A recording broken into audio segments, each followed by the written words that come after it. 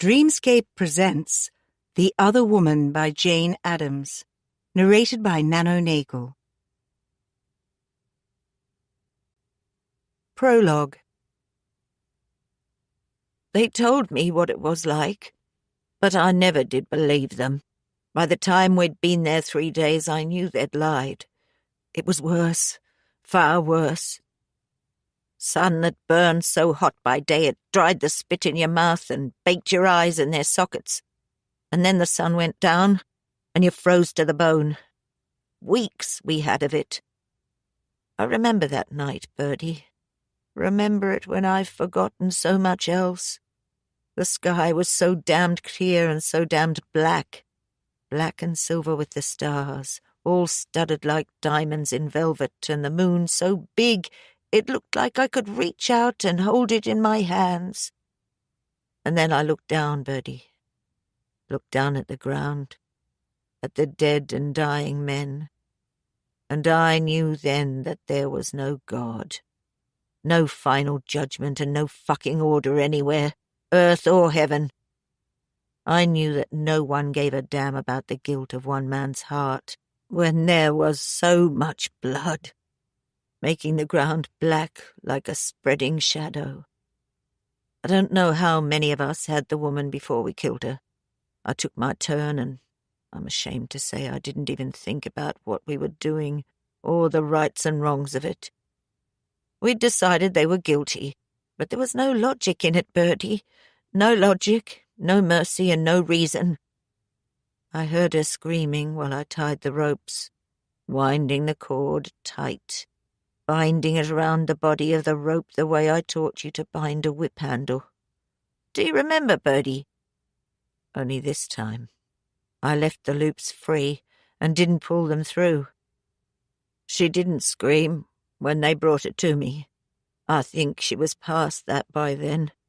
Only cried out, a little cry like a shocked child when she saw the others already dead. And I didn't look into her eyes.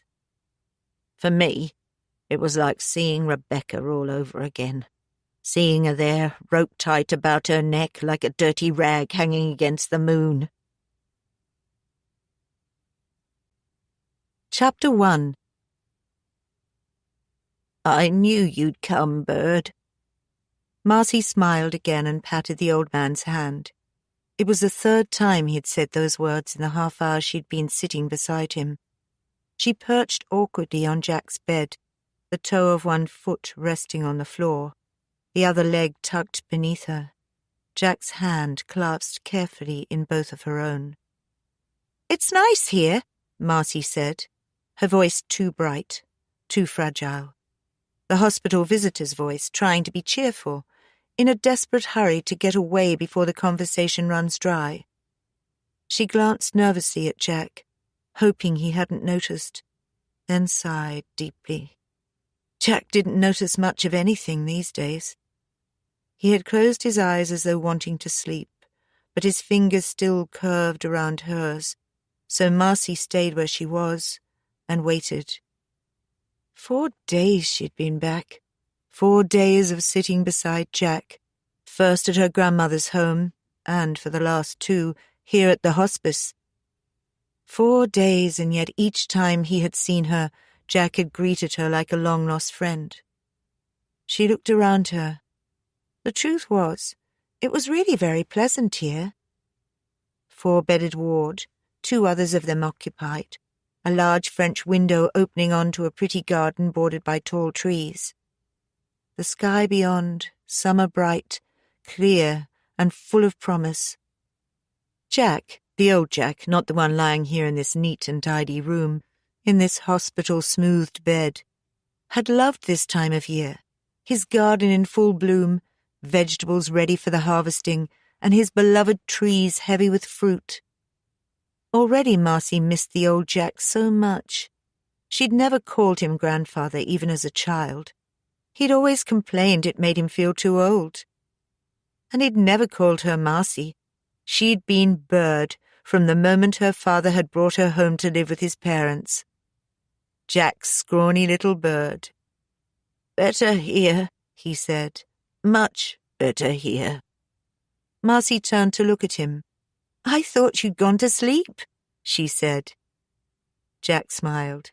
"Sleep, my love, and miss all the bit of time I've got with you." He smiled again then, as though the effort was too much. His face went slack and he closed his eyes. "Much better here, you know. They let the sunshine in." Marcy patted his hand. "They let you out there yet?" she asked. "Or are they scared you'll come over all bossy and tell them what needs pruning?" With a great effort, Jack shook his head. "When it's not so windy, Birdie, my love. They say I can sit out when the weather gets a bit better." He turned his face away from her, gazing out at the tall trees, the mature limes and Lombardy poplars. "All flying away for winter?" he said softly. "What are, Jack?" He didn't seem to hear her. "Know the winter's coming, don't they? Funny how they all know, my bird. Flying away before it gets too cold." He paused, the soft smile at the corners of his mouth creasing his lined face. Then he closed his eyes again, drifting this time into deep sleep. Marcy watched the even rise and fall of Jack's chest beneath the light blankets. She stroked his hand. The skin, dry and lifeless as parchment, whitened by lack of sunlight and marked with purple blisters where the blood pooled beneath the surface. Then she lifted her head and looked once more at the blue sky and tall trees outside the window. When the wind dropped, Jack had said, then he could go outside. Marcy stared up at the stern poplars, stark, almost black against the brilliant blueness of the sky. When the wind dropped, Jack had said. Marcy watched, willing the trees to move. But the day was calm and still, not even the merest breath stirring the topmost branches. Chapter 2. When Marcy arrived back at her grandparents' house, Aunt Alice was standing on the doorstep, wearing her dark blue house dress, a duster in her hand. "I heard the car," she said, "so I came right down to let you in." Alice angled her cheek for Marcy's kiss, then took her arm and led her through to the kitchen. "Sit yourself down, and I'll pour you some tea. I've just made a fresh pot." Marcy watched as the older woman busied herself with the tea things. Alice, Grandad Jack's sister, a few years younger and very like him. Like Jack, her once dark brown eyes had seemed to fade with time, becoming hazel with slight greenish lights as she had grown older. Her grey hair was still as thick, though, and she still wore it long, coiled on the back of her head and secured with a single pin. Marcy had watched her braid, coil, and dress it hundreds of times, and was still uncertain about how she managed to hold so much hair with just the one. It took Marcy all her time to coax her own hair into a tidy ponytail. "Where's Gran?" she asked as Alice placed the china cups on the table. "Gone to see your Grandad. Your dad's taken her over there. You must have passed them and not known it." "Ah," Marcy nodded. She picked up her cup and sipped the hot tea. It seemed funny to be using these flimsy china things again. They'd been part of childhood, things Marcy had so consciously left behind. At home with Michael, she used brightly coloured mugs, buying whatever took her fancy. Here things had always been so correct. China cups, painted with tiny forget-me-nots and delicately curling leaves.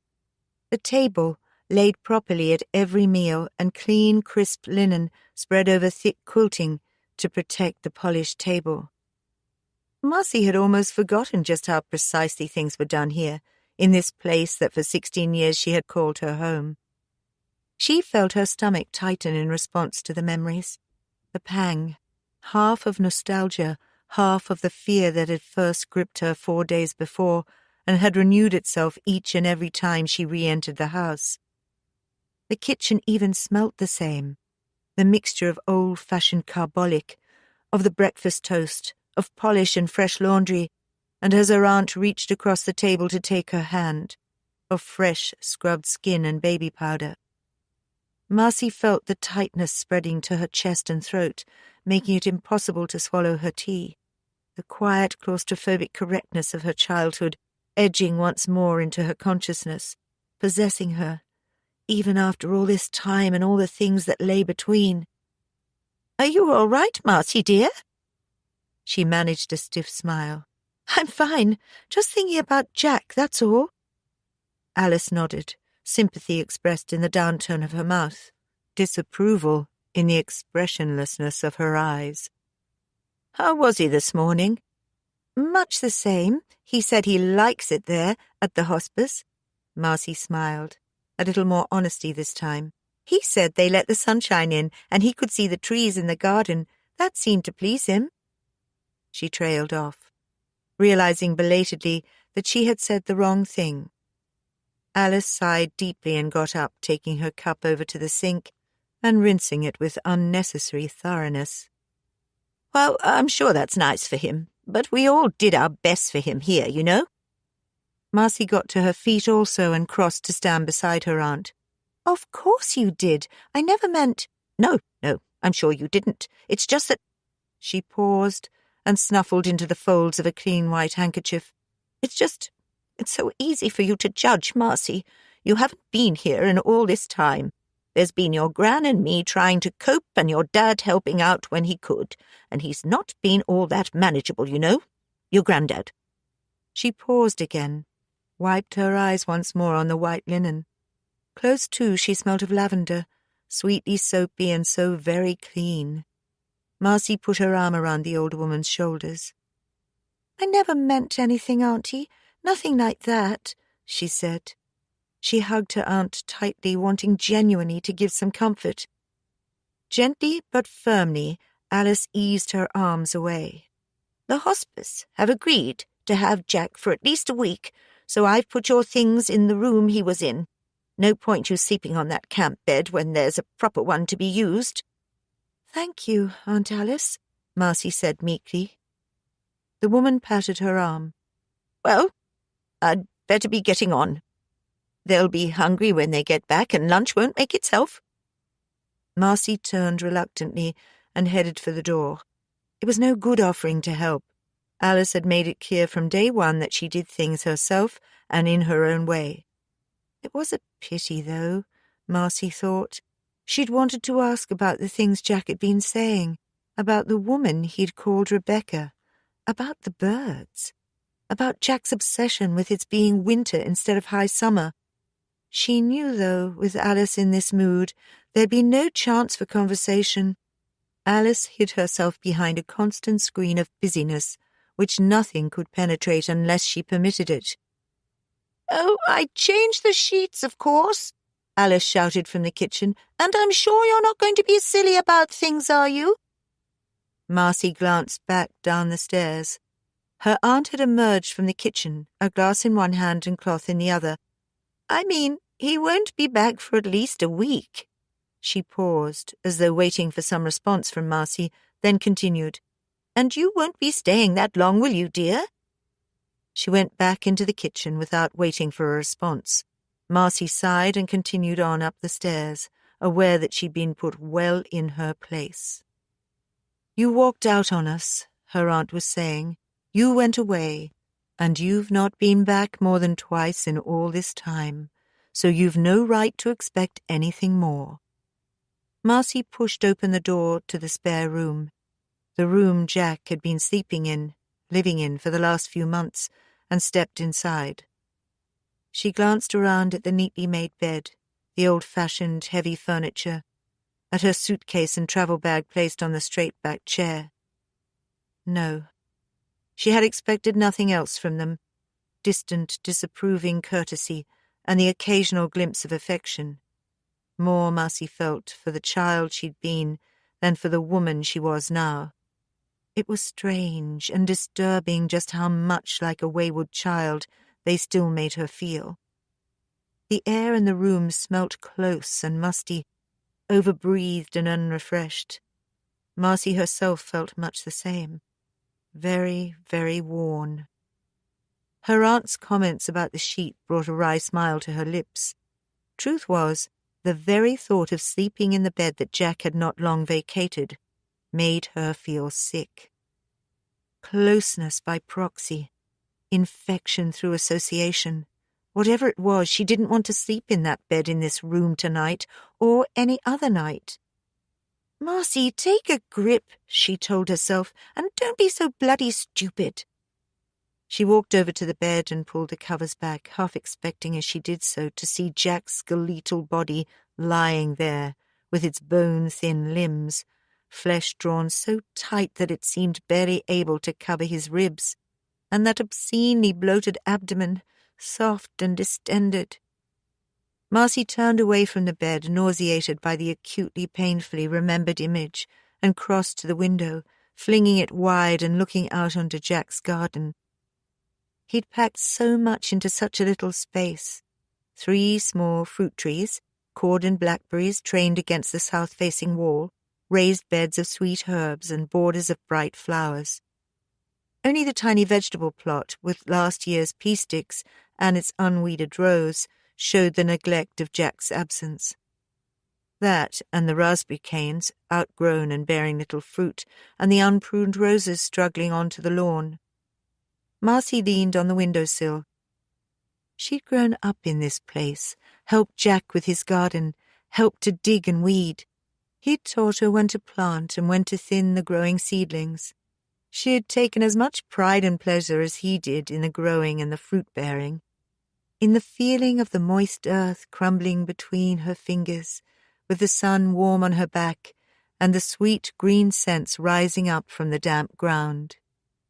If she closed her eyes, Marcy could almost taste those other summers, the bright, safe days before everything had gone wrong and she'd run away from Jack, from her father, from all of them. Marcy could feel tears begin to prick at the corner of her eyes. She kept them closed, but the tears fell anyway, onto her hands as they gripped the sill. Sobs rose in her throat, and she choked them into silence for fear of Alice hearing her. Marcy breathed deeply, trying to control the conflicting emotions welling up inside her. She breathed the faint, sweet scents of the garden and the warm, dusty summer air, letting it ease and calm her mind. And then she exhaled swiftly, forcing from her lungs the sudden, sour, decaying smell. A slight sound behind her made her turn, and that smell grew stronger. Close, overburdened air, suffused with half-identified odours of medication, soiled linen, the sourness of illness and decay.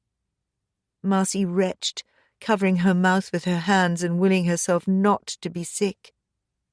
There was a movement, small but unmistakable, as though someone, lying on the bed, had tried to shift themselves. The ghost of a movement in an empty bed.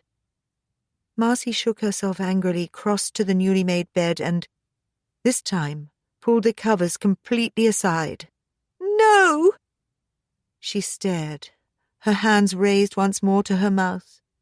There it was, that slight but definite indentation, as though someone had been lying there.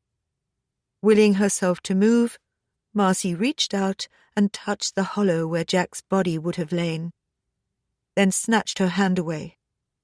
Where she had touched the linen sheets had been warm. Chapter 3.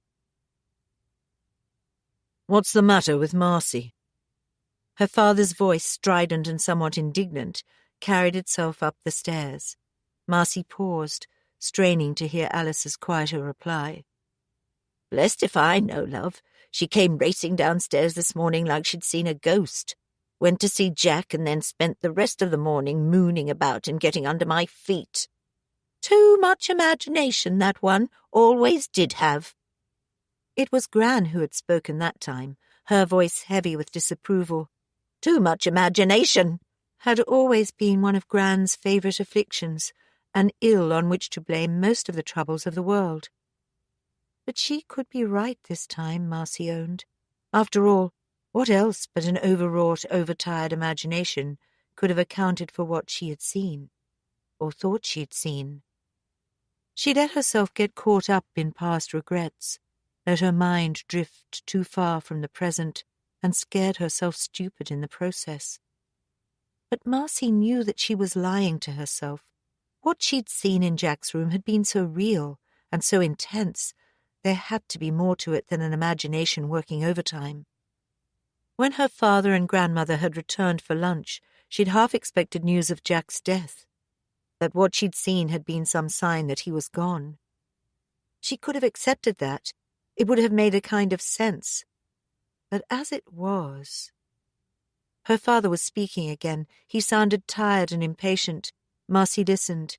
She felt no guilt at eavesdropping like this. Not with them. The younger Marcy had found that if she crept carefully out of bed and sat here, at the bend in the stairs, she could hear a great deal of what went on when she was meant to be fast asleep. Jack had known. She was certain Jack had known. But he had never given her away. That had been another of their secrets, another thing that tied them so closely to each other. What did she have to come back for? I mean, what does she hope to prove? Her father weary now. She loved him. Alice, strident and impatient, as though explaining to a stubborn child. For God's sake, Alec, it was your idea to contact her. You agreed that it was only fair they had a chance to make their peace. Alec sighed. Marcy couldn't hear the sigh, but she knew her father, knew the way he would be pacing up and down the room, glass in hand, the way he'd let his shoulders sag slightly when he talked about her, as though the full weight of the problem, Marcy, rested upon them. Maybe I was wrong, he said. Maybe we've all been wrong, wanting her back here, thinking we could change anything. He paused for a moment, and when he spoke again his voice was louder, as though he'd moved closer to the door. Marcy placed a hand upon the banister, ready to take flight if he left the room. I don't know, Alex said. I just thought she'd be different, more, I don't know, less like she used to be. Ha! That was Gran. Bad blood shows. You should have realized that, boy. Bad blood? Oh, for God's sake, Mother. You sound like some Victorian melodrama. Bad blood. Marcy could hear the shake of his head.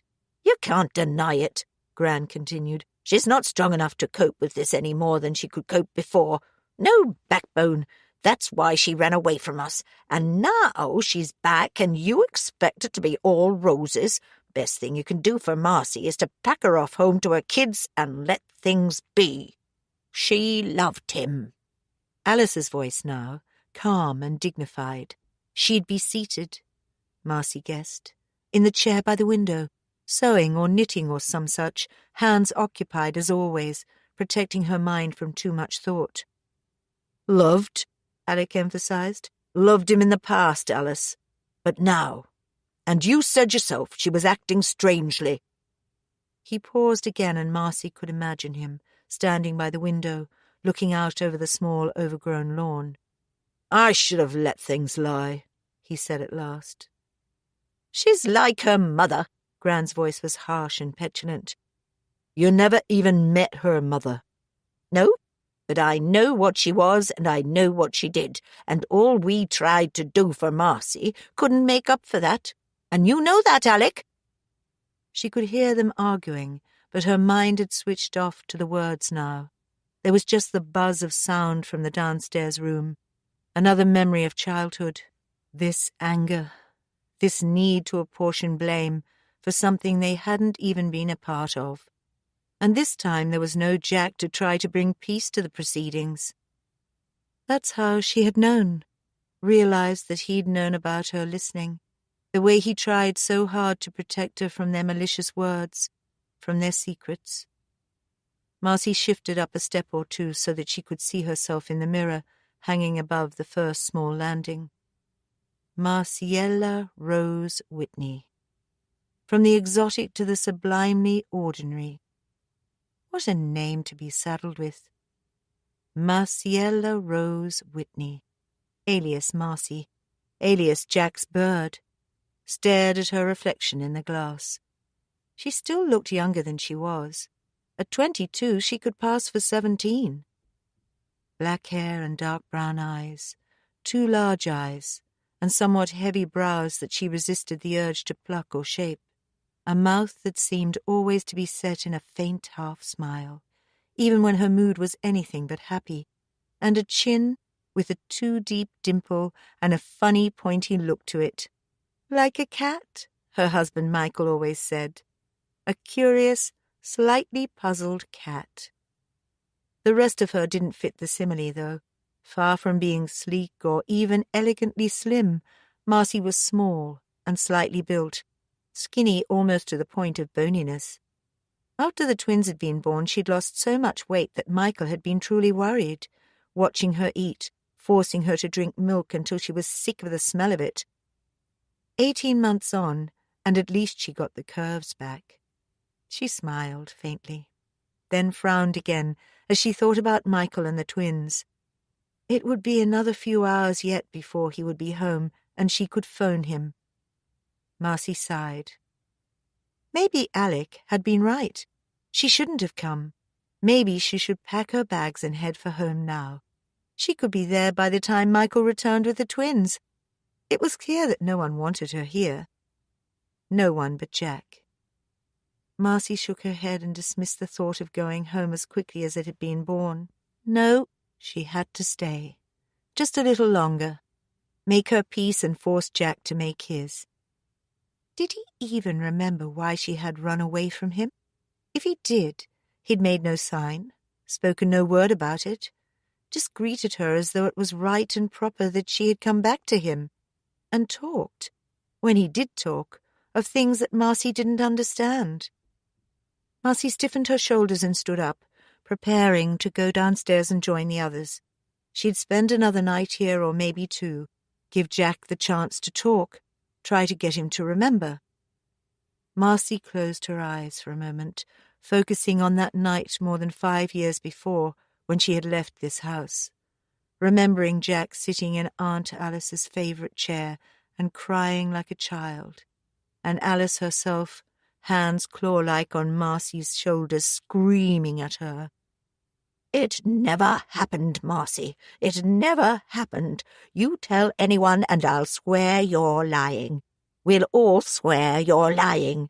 An ungrateful and deceitful child, that's what you are, and there's no one here will say any different.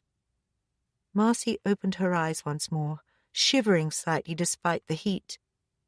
It never happened, Aunt Alice. Nothing ever happened, did it? Unless you all wanted it to.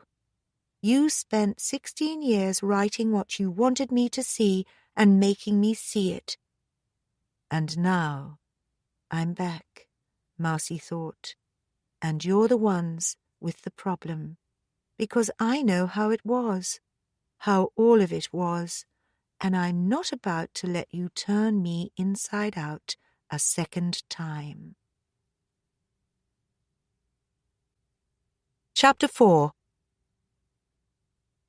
It was 1 a.m. when Marcy signed herself in at the hospice reception and made her way to Jack's ward. There was little of the hospital in this place, none of the drips and tubes and bleeping machines that Marcy had come to associate with sickness. Nothing but that faint, distinctive smell, medicines and cleaning fluids, flowers left too long in cramped vases, dying things. The lights in the ward had been dimmed. Marcy stepped out of the brightly lit, picture-hung corridor and paused, letting her eyes adjust to the indoor twilight.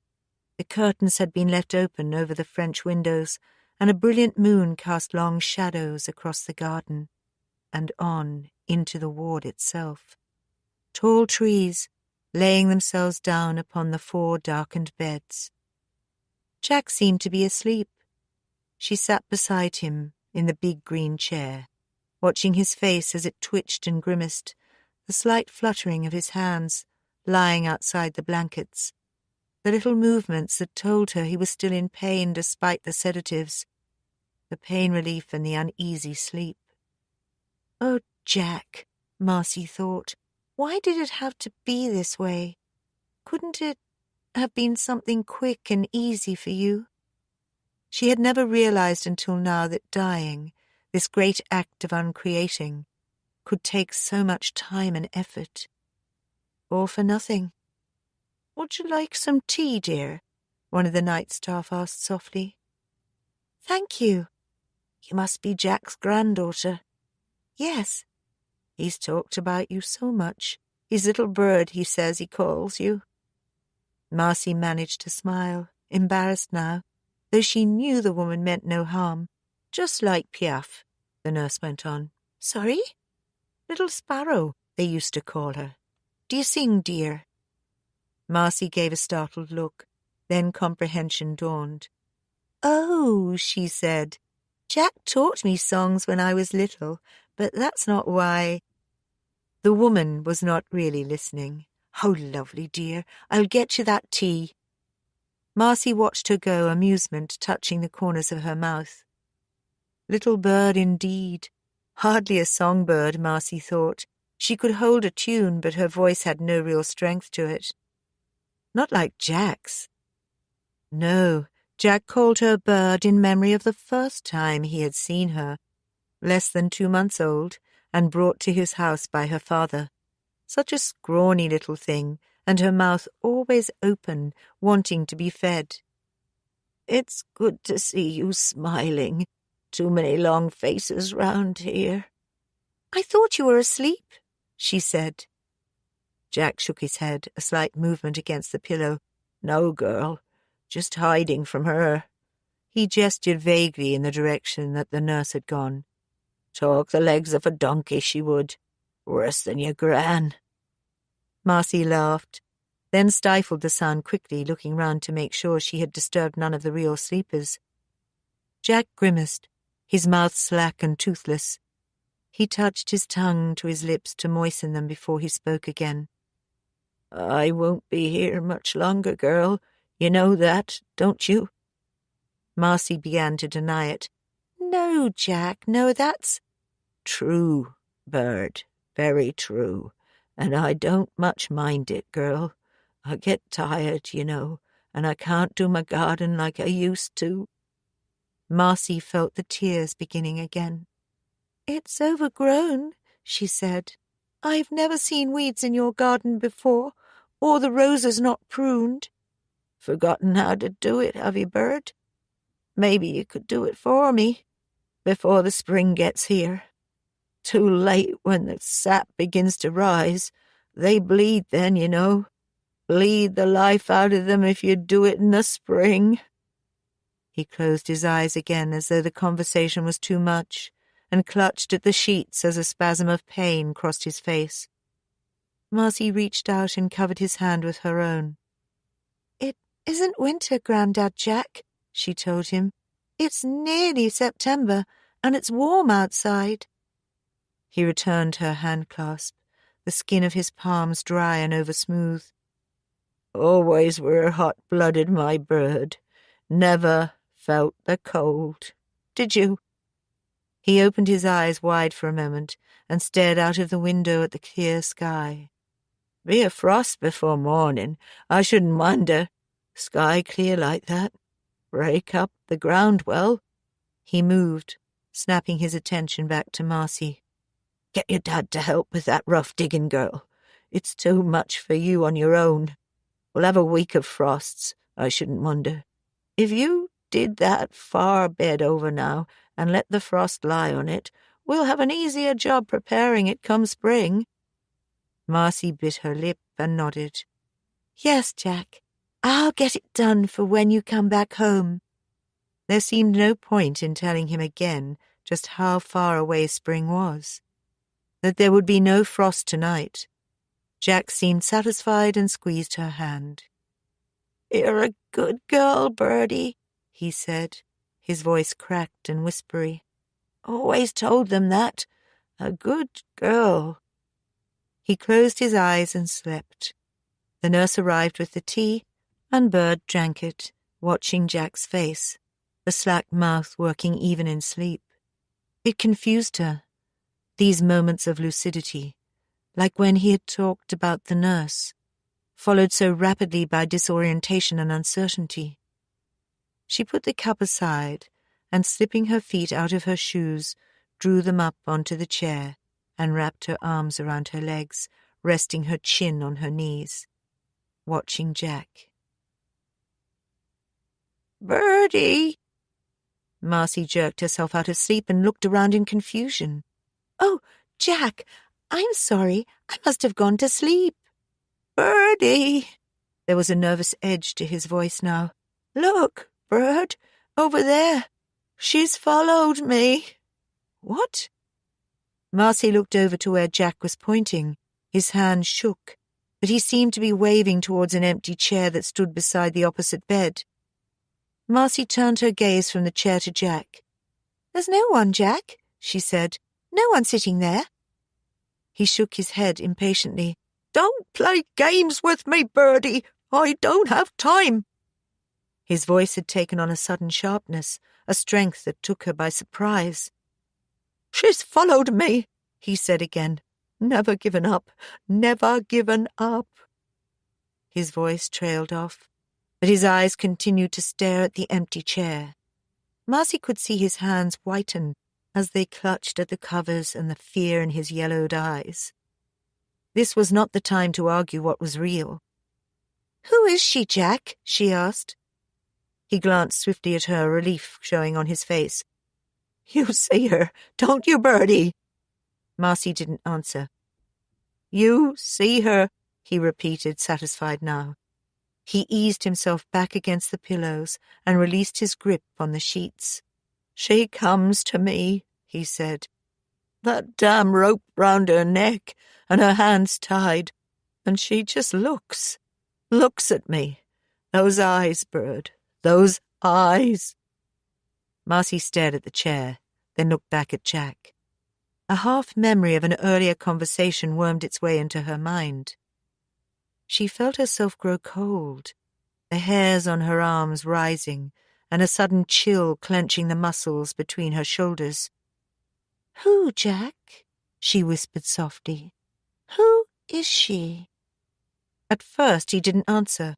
He had closed his eyes and his mouth began to work, but no sound came out. "Jack," Marcy prompted. "is it the one you told me about? The woman in the desert?" He shook his head, a small movement against the pillows. "So cold," he said. "You wouldn't believe that, Bird, just how cold it was at night. Sky so clear and all the stars. You can see the moon so close it's like you could reach out and take hold of it. And it's so damn cold." Marcy nodded. She'd heard this before, about the moon, about the days full of heat and the nights cold enough for frost. "In the war, Jack?" He nodded. "Out in the bloody desert. Cold, just like it is now. Waiting for the frost. Like winter at night it could be." He paused. Marcy waited, but he didn't seem to be able to go on. "Who was she, Jack?" she asked again. But he wasn't listening now. His mind was elsewhere, detached from Marcy, separate, even from the woman who sat in the chair and watched him. "Who was she, Jack?" Marcy asked him for the final time, then gave up. Jack was sleeping, his breath rasping in his throat and the bone-pale hands twitching as they lay on the cover. Sharply, Marcy glanced back towards the empty chair. She rubbed her tired eyes. "Stupid," she muttered to herself, "just stupid." Even so, she couldn't quite shake off the feeling that something had moved, that there had been a slight flicker at the corner of her vision, as though someone had risen to their feet and walked away. Chapter 5. "You look like death," Alex told her. "Didn't you sleep?" Marcy shook her head. "Not well," she said. "And I was over with Jack most of the night." Alex snorted disapprovingly. He finished the rest of his tea and replaced the cup on the saucer with a loud chink. He pushed his chair back impatiently. "Well," he said, "I've got to go. Some of us have work to do." He looked sharply at his daughter. "You'll run your gran over to see Jack when she wants to go?" he said. Marcy nodded vaguely. She'd woken feeling exhausted and horribly homesick. almost packed her things then and there and fled back to Michael and the twins. The thought of doing so was still with her now. She was aware suddenly that Alec was staring at her as though waiting for something. "I said," he repeated, "you'll run your gran over when she's ready." Yes, of course I will." He nodded as though satisfied, but still frowned and did not move. "Say much last night, did he?" Marcy looked surprised, then shook her head. "Not a lot, Da. You know how he is." She laughed weakly. He kept going on about one of the nurses, said she talked too much. Alec allowed himself a half laugh in return. He sounded relieved. Marcy hesitated, then pressed on. "He says he keeps seeing some woman. Someone he says keeps following him around and watching him." She paused, gauging her father's expression. "He's scared of her, Da." Alec frowned again. This was clearly something that he didn't want to hear. "It's the drugs he's on, Marcy. You know that. They make him see things sometimes, and his mind wanders." He paused. "He's been ill for a long time. If we'd taken notice of half the crazy things he's ranted about, we'd all be halfway round the twist by now." Marcy nodded weakly as Alec lifted his jacket from the back of his chair and slipped it on. "I expect you'll be going soon," he said. "Get back to those kids of yours." Marcy poured her tea. "He thinks it's winter," she said softly. "I keep telling him it's only the end of summer, but he's convinced it's winter." Alec looked angry this time. "I've told you it's the drugs he's on." He shrugged his shoulders into his jacket, settling it better on his shoulders, and straightened his tie. "Jack won't live to see another winter," he said brusquely as he turned to open the door. "So what the hell does it matter what season he thinks it is?" He glanced back and nodded at her. "See you later, Marcy." His voice was sharp and businesslike. Then he was gone, the door swinging shut behind him. Marcy sipped at her tea, gazing absently at the wreckage of the morning's breakfast. Slowly, she came to a decision. She would stay today, and yes, stay tonight, pack her things late afternoon, and spend the whole night over with Jack at the hospice. Then she'd go home. Tomorrow morning she would go and never come back, not even for the funeral. "I'm sorry, Jack," she whispered softly, "but no one wants me here, and you hardly know whether I am or not." She put her cup down and got to her feet to carry the breakfast pots over to the sink. "Then I'm going home, Jack," she said softly. "I'm going home." "I was so proud of you today. 5 years old already, and so sweet in that pink dress and bows in your hair. I took so many pictures of you that your gran threatened to take the camera away. But I don't care, my birdie. She could lose 100 cameras and every picture I'd ever taken of you, and I'd still remember. She doesn't mean to be so hard, my bird. Didn't mean to snap at you like that and spoil your special day. But she just believes in everything being proper. You know that, and those other children, well, birdie, she doesn't see them as our sort. I don't know, my bird. She thinks I'm stupid sometimes, thinks I indulge you too much, and that isn't good for you. If she knew I wrote you these little letters, I don't suppose she'd understand, would she, darling? She'd have her reasons too, I suppose. Maybe I do neglect her a little these days, but she makes it so hard. Always distant, always so busy with things. But you shouldn't fret, my bird. There's you, and there's your Grandad Jack, and there's nothing can come between. Chapter 6. Marcy drove her grandmother to the hospice after lunch. Both her grandmother and Aunt Alice had been very quiet that morning. Marcy had seen little of them.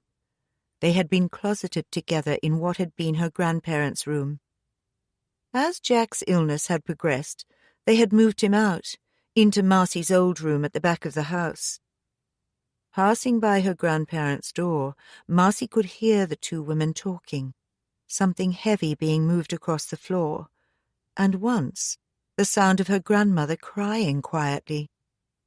Feeling superfluous, Marcy had gone back to her room and slept in the chair. They had eaten lunch together in almost total silence, then left the clearing away to Alice and gone out to the car. "What's all that?" Marcy asked, noting a stack of bags beside the dustbin. "The bin men come in the morning," her grandmother replied. "It seemed like a good time to clear the rubbish out." She seemed disinclined to say more. Marcy looked hard at the stack of rubbish. "Jack's things?" she asked quietly. "He wanted to keep everything," her grandmother said. She sounded angry and more than a little hurt. "I always told him, Jack, some of these things just have to go. You don't need them." But no, insisted on keeping the whole damn lot. On keeping what? Marcy wanted to ask her, but the older woman had her lips pursed tight and a strained look about her eyes, as though something pained her deeply. "I'd like time with Jack on my own," her grandmother said when they parked the car. Marcy nodded. "Sure, Gran, I'll take a walk." "A half an hour should do it. I can't think that what I have to say will take longer." She marched off towards the reception, pushing through the swing doors and letting them close with a crash behind her. Marcy watched her, puzzled. She saw her sign in at the desk, smooth her skirt and pat her hair back into place with the care of someone getting armed for battle. She'd seen her grandmother in one of these moods before, and it always preceded this need to speak to someone alone, this careful mental preparation and physical ordering of herself presaged a row. Marcy shook her head. What was the point of arguing with a dying man? Unless Gran caught him in one of his more lucid moods, it was unlikely Jack would even understand her. Marcy turned away and walked across the car park. The sun felt warm on her back, but the air had a dusty scent to it, like a summer that has lasted just too long. She felt her restlessness growing, like the birds Jack talked about. She knew it was almost her time to fly. When Marcy arrived on the ward, it was plain that Jack and her grandmother had indeed been arguing. From the look of them, the quarrel had been a violent one, and was, despite the best efforts of staff to calm them both, still going on. Her grandmother turned accusingly as Marcy walked in. Staring at the girl, she continued to talk to Jack, her words tight-lipped and over-precise, as though each one were designed for full effect. Then, as Marcy reached the bed, she rose to her feet. "We're going now," she said. Marcy stared at her, ready to protest, but Jack reached out and clasped her hand. "Best take her home," he said. "She's got herself in a state. There'll be no peace if you don't." "If you want me to," she said. "But Jack—" She broke off. Jack had slipped once more into his other world. He stared across the ward at some figure Marcy could not see. The grip on her hand tightened, fingers digging in like claws. "Find her for me, Birdie," Jack whispered. "Find Rebecca for me." The air was heavy with the scent of lilacs, and the night warm for late April. Jack stood at the end of his garden, as far from the house as he could get without passing through the wooden gate and out into the street beyond. His wife and sister stood close to the lighted window. Jack could see them behind the glass, the curtains still undrawn. They were pretending very hard not to watch him. Two shadow figures with the light behind them, casting furtive glances at the man outside. Jack turned his back on them. The baby, cradled in his arms, had her eyes shut tight, well fed and fast asleep. She cared nothing for any of the trio, set in their strange tableau. She looked so peaceful, Jack thought, so tiny and so fragile in his arms. "It's a beautiful night, my darling," Jack told her softly. "A beautiful night.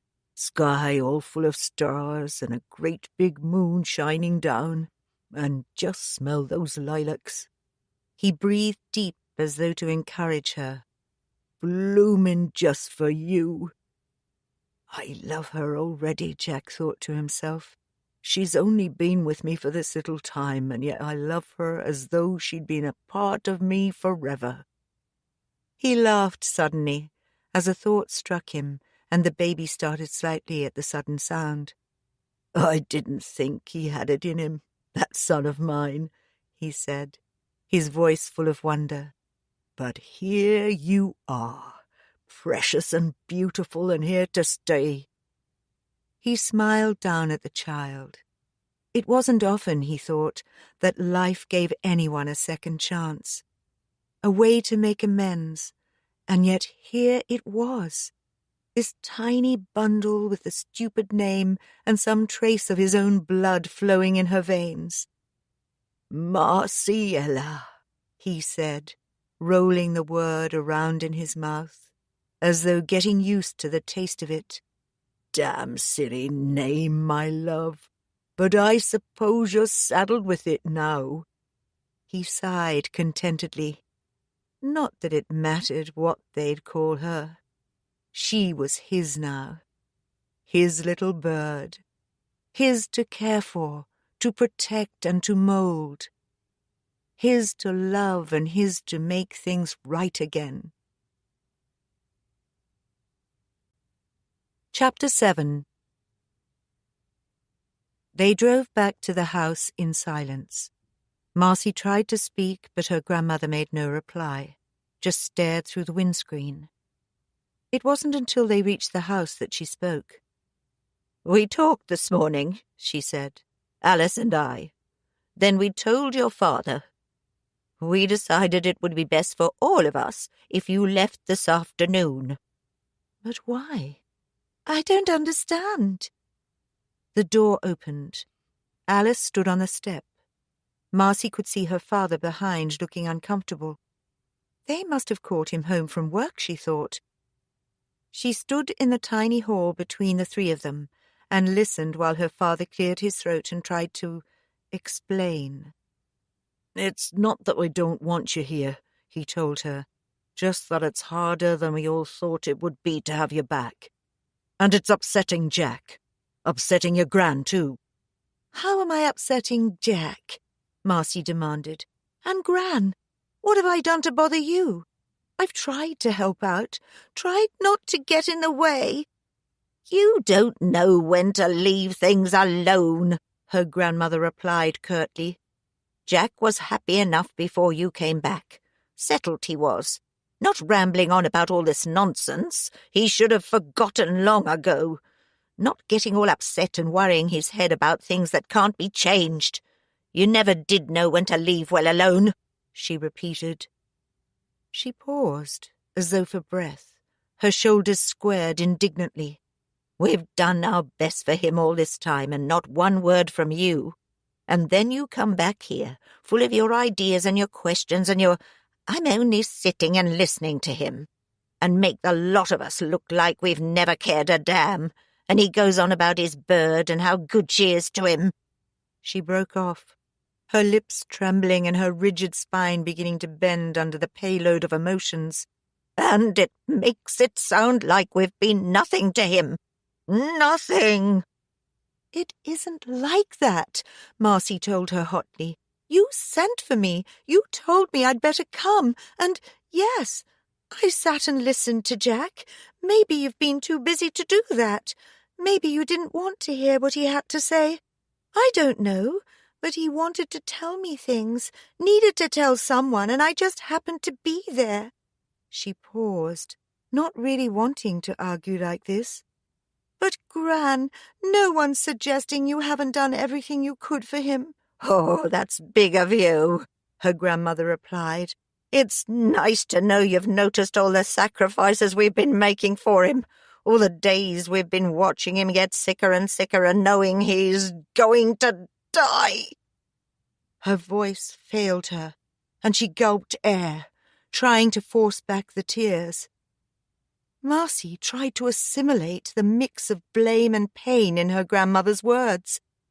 "All right," she said softly. I'll go now, just as soon as I've packed my things.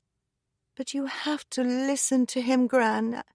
Alice, there's something on his mind, something that's bothering him, and he can't sort it on his own. You have to listen to him."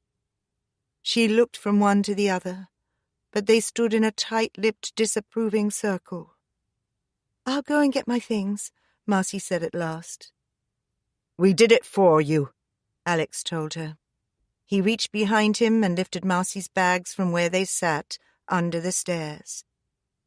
Marcy stared open-mouthed at this final insult, then snatched the bags from his fingers. The front door shut behind her as soon as she was through. Marcy stood for a moment on the doorstep, confused and deeply hurt. Then she placed her luggage in the boot of her car. "Damn them all," she whispered. "God damn them all." Her eye caught sight of the rubbish bags, loosely tied at the neck, sitting beside the bin. Curiosity and not a little anger took Marcy to them. She pulled at the neck of one, ripping the plastic and splitting down the side. Letters and photographs, books and old seed packets tumbled out and fell in a pathetic little heap at her feet. Jack's things, Jack's memories, fragments of Jack's life thrown out as though they meant nothing, even before he was fully dead. Marcy lifted some of the pictures. Most of them were of her. Marcy at 5, blowing out candles on her cake. Marcy at 8, in the school nativity play. Marcy as an awkward 13-year-old, all legs and skinny arms, standing uncertainly beside the front door. "What are you doing? Just what are you doing?" Her grandmother's cry startled her to her feet. "He isn't even dead yet," Marcy spat at her. "You've thrown all this away and he isn't even dead yet." Furious now, Marcy snatched the bags from where they lay beside the bin, piled them into her arms, spilling fragments of torn photographs and scraps of scribbled notes in her hurry.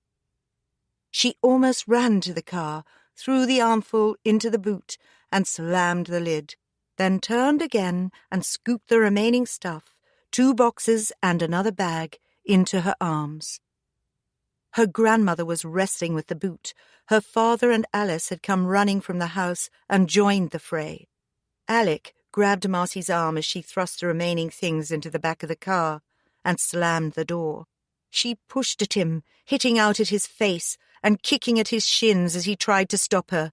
She felt her foot make contact with bone. He yelled. Marcy followed through and kicked again, finding his shin once more. She ground down hard with the heel of her shoe, hitting him with her free hand. "Haven't you taken enough of Jack already?" Gran shouted. "It isn't yours. I'll have the police on you. I'll have you for assault." "Like fuck you will. Now let me go." She tore herself free of Alec, flailing and kicking like a spitting cat and almost knocking him to the floor, then scrambled into the car and locked the door. Behind her, she could hear her grandmother pounding on the boot, crying out in a voice that was flooded with tears. Alice was tugging at the driver's door. "Marcy," she was shouting, "you're upset. We're all upset. Now open the door." Alec leapt forward as she started the car. For one crazy moment, Marcy thought he would jump out in front of her. She revved the engine, dropped the clutch, and spun the wheels, screeching away, still in first, with the engine protesting as she hit the red line. Alec leapt aside. Looking in the mirror, Marcy could see him staring helplessly as she drove away. Watching him grow smaller and smaller in the mirror, Marcy began to laugh. Then, as she turned the corner, the laughter dissolved into a stream of angry tears. Chapter 8. Home was 3 hours away at normal speed. But Marcy didn't drive at normal speed, at least not this time. With the boxes and bags rattling about in the boot and tumbling from the seat in the back of the car, she made the distance in a little over 2. Middle-class suburbia gave way, first to the sprawl of new industrial estates on the very outskirts of the city, and then, when she skipped off the main roads, to a network of country lanes left almost unchanged by the centuries. She slowed, just, for the villagers, powered through the bends, foot flat against the floor, regained the main roads just before the congestion of the rush-hour traffic would have forced her to slow her pace. She remembered little of the journey. Grief and anger had combined to make her almost blind to the world beyond the confines of the car. Turning into the side road that led to home, and being forced suddenly to lean on the clutch in order to make the bend, brought the madness of her journey back to her. A glance at her watch and a quick addition of the time was enough to have her shaking in her seat as she pulled up before the front door.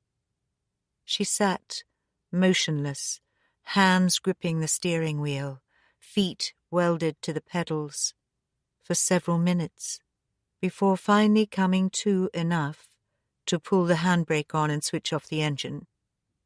Only then did Marcy begin to relax. She felt weak, almost light-headed, as she wriggled out of the car and crossed the short stretch of pathway to the front door, fumbling blindly for her keys. Another hour, 2 at the most, and Michael would be home with the twins. Shaking now with fatigue and, she realized, good old-fashioned hunger, Marcy let herself in through the main door, made her way down the hall to their own front door at the end of the passage, and went inside the muddled, comfortable little flat. She closed the door behind her and sat down on the floor, just inside, breathing in deeply the scent of baby powder and lemon polish, and the warm, indefinable smells that meant comfort, that meant safety, that meant home. Michael arrived just before the rain began. Marcy heard him crashing through the house door with the double buggy. He must have seen the car because he shouted out to her, yelling at the twins, "Mummy's home! Yeah, let's go find her!" Marcy flung open the door and threw herself at the 3 of them. The twins shrieked and wriggled against the pushchair straps. Michael grabbed at her and pulled her close to him, his arms full of shopping bags and disposable nappies. "When did you get here?" "About an hour ago." "Why didn't you phone? I didn't think you'd be here until at least tomorrow." He hugged her even closer, dropping the bags to the floor in an effort to get a tighter hold. "I had problems," she told him, her voice muffled against his chest. "They didn't want me, and I just couldn't take any more. I wanted to get home to all of you." The twins' yelling distracted them both. Marcy knelt down, undid their reins, and picked them both up in one wriggling bundle of arms and legs and wet kisses. "I did the washing up," she shouted back over her shoulder. "No time this morning. I was at the centre for the early call." "We need shopping." "We'll go to the late nighter now we've got the car back." He folded the buggy, dumped it in a corner and shut the door with a crash, reaching out for Marcy and the twins again. "God, but it's good to have you home. So tell me everything. How was it? Was it as bad as you thought it would be? What's that junk in the back of the car?" Marcy laughed and deposited the twins on the floor, trying to keep hold of one of them long enough to remove his coat. Michael tackled the other. "Lord, I'd almost forgotten. I should have brought it in, but I was in such a hurry just to get inside and close the door. It's stuff Aunt Alice and Gran threw away. I found it by the bin, so I brought it with me." "Threw away? The bin?" He reached a hand to touch her forehead, drew his finger back in mock surprise. "God almighty, girl, we done get so poor we have to pick the rich folks' bins." She chased his hand aside. "Don't be so daft," she told him. "It's all Jack's stuff. Pictures, letters, I don't know. I didn't really get a proper look, but I couldn't leave it there to be thrown out like he didn't matter to anyone." She sighed, and as though suddenly deflated, flopped onto the sofa, watching the twins distractedly as they found their toys. "I don't know what's in it, Michael. 3 bags and a couple of boxes of stuff." She looked at him, suddenly shy. "Thought you'd help me sort it out," she said hopefully. "Find out just what it was they didn't want me to have." Chapter 9. My Mary, I could live forever in that afternoon. You didn't know your gran then. I know you don't always understand her, Marcy, and I guess she doesn't understand you. Not the way I do. Oh, but you should have seen her then. That Sunday afternoon. We'd gone walking, down Swinhope Hill and along the bottoms, out towards the mill. She was 18, your gran.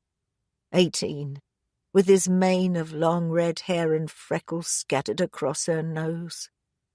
All dressed in white, with blue piping on the cuffs and collar, and a big straw hat perched on the top of her head, and a long blue ribbon trailing down her back. Beautiful she was, Birdie. Just beautiful. I could live forever in that afternoon. It was several days before Marcy persuaded herself to sort through Jack's belongings. She was caught between a need to know what it was she had so impulsively brought with her, and a half-fear of the memories stored away inside. It was the call from Aunt Alice that finally prompted her, an angry, recriminatory phone call, made worse by Alice's inability to reach Marcy in the days before. Marcy stood in the communal hall, listening to Alice's vitriol and trying to keep her answers calm. Twice, tenants from the upper floors passed by. Twice, Marcy was uncomfortably aware that Alice's voice could be plainly heard. "You turn up," Alice almost shouted, "disrupt our lives, criticize the way we cared for Jack, and then you steal from us. And when I try to be fair to you, try to talk to you and clear the air, you avoid my calls. Didn't you get my messages?" Marcy doubted that there had been any messages. She knew of old that if she herself didn't get to the hall phone first, then Alice would simply ring off, try again later, and complain about it. "I've had no messages, Auntie, and I've hardly been here to receive them anyway. We both have to work, remember? And as to clearing the air, my God, I think I've heard enough." Marcy didn't really listen to the rest of her aunt's complaints. She held the receiver loosely in her hand, gazing around distractedly at the dusty hall. They had lived here in this house since that first night she had spent with Michael. He had had the attic room then, or rather one of them, a cramped little bedsit with a 2-ring stove stuck high in the eaves of the Victorian house.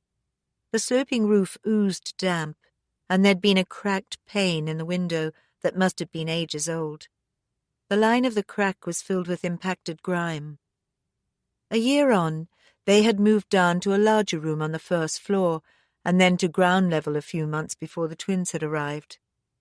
At the end of the line, Alice's anger raged on.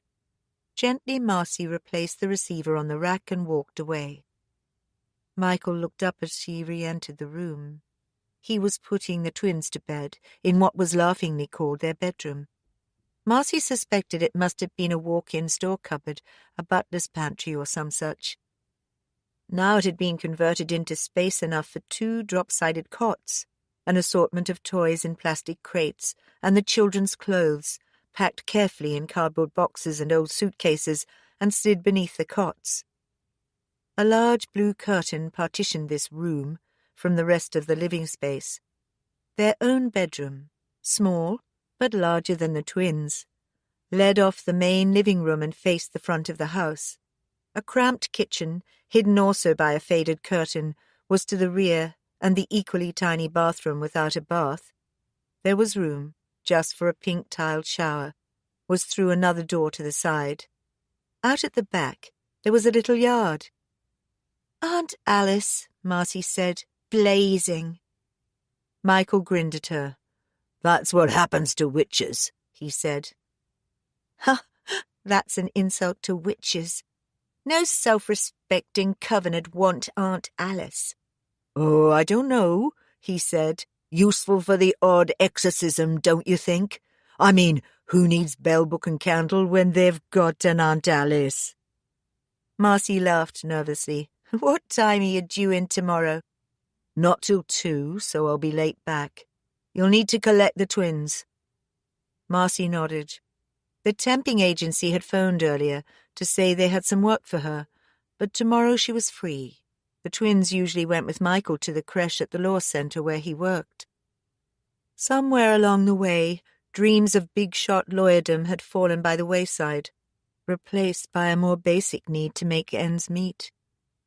Michael put his training to good use, though, working at the centre 5 days a week, first as a volunteer giving the odd hour, and now as a paid worker. Council run, it was always under threat of closure, and sometimes the insecurity of it worried Marcy. But it and they somehow struggled through. He crossed the room towards her, leaving the twins to grumble and chatter their way into sleep. He took her hands and drew her down beside him onto the sofa. "She's still talking about calling the police?" he asked. "Nah. Knew she wouldn't, though. It's all just talk. She's still yelling about me stealing Jack's things, but—" Marcy shrugged awkwardly. "I mean, it's not right, is it, chucking his things away like that?" "And now, having rescued it all, it's going to stay there stuffed in that cupboard, is it?" Marcy laughed. "No, I guess not. I just don't seem to have had the time since I got back." "Or the inclination?" "That either." She paused, listening to the twins making sleepy noises. "It's funny, you know. Going back and seeing him like that, I thought I'd feel something. I don't know, something more. That there'd still be all the anger. But it wasn't like that. I just felt sorry for him, sorry for them all, really." She reached out and grasped his hand. "They've spent a lifetime fighting, Michael, fighting each other till their minds are raw, and you know, I still have no idea what it's all about. What they did to each other, or someone else did, or what I did." She shook her head, the dark curls falling forward to half cover her face. "And you're scared of finding out," he said. "Or is it that you're scared of me finding out?" He pounced on her suddenly, grabbing her just under the ribs, tickling her so that she fell back giggling. "Is that what you're worried about, Marciella Rose Whitney? Scared this big black man will find his mama's secrets?" She fought him off, beating at his chest with her fists. "Hush, you idiot, you'll wake the monsters." She sat up, playfully straightening her hair and clothes. "Anyway," she said, "you had all my secrets years ago. Nothing left to find out." "All of them? Oh, I'm disappointed now. I thought at least the odd one might have got away." Michael was a large man, grown heavier in the years since she had been with him. He worked out when time allowed, grew muscles almost by thinking about them, and with the shoulder-length dreads he'd begun to grow 3 years ago, and the 3 rings in his left ear, he looked like the kind of man Aunt Alice would have warned her about. He wasn't black, not exactly. A white mother had taken care of that, but his skin was richly dark and his eyes brown as melted chocolate. Michael wasn't exactly the type that blended into the background. "I suppose I should just take a quick look," she said. "Sort out what's in there." She looked and sounded so reluctant that Michael put his arm around her. "Make some coffee," he said. "I'll drag the stuff out of the cupboard.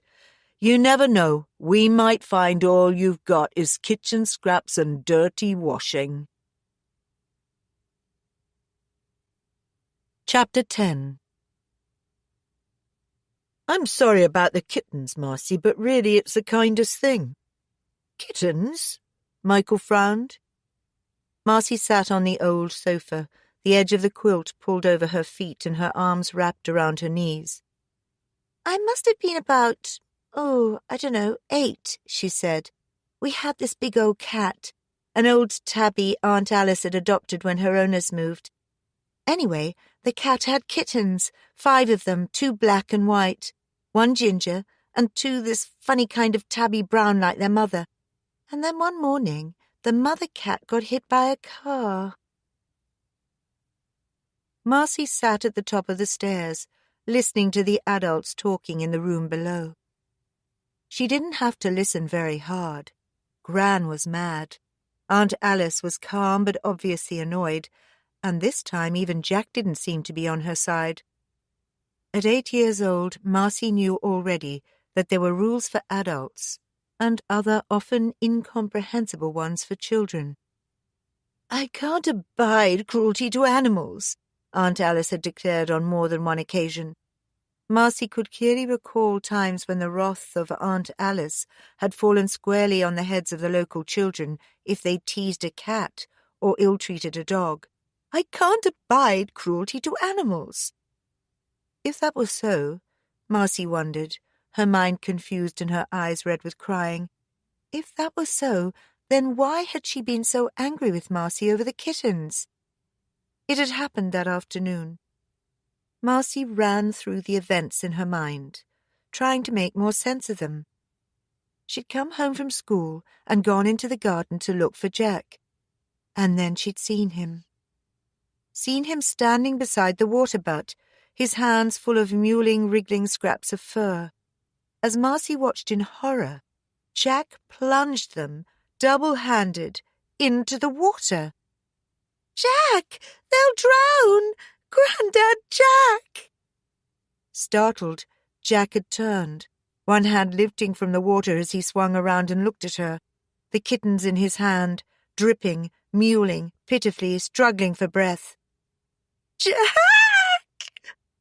Marcy screamed at him this time and ran towards him, arms outstretched, hands reaching to take the kittens from his grasp.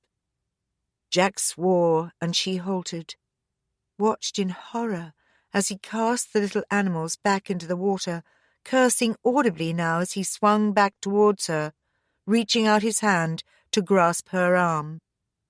Marcy snatched the arm away. She spun from him and ran towards the house, crying hysterically for her Gran, for Aunt Alice, for anyone to come and stop him. And then there'd been the lectures. 3 adults, their quiet world disrupted by an unruly child, telling her that it was kindest in the end, that the mother cat was dead and the kittens too small to fend for themselves, too small even to lap milk. "I'd have fed them," Marcy whispered fiercely to herself. "I would have done it, all of them." "You couldn't do it," Aunt Alice had insisted. "Not 5 kittens, 5 hungry mouths to feed." But she would have, Marcy told herself. She'd have fed them all with an eyedropper, just like she had when they'd found the hedgehog with the broken leg in the vegetable garden. Sitting on the stairs, snuffling miserably, Marcy heard her aunt moving towards the living-room door. She half rose, clinging to the stair rail, ready for flight. "You should never have brought her here," Gran was saying to her father. "You should have left the child with her mother's people, saved us all a lot of bother." "She had no people. Her parents were dead, and I never did know where her brother had gone. There was no one." "And if there had been," Jack was saying, "who's to say what they would have been like? Her mother was unstable enough." "Just like the child." "Don't say that." Jack's voice was sharp and angry. "Not my bird. She's sensitive, that's all. But she'll learn. It was just the shock made her act that way. You know how fond she was of that damn cat." Alice snorted irritably. "Oh, she won't change, and she won't learn, Jack. She lives in a dream world, and half the time I think you're there with her." Her voice grew louder, and Marcy heard her cross the little bit of lino close to the door. She began to move then, slipping off up the stairs and back to her bedroom, trying to control the tears and the running nose and the tightness in her chest, and hoping, in spite of everything, that Jack would come up later, come and talk to her, make everything all right. I had a dream that night, a nightmare really, and sometimes even now it comes back, even after all these years. She paused and glanced across at Michael as though to make certain he was still listening. I dreamed I was in the garden watching Jack. He was standing beside the water butt with his hands in the water, and he was smiling. I moved closer to him, expecting to see the kittens. I can remember knowing that this was a dream and thinking that maybe, in my dream, I could make things different. As I got nearer to him, I could see that something struggled beneath his hands. He was holding something down in the water, keeping the pressure on tight so that even when the thing fought hard, it didn't have a hope of getting free. There's nothing to be gained by keeping unwanted things alive, Birdie. Nothing at all. And then it was me, she whispered, her eyes fixed and staring. It was me in the water, me struggling to get free, not able to breathe. I couldn't even cry out. The water flooded into my mouth when I tried, and the bubbles frothed all around my eyes and in my hair, and I couldn't get away. She shook herself as though to shed the dream, but her face was very pale. And still you couldn't hate him, Michael said. He didn't question it. He understood too well that you cannot hate those who also love you. Not completely, not forever. Oh no, Marcy whispered. I didn't hate him then. Oh no, that came much, much later. I should have come up to you tonight, after you'd gone to bed, and explained. I'm sorry, Marcy. I feel I've failed you, and God knows I'd never willingly do that. Your Gran says I should be tougher with you, that it's time you grew up and realized that the world is not always a gentle place. It seems to me you know that, my birdie, and that it's me and not your Gran that taught you. I'm sorry about the kittens, Marcy. Truly I am. But it's the kindest thing. Chapter 11. Michael couldn't sleep.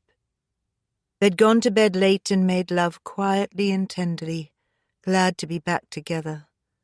Marcy had fallen asleep curled up close to him, but Michael had lain awake long afterwards, unable to quiet his thoughts. Finally he'd slipped out of bed, pulled on jogging bottoms and an old shirt, and wandered back into the living room. The twins were sound asleep. Michael drew back the curtain that divided their closet from the main room and stood looking at them. They were so different, Liam and Hannah, even when sleeping. Liam lay on his side, his favourite soft toy clutched tightly by the ears, the covers neat and tidy, sheets still folded back. By contrast, Hannah was sprawled upon her back, arms and legs thrown outwards, as though she had fallen from a great height, covers thrust aside and escaping through the bars of her cot. Smiling, Michael pulled them back over her plump little body, then moved swiftly away, knowing that if she woke, that would be the last any of them saw of sleep that night. He sat on the sofa, switched on the table lamp and picked up a handful of the letters and photographs he and Marcy had been looking through. Much of Marcy's childhood seemed to have been contained in those anonymous black bags and battered cardboard boxes. Marcy's birthdays, Marcy's Christmases, holidays and trips, fairgrounds and fireworks. Jack seemed to have catalogued practically all of it in snapshots, which spoke more of love than technique, and scribbled notes. And letters, some of them no more than a couple of lines, some spreading in awkward prose over 6 or 7 pages. Letters, undelivered, but folded neatly into envelopes, sealed and dated, left that way until Marcy's grandmother and Alice had torn them open and read the thoughts inside. There was no doubt that Jack had loved Marciella, loved her with a fervour that bordered on the obsessive.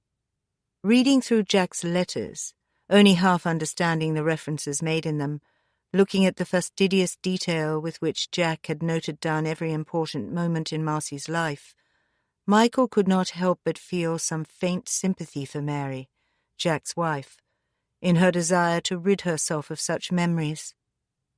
Mary and Alice, and even Alec, his son, were notable only for their absence in Jack's records.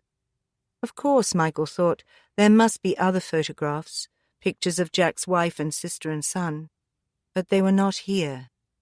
Maybe, Michael thought, Mary had chosen to keep those, but there seemed to be no group photographs either, no sense of family gathering or family unity.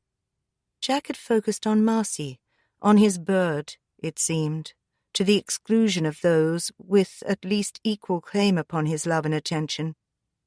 Such absolute and total love, if it could be called that, must have been suffocating to endure, must have been painful and hurtful to witness and to be excluded from.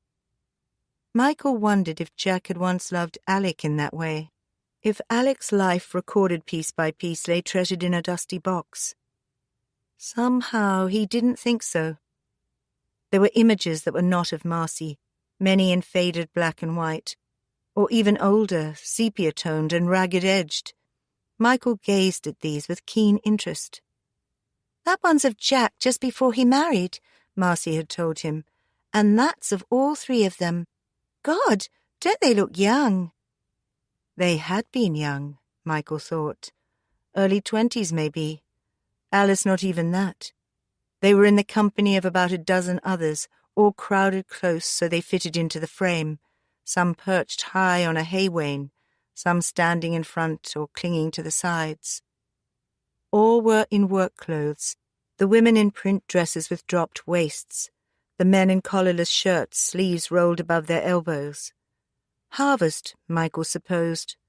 There had been horses hitched to the wain, but only their tails showed, the rest cropped from the scene. Michael found it hard to imagine that this was well within living memory, the time when horses still ploughed the fields and brought the harvest in. It was so remote from anything he knew. He sighed and put the picture down, palmed his eyes to wipe the ache from them. He was tired now, ready to sleep. He was rising to his feet when a strange sound coming from the bedroom first froze him to the spot, then sent him diving across the room. Marcy was choking, her breath wheezing through her teeth, her hands clutching at her throat as though to pull something free, her back arching up off the bed as she writhed from side to side, gasping and struggling. "Marcy!" Michael shouted, forgetful for once of the sleeping twins. What the hell? Was it a fit? He grabbed at her wrists, easing them from her throat. The fingers were hooked as though around a tight and choking binding. "Marcy!" Hannah woke and began to cry. The crying of one twin woke the other. Michael pulled harder at Marcy's hands, at her arms bent rigidly against her body and her clawed fingers hooked against her throat. The twins began to wail. "Wake up, Marcy! God's sake, wake up!" He was truly scared now. Her back arched like a full-drawn bow. Suddenly, her legs kicked out and she seemed to convulse, the breath rasping in her throat, her body jerking against the bed. Then she opened her eyes. He shook her, pulling the hooked fingers and calling her name. She gulped air as if she'd almost drowned and stared up at him, her eyes wide and terrified. "It's all right," Michael was saying. "Marcy, it's all right." He stared back at her, his own eyes reflecting her fear and confusion. Behind them, the twins were standing in their cots, Liam crying still, and Hannah yelling for her dada. Michael didn't know who to comfort first, Marcy or the babies. He clasped his wife's hand for a moment, then went swiftly to the twins and lifted them both into his arms, carried them back to the bed. "Are you all right?" he asked her. "God, Marcy, I was so scared." She didn't reply, just sat up and reached out for Hannah, shaking her head, utterly confused. "Dreaming," she managed. I guess it was a nightmare. All that talk. Michael, what is it?" He had frozen, half bending in the act of lowering Hannah onto the bed. As the child crawled free of his arm and landed herself in her mother's lap, he reached out slowly, a look of horror on his face, to touch the deep bitten rope mark on Marcy's neck. Chapter 12. The marks were still there the following morning, livid and angry, the twisting pattern of the rope clearly visible on her skin. The rest of the night had brought little sleep. They had huddled together, all four of them, the twins taking up most of the bed. "You can't go to work like that," Michael said, watching Marcy apply concealer to the dark patches under her eyes. "You gotta go and see the doctor." Marcy shook her head at him in the mirror. "And tell him what?" she questioned. "That I had a dream that strangled me with a rope and left the marks to prove it. He'll lock me up in a loony bin or have you arrested." Michael sighed. Marcy hated doctors anyway, and there was more than a little truth in what she was saying. He caught sight of himself behind her in the mirror. The image of a black Rasta troublemaker reflected beside that of a small, scared-looking white girl. Even with his considerable skills and experience in dealing with the law, he felt he'd have one hell of a job proving that it had nothing to do with the marks on Marcy's neck. No matter what she said in his defense. "Does it hurt?" "Not as much as it looks like it ought to," she said. "It's a bit stiff and a bit sore, but that's about it." She dug around in the drawer for the tube of foundation cream she occasionally used and tried to apply it to the marks on her neck. "Ow! That stings." "Best not to, love. You don't know how it'll react." She sighed and rummaged in her drawer once again, this time producing a blue silk scarf. She tied it, wrapped twice round her neck. It covered most of the marks and didn't look too odd with her light summer suit. "Okay?" she asked him. "Looks like you're hiding something," he said, "but yeah, I guess okay." He paused for a moment, his eyes meeting hers in the mirror. She looked away first. "We ought to be getting the monsters ready," she said, moving towards the twins, who were still fast asleep on their parents' bed. "Don't go today," he said to her, reaching for her hands. "We've got enough in reserve for you to miss a couple of days." "I have to, you know that. The trip to Jack hasn't been cheap. And if I turn down work now at the last minute, it's not going to look very good, is it?" "Okay," he conceded. "But take it easy. You feel sick or anything, you come straight home." She smiled at him, squeezed his fingers lightly, and then went to see the twins. Michael wandered out into the kitchen to start making breakfast. He was glad that he'd be driving her to work today, dropping her off and taking the twins with him. She'd come to him at the law centre to get a lift home. He was frightened by what he had witnessed the night before, and it wasn't just the weird marks on her neck. At home, one of his foster sisters, Kate, had been epileptic. He'd seen her several times convulsed like that, shaking and trembling and totally out of it. What if the stress of Jack's illness had triggered something like that in Marcy? It wasn't that the illness scared him. Kate had been just fine most of the time once they'd got her pills sorted out, but he knew how dangerous something like that could be if it went undiagnosed. What if she had a fit while she was driving the car, or crossing the road, or... Marcy entering the kitchen with the twins put an end to his reverie.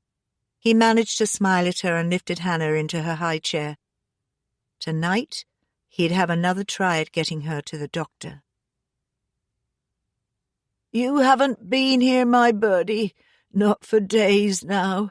I keep asking for you, but your gran says you had to go away. Tells me not to fret. Sometimes she says that I saw you yesterday, that I just forgot.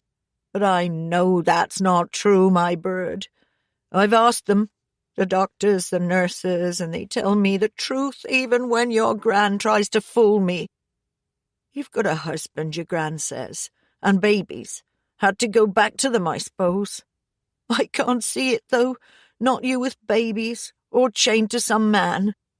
Your gran says you've married some big black fellow with too much hair. But I know she's just saying that. Knows how silly it sounds, but she says it anyway. and the winter's coming in so fast.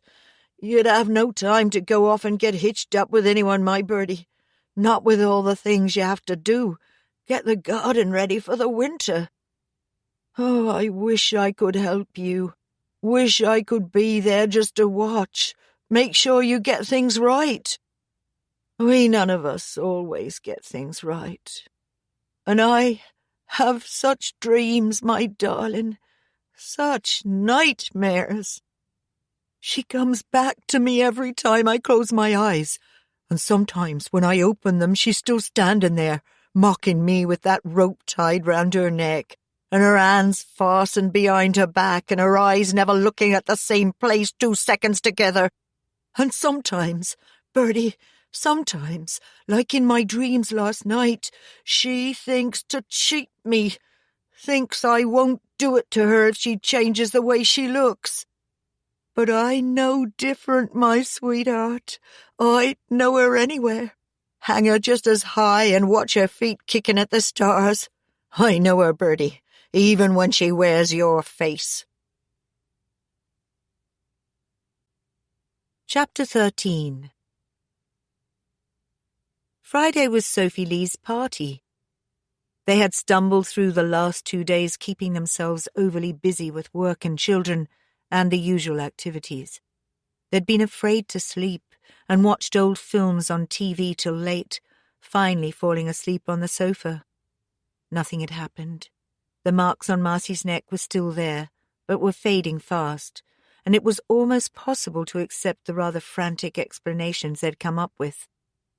"I must have scratched myself," Marcy had said, "or maybe even got tangled in the sheets."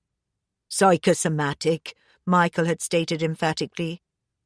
That made her laugh. "So I imagined it and made it happen." "Well, no, not exactly. But you remember that program we watched? You know, on stigmata and that sort of thing. There was that case where that man suddenly got rope marks round his wrists. They said that his body must be remembering some previous trauma.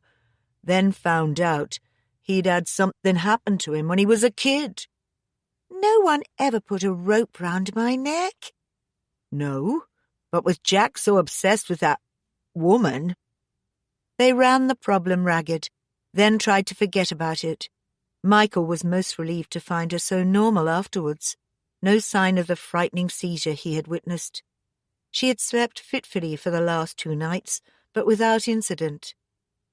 Maybe that was an end to it. Strange things happen to a stressed body, even stranger things to a stressed mind. With a sense of rather cowardly relief, Michael let the matter slip, knowing Marcy wanted to do the same. By Friday night, they were both more ready for their beds than for a party. Michael had swapped an evening session for his usual Saturday morning slot, so at least he knew he could sleep late, and they were staying over at his foster mother's house, the one place in the world Michael knew that phantasms and fears would have no place. They'd be out on their ear in a blink. Anyway, this was Sophie Lee's party. Michael would as willingly have missed this as he would chop off his hand.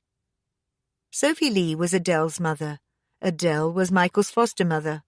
Sophie Lee had been grandmother to all of Adele's children, those she'd fostered for a few weeks, or those like Michael and his brother Leroy, who'd been with her for years. And today, Sophie Lee was 80.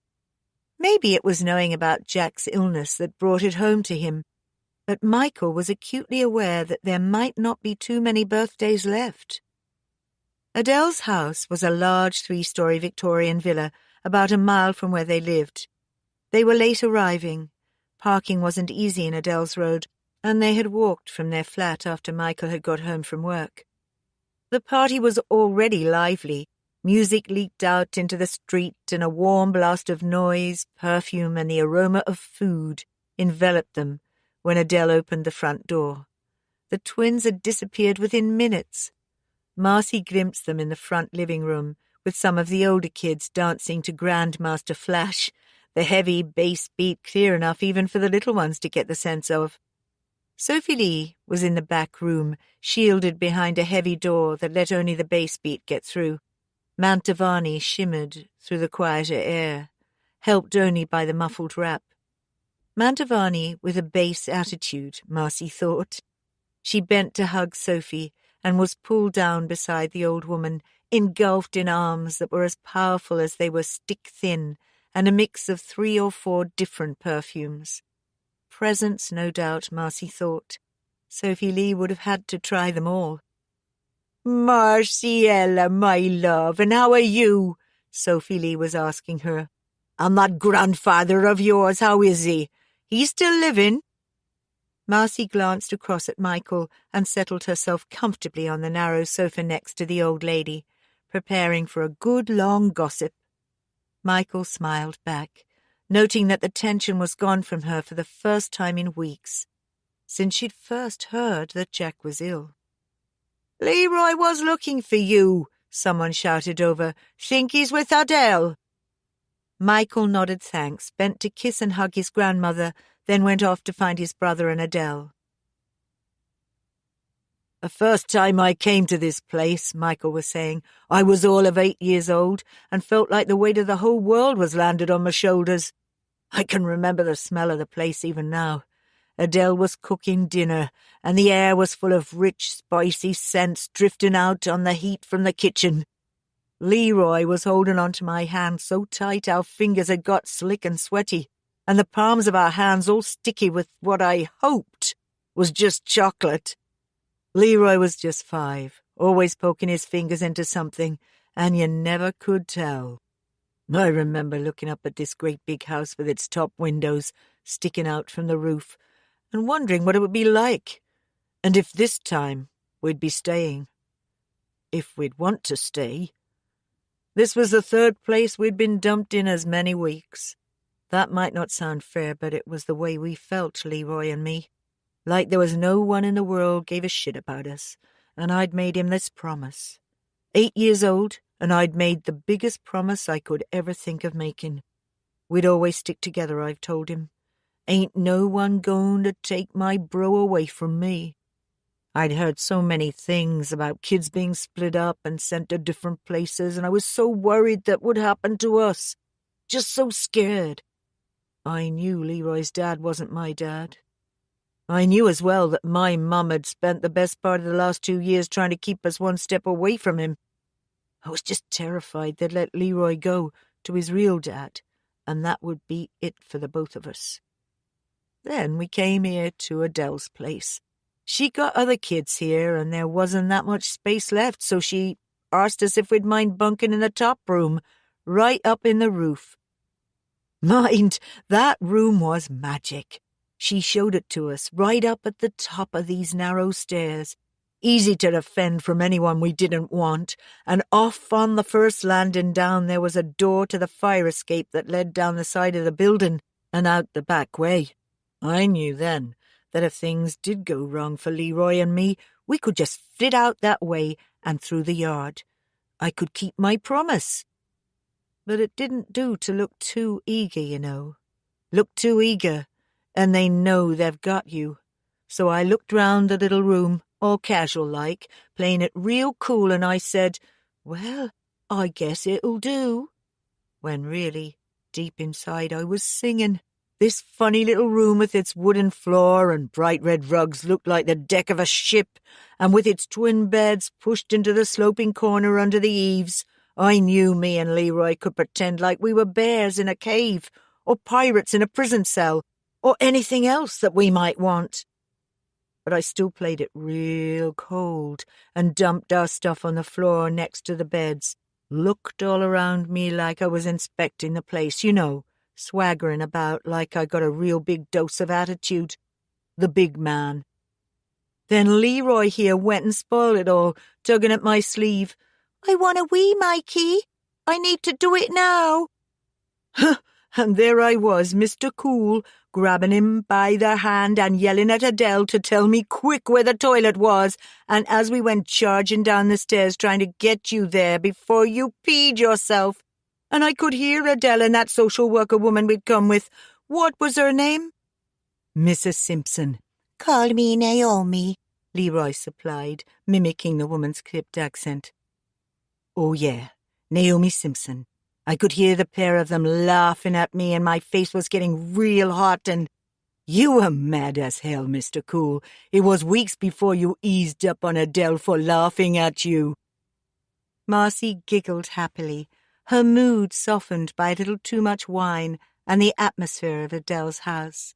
She'd heard the story before many times, slightly different versions from Adele and from Sophie Lee, but she was more than content to listen to it again. She and Michael and his brother had planted themselves halfway up the first flight of stairs. The kids were still dancing in the front living room. Sophie Lee was with them now, Hannah in her arms, managing to be half asleep despite the gangster rap pounding through the floor. The door to the second living room was open, and Mantovani played on, his shimmering strings competing valiantly against the backbeat and the stomped-out lyrics. Liam was dozing on Marcy's lap, his head lolling against her arm. She could barely hear it above the noise, but he was snoring contentedly. She got up a little unsteadily. "Best put this one to bed," she said, turning to go up the stairs. "See if you can prise Hannah away from Sophie, will you?" "Okay," Michael said. He bent to kiss his son, then went off to face the music in the front room. Hannah had taken longer to settle, objecting to the notion that she might be tired. "Sophie party" was still obstinately being declared even as her eyes were closing and her chubby limbs relaxing into sleep.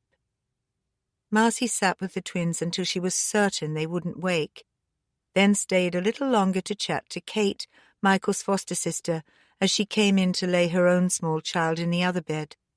A couple of the older ones, children of the generation just ahead of Michael, would be camping out on airbeds on the floor. Judging by her previous visits here, Marcy doubted either she or Michael would get much sleep themselves. Sitting and talking well past the early hours was just something that happened when the clan gathered at Adele's house. Later, she made her way back downstairs. The loud music in the front room had been muted now, and altered in mood. The sounds drifting out through the half-closed door, moody and romantic. In the back room, people were gathered in loose groups, chatting and laughing and teasing. Michael and Leroy sat next to Sophie Lee. A couple of others with whom they had shared bits of childhood had flopped on the floor close by. Patrick Eaton, who was minister at the local Baptist church, and a couple of neighbours, Marcy knew by sight, sat talking near the door.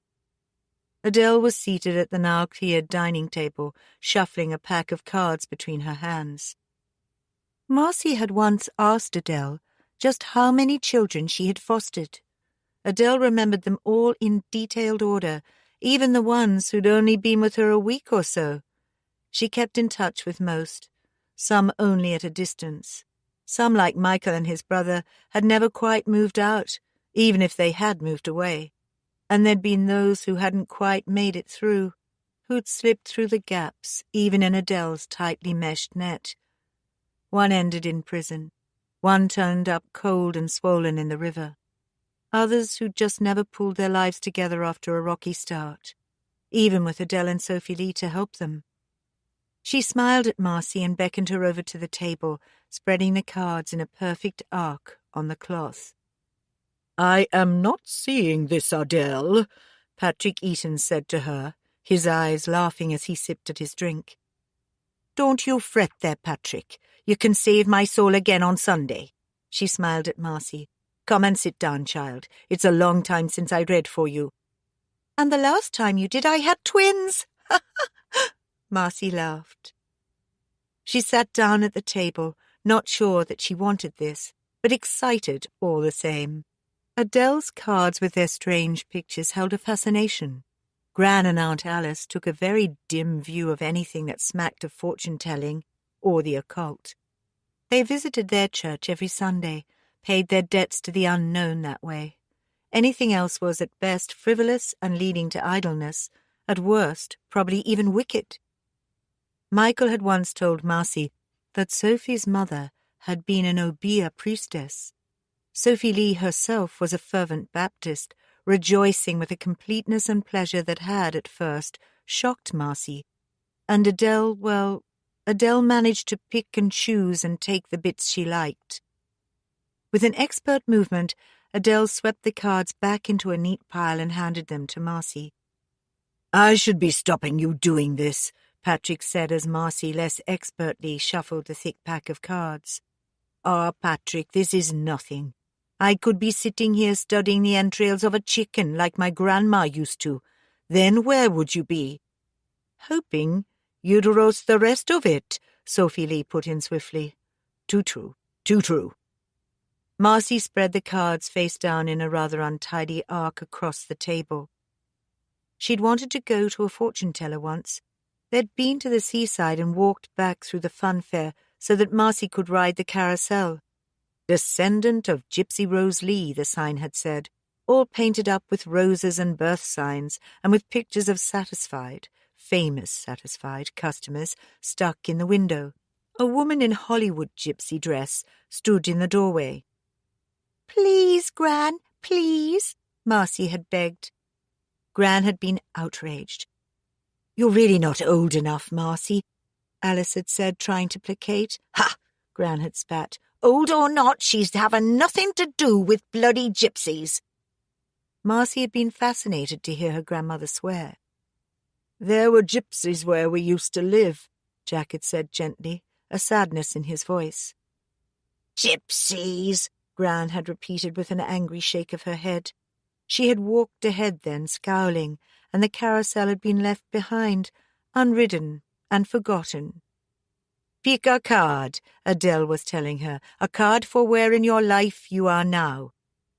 Hesitantly, Marcy reached out and chose one, lay it face up in the center of the table. A horned figure with goat eyes looked back at her. "Obsession," Adele said slowly. "The devil is a card of slavery, to an idea, a person, something you should have long ago outgrown."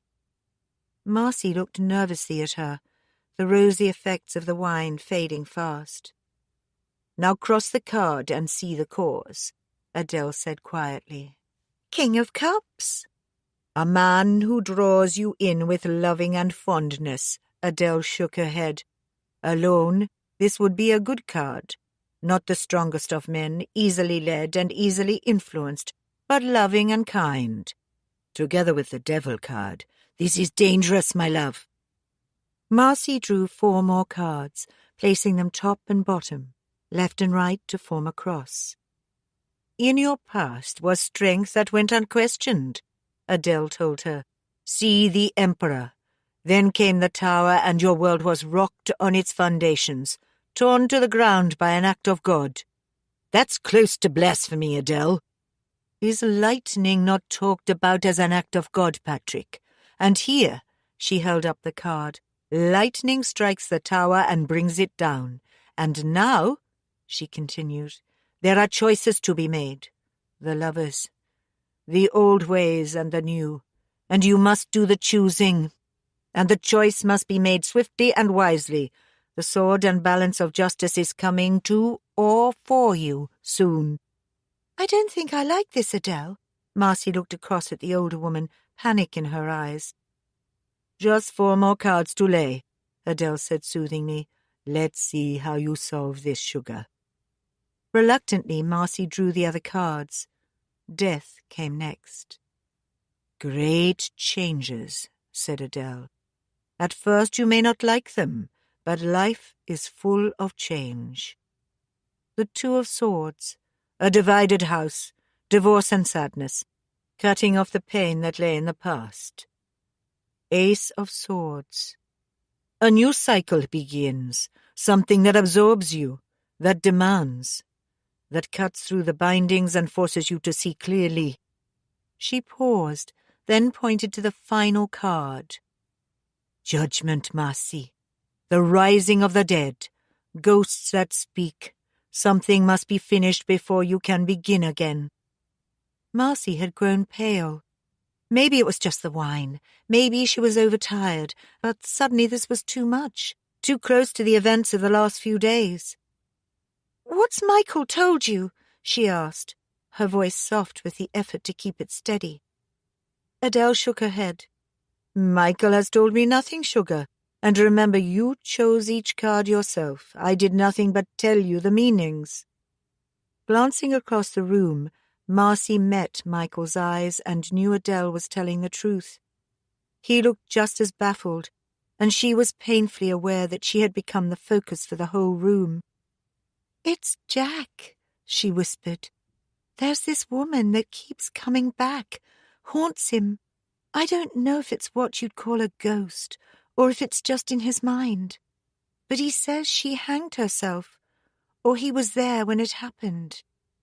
She paused, took a deep breath, and glanced at Michael once more as though looking for approval, then unwrapped the blue silk from around her neck. "Then a couple of nights ago," she said, "this happened to me." Chapter 14. Strange how some things stay with you, no matter what else in your life you might forget. Some things remain fresh and clear in memory, like that afternoon with her, that summer afternoon. It had been so hot, almost at the end of harvest, and so many extra hands needed everywhere. It was easy to slip away. Everyone would just assume we had been somewhere else, helping in another field or another barn, and it was so damned hot. She stripped down to her petticoat and lay back in the dappled shade with her eyes closed and a half-smile curling across her mouth. I knew that she was watching me, dark eyes peeking out under those long lashes. I felt awkward, scared almost, like the first time we did it. Winter then, when we first made love in the darkest corner of Manx's barn.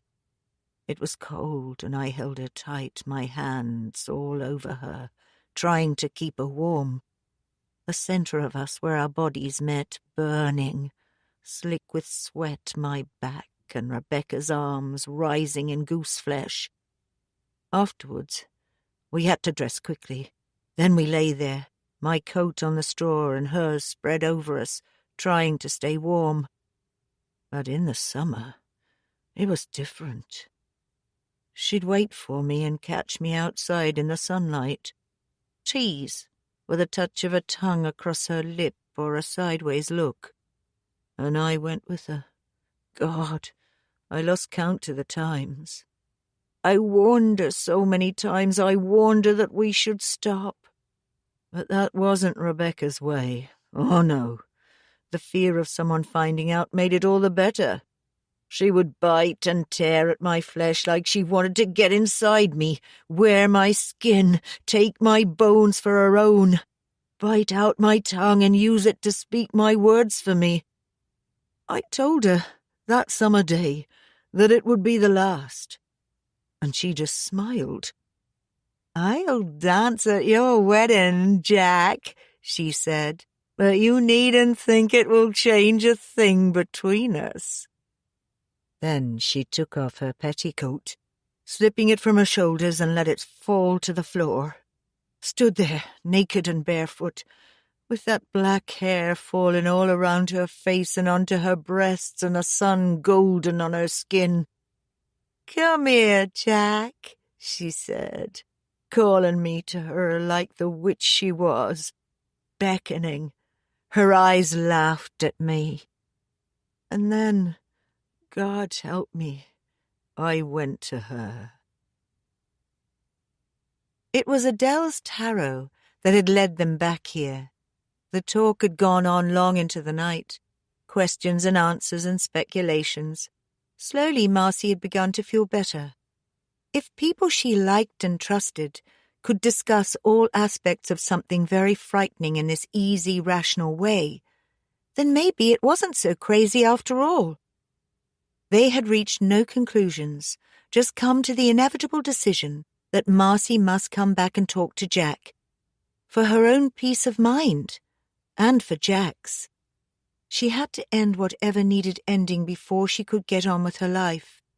And if it turned out that there was nothing to end, that all of this was caused by a sensitive imagination and love for an old man whose drugged mind was apt to ramble, well, then that would be that.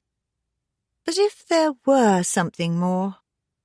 So, Sunday morning saw Marcy, Michael, and the twins standing in the car park at the hospice, preparing to go inside.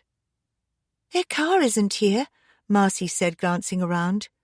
With luck, Alice and her gran would be at church, and Alec, Marcy knew, rarely visited Jack alone. "What if they've said something?" Marcy niggled. "Told the desk I can't visit him." She squared her shoulders and took the handles of the pushchair as though it offered some divine protection. "Only one way to find out, I suppose." She need not have worried. Her grandmother's desire to save face had protected her from any problems. They recognized her at reception. "Oh, he will be pleased to see you, and this is your family." The woman smiled at Michael and bent to make a fuss of the twins. "He's kept on asking for you, poor old soul, though I expect you know that. Your grandmother said you didn't want to go, that you'd no holiday left." She cast a sympathetic look in Marcy's direction. "So hard, isn't it, trying to balance everything when you've got so many demands?" Marcy smiled and nodded as she signed them all in, writing down the registration of the car and their names.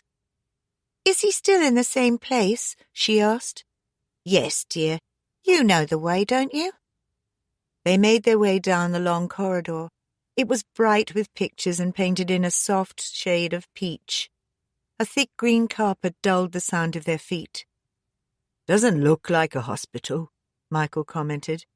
"It's not really," Marcy reminded him, "but it is nice here."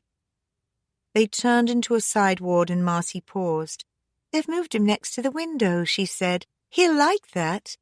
For a moment she hesitated, then gripped the pushchair handles tighter and marched over to the bed.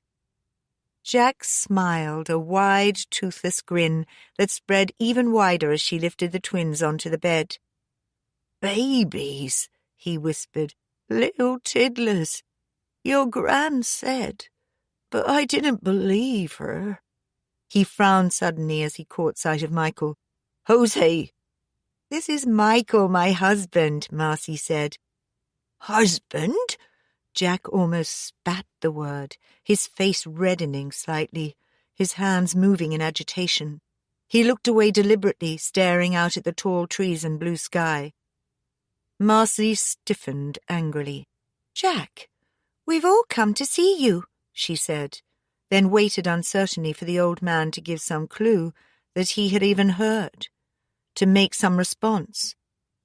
Then, "They're pretty bairns," he said reluctantly, adding with sudden strength, "God take them outside, man. It stinks of death and dying in here. You want them breathing that muck?" Michael glanced at Marcy. He had not expected a warm welcome. Marcy had told him of Jack's rather random prejudices. But unfriendly though the old man's greeting was, their reception could have been much worse. The twins were already restless. Michael fished in the baby bag hanging on the pushchair and pulled out a soft red and yellow ball. "We'll go into the garden," he said. "I won't go far." Marcy nodded and watched as Michael led the twins away. "You're not being very polite, Jack." "Privilege of age," he said. "Anyway, why should I be? Got you pregnant, did he? Just like—" "Jack, I said that was enough. I've not come all this way to argue. You want a fight? Pick one with Gran." For a moment or two, both were silent. "You sound better," Marcy said at last. "More like your old self." "She said you'd had to go back to work," Jack complained. "Said you'd got kids and a husband. Just another of her lies." Marcy sighed. The fight that had brought colour to Jack's cheeks and a light back into his eyes seemed to have faded suddenly, as though it took too much strength, and he had now slipped even further back. "They need me, Jack. My family. Gran and Aunt Alice don't want me here. They think I upset you too much." "Upset me, Birdie? How could you upset me?" He was drifting again, Marcy realized. For a moment she glared suspiciously at him, wondering just how much of this present vagueness was for real, or induced by drugs and illness. How much was just convenient for Jack? She leaned back in the chair and closed her eyes. "I've been having some strange dreams, Jack," she said quietly, deciding that she didn't have time to work around the problem. "Always did, Birdie. Always did." I dreamed about that woman, Jack. That woman you say comes to you, watches you." Jack said nothing. Marcy opened her eyes and looked at him. He had turned his head away from her, was staring towards the entrance to the ward. Alec stood there, his face set and tense. Marcy rose slowly, her eyes fixed on his. "Good morning, Dar." "What are you doing here?" "Visiting Jack. You?" Alec strode over to the bed and grabbed Marcy by the arm, drawing her aside. "What right do you think you have?" "Every right." She shook him off. "Oh, forget it, Dar. There's no audience here now. You don't have to play the hero for them." She glanced back at the bed, but Jack seemed to be paying no attention to them. Marcy's anger bubbled into words. "You treated me like shit, Dar. You expect me to accept that?" she whispered furiously. Alec glared at her. "And you stole from us," he returned. "Those things weren't yours." "And they weren't yours either. Yours or Gran's or Alice's. They were Jack's." "And that makes it all right, does it? Have you any idea how upset your Gran was?" "Do you know how little I care?" She shook her head, aware that the last statement was at least a partial lie.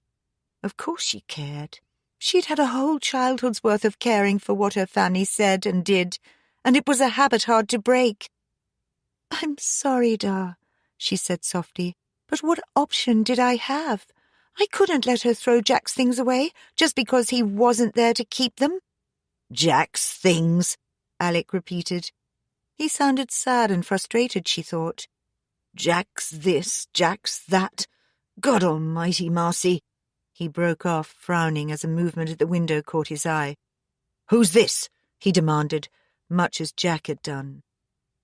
Michael stepped into the ward, glancing back as he did so to check on the twins, who were picking daisies on the lawn. He tied his locks back with a band of yellow, red, and green, and wore a faded T-shirt and washed-out blue jeans with high-top trainers. "This is Michael," Marcy told him. "I'm married to him, remember?" She sighed deeply. "Can't we stop arguing for just a minute, Dar, so you can say hello? Meet your grandkids." Startled by the thought, Alec stared out at Liam and Hannah, watching as their tiny fingers pulled the heads off daisies. It seemed suddenly to deflate him. He took a step forward as though to go outside, then changed his mind. "It's good of you to come," he said to Michael, remembering his manners and determined to make an effort. "I mean, yes, good of you to come.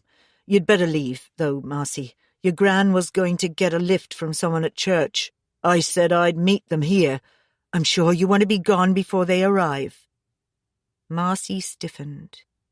"I wanted to talk to Jack," she said. "Jack doesn't look like he's up to talking." Marcy looked across at the old man. He seemed to be sleeping, his mouth open, a tiny stream of spittle dribbling from the side. She knew her father was right. It would take time to learn anything from Jack. And no, she didn't want to be around when her aunt and grandmother arrived. "Who was Rebecca?" she asked. "What? Who was—" Alec was caught off guard by the change of tack. "She was someone Jack knew," Marcy continued. "In the war, perhaps. I think maybe she was hanged." "Oh!" Alec's face cleared. "Her," he said, as though it didn't matter. "That didn't happen in the war, Marcy. That's just Jack off his head again. Rebecca was someone Jack and your Gran knew. She got herself murdered, hanged by her husband, I believe." He glanced back at where Jack lay. "God," but he goes on, "hours at a time. Gets so you can't stand it." He shifted uncomfortably as though embarrassed by such an admission of weakness on his part, then moved back onto more secure ground. Your Gran and Alice were really upset by what you did. Oh, belt up, Dar. Isn't it time you owned up to how much you resent being under their thumbs? She said no more then, neither did she listen to Alec's half-hearted attempts to bluster. Michael stood in the doorway, while Marcy got the twins and coaxed them back into their pushchair, accepting the daisy heads and stalks with an enthusiasm that blocked Alec out completely. Michael nodded curtly to Alec and followed his wife back down the ward. Alec stood, arms limply at his side, and watched them go. They think I don't hear them arguing, think I don't know how much they quarrel amongst themselves, or how much trouble I've been giving them, lying here like this, not doing my fair share.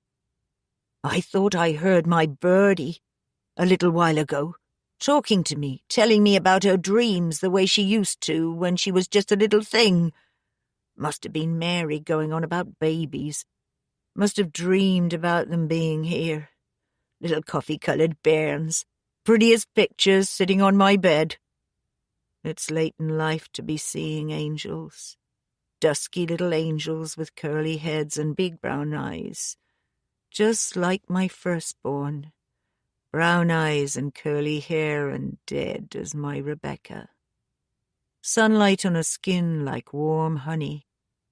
God above, but I'd never known such cold, not even in the deep of winter. Desert cold. Clear skies and stars like diamonds scattered on blue velvet. Like a rag doll she was, hanging there. Hands tied so she couldn't fight it. The rope pulled tight round her neck. It wasn't my fault, woman. No, I'd have said it right. Wasn't my fault the knot slid tight against your throat. I'd have said it right. One snap and that would have finished it. Not left you choking with your feet kicking against the stars. Kicking against the stars. Rebecca! Mary halted beside the bed, her words of cheerful greeting frozen on her lips. Alec laid a hand on her arm. Ma'am, don't upset yourself. He doesn't know what he's saying. She turned away, pacing swiftly back down the ward, with Alec almost running behind her to keep up. He doesn't mean it, ma'am. He sees her. She haunts him, ma'am. It means nothing. You're starting to sound like that daughter of yours, Mary told him angrily, her voice stiff with unshed tears. And how would you know what your father means and what he doesn't? What does any of it mean to you? Is it my fault if I don't understand? Well, is it? Tried talking to me, have you? Once in a while you might have thought about confiding in me, letting me in instead of hiding behind this pretense that everything in the past is dead and gone, and none of my concern. Mary looked at him, her eyes a mixture of pity and contempt. And so it is, boy, she said. No, Alec almost shouted at her. No, it's not, and neither is it none of my business, ma'am. She had halted for a moment, and he reached out his hand groping for hers. If it's all past and gone, why do you keep crying every time anyone mentions this woman? Keep pushing me away every time I try to help? He paused, then said softly, Who was she, ma'am? Who was she? Mary had allowed her hand to rest in his, had seemed to be listening to him, but now she snatched it away. It's none of your concern, she snapped angrily. Not now, not ever. Chapter 15. Rather than waste the rest of their Sunday, they travelled some 20 miles further on to the seaside. This was a first for the twins. They spent the day building castles on the sand, paddling in the shallowest of water, and finally, when the incoming tide brought a chill east wind, retreated to the fairground and hooked ducks to win furry monkeys that Marcy would not normally have given house room to. On Sunday, Marcy buried her hurt and her anger in a day of very childlike pleasure. Monday was more difficult. Tuesday also. though the days passed reasonably enough. Work, home, play with the twins, the usual routines and actions, comforting in their demands. Nothing strange or frightening to disturb them, and the marks on Marcy's neck continued to fade. Jack was barely mentioned. Alec and her aunt and grandmother not at all. Only once did she pick up the bundle of photographs, the oldest ones sorted from the others, finally gazing thoughtfully into the faces of those standing beside the hay wain. "I wonder if one of these is Rebecca," she said. There were 5 women in the picture. 2 they knew, a young Mary and an even younger Alice. The other 3 were just as youthful, just as hopeful, on that hot summer afternoon. "It's a nasty way to die," Michael commented, and Marcy nodded, looking into those forgotten faces, trying to imagine any one of them with a rope around her neck, an agony of fear in her eyes. Wednesday, Marcy worked late, dashing home for a quick snack with Michael and telling him that she'd been offered overtime, stock-taking double time. They couldn't afford for her to turn it down. Michael drove her back to work, then read to the twins and saw them into bed, tucking the little bear book that was Liam's current favourite in beside his small son. Then he sat down to make some headway into the stack of case notes he had brought home with him from the law centre. People threatened with bankruptcy, eviction, trouble with neighbours, with landlords, with husbands and wives, and local dogs. Michael often pondered wryly at the way his once-cherished dreams of becoming a fully fledged QC had diminished into this morass of everyday problems. This never-ending stream of folk, out of their depths and needing vital but very often quite simple guidance. Sometimes he'd talk about getting his studies back online, but the reality of their finances meant he didn't have the freedom to move from what he was doing.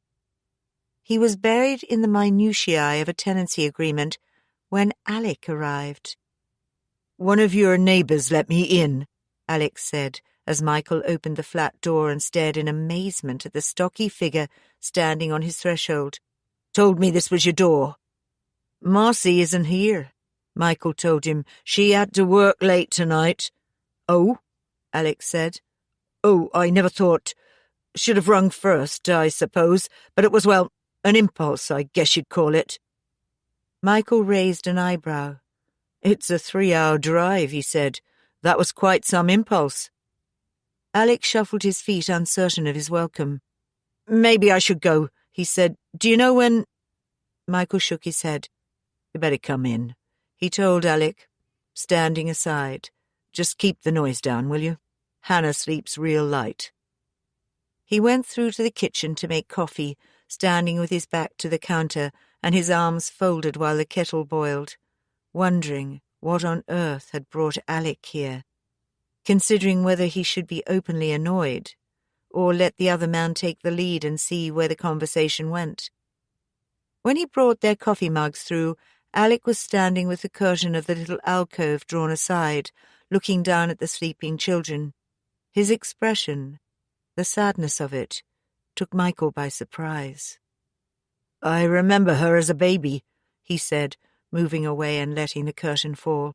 "Such a tiny, scrawny little mite. Jack thought she was the most wonderful thing in the world." He took the coffee and stood awkwardly, as though uncertain of what to do with himself. "Marcy told me her mother died in a car crash," Michael said. "That was why you brought her home to Jack." Alec nodded slowly, then sat down before speaking, curling both hands around the mug as though he felt the cold. "She died," he said stiffly. "Took a bend too fast and fell close on 100 feet onto the rocks." He bowed his head sadly. "Italy, up in the mountains. She should have known better. But she always did drive too fast. Marcy never really asked about her," he added. "Jack made sure of that, never gave her space or need to know." "You could have told her," Michael commented. "She's your child." "My child," he echoed. "My child, was she? You don't know Jack." Michael regarded him thoughtfully for a moment. It occurred to him how little Marcy talked about Alec. When she had spoken of family, it had almost always been about Jack. Alec drained the still hot coffee, then sat, staring down into his mug. He seemed to have given up on the conversation. What had brought him here, Michael wondered again. He was clearly very disturbed about something. There was none of the semi-arrogant bluster Michael had witnessed on the previous Sunday. By contrast, he looked lost and bewildered. The slight sound of Liam turning over attracted Alec's attention. He looked up. "They're beautiful," he said with longing in his voice. "I guess so was Marcy," Michael said. "Marcy," Alec said, tilting his empty coffee cup towards him. "Marcy, she was never mine, you know. Not from the moment I brought her home." "You made that choice." "Choice?" Alec almost shouted, then glanced guiltily towards where the twins were sleeping and dropped his voice. "I had no choice. What else could I do? I knew nothing about babies. Nothing. And when her mother died, there was no one." He glanced up sharply, looking properly at Michael for the first time, meeting the steadiness of his gaze. "You don't think much of me, do you?" "No," Michael said shortly. "I don't. But I don't think you rate yourself very highly either." "What do you know?" Alec bristled. But it was all posture, with no muscle behind it. He leaned back in the chair and sighed. "These days I don't even think about it much," he said. Michael watched the other man for a little longer, but he seemed unwilling to say more. He rose, went across and eased the cup from Alec's hand, then went to make more coffee. He started to talk while he reboiled the kettle and measured sugar and coffee into the cups, continuing as he came back through to the living room. "It was when she was pregnant. That's when she told me about that other baby and why she ran away from you and Jack. You did wrong by her, Alec. All of you. What had she done that was so bad? Fallen in love or thought she had? Had sex with a boyfriend and been daft enough and innocent enough to end up pregnant? Did she do anything that deserved what you did to her?" He paused, waited for an answer but got none. "Just what did you hope to prove, Alec? Show her what big men you both were? God's sake! She was just a kid, scared out of her wits as it was, and all you could do was treat her like she'd committed some terrible crime. What she did was wrong. She let us down. We taught her better than that. What she did was stupid, misguided maybe, but if we all have to pay so hard for the dumb things we do when we're no more than kids, it's a poor future we got, don't you think?" "What do you know?" Alec fired at him again. It seemed to be a favourite phrase. "We taught her better than that she showed no self-respect or self-restraint. And that boy, do you think a boy like that could ever be good enough for Marcy?" "You're contradicting yourself, Alec," Michael goaded. "You can't have her on a pedestal and screwing in the gutters. Doesn't happen." Alec rose to his feet abruptly enough to spill the coffee in his newly filled mug. Whatever action he had planned was foiled by the rush of scalding liquid slopping over his hand. "Damn and blast it!" He stared about him distractedly. He was more worried about the coffee spilling on the rug, Michael realized, than he was about the insults that had precipitated his reaction. "Put your hand under the cold tap," Michael said, pointing to the kitchen.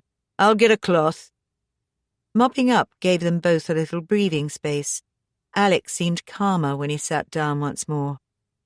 "It was Jack's idea," Alec said, as though that explained it all. "Don't suppose you thought to say no to him?" "You don't say no to Jack, or you didn't. And my mother, I never knew anyone refuse her. Lord," he said, looking up sharply, "that sounds pathetic, doesn't it?" "A little, yes." He caught Alec's expression and added swiftly, "Hey, man, I ain't about to start bad-mouthing you again. Too rough on Mama's carpets." He laughed, this time at Alec's expression. "Look," he said, "it's not my place to pass judgment, only when that judgment affects Marcy. Then I think I got the right. Alec nodded slowly, then spoke softly. The words dragged painfully from memory.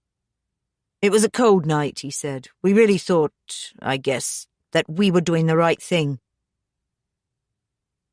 Just past Christmas, and the nights had been very dark and very cold, full of snow clouds blocking out the stars.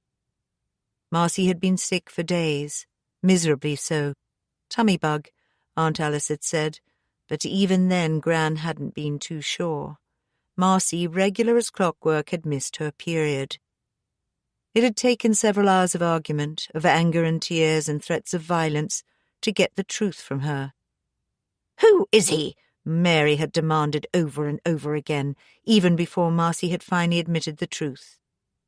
"Once, I swear it, Gran. It was only once." "Once or many times. What does it matter? You sinned, girl, sinned." "It's not a sin. It's not. I love him, Gran. I love him." "Love? You're a child, 15 years old. What do you know about love? I'll have the police on him. I'll have him in court, and you'll have to tell all of them, judge and jury and everyone who cares to listen, just what you've done." "I only did it once, Gran. Truly I did. I didn't think anything would happen. Not just once. I didn't even like it, Gran." There had been empty threats, of course. Mary would have never faced the public humiliation involved in calling in the police. But Marcy had been too distraught to think of that. Finally, the hours of harassment and anger had paid off. Marcy had given them the name of the boy and the places they had met and told them everything that they had ever done. Mary had been doubly outraged. "The Simpson boy! That good-for-nothing layabout! Why, Marcy? Why?" I like him, Gran. He made me laugh. It was fun, just fun going out with him, and then it got serious, you know." Gran's expression told her that. No, she didn't know, wouldn't know. "You're old," Marcy finally yelled at them. "You don't remember what it's like to be young and to feel things." Mary had slapped her then, hard enough to send her spinning into the door. She fell to the floor, winded and shocked, whimpering softly. "Now go to your room," Mary told her. "Go to your room and don't come down until I say you can." Marcy had fled, racing up the stairs and slamming her bedroom door before collapsing on the bed in tears. Even then there was no peace for her.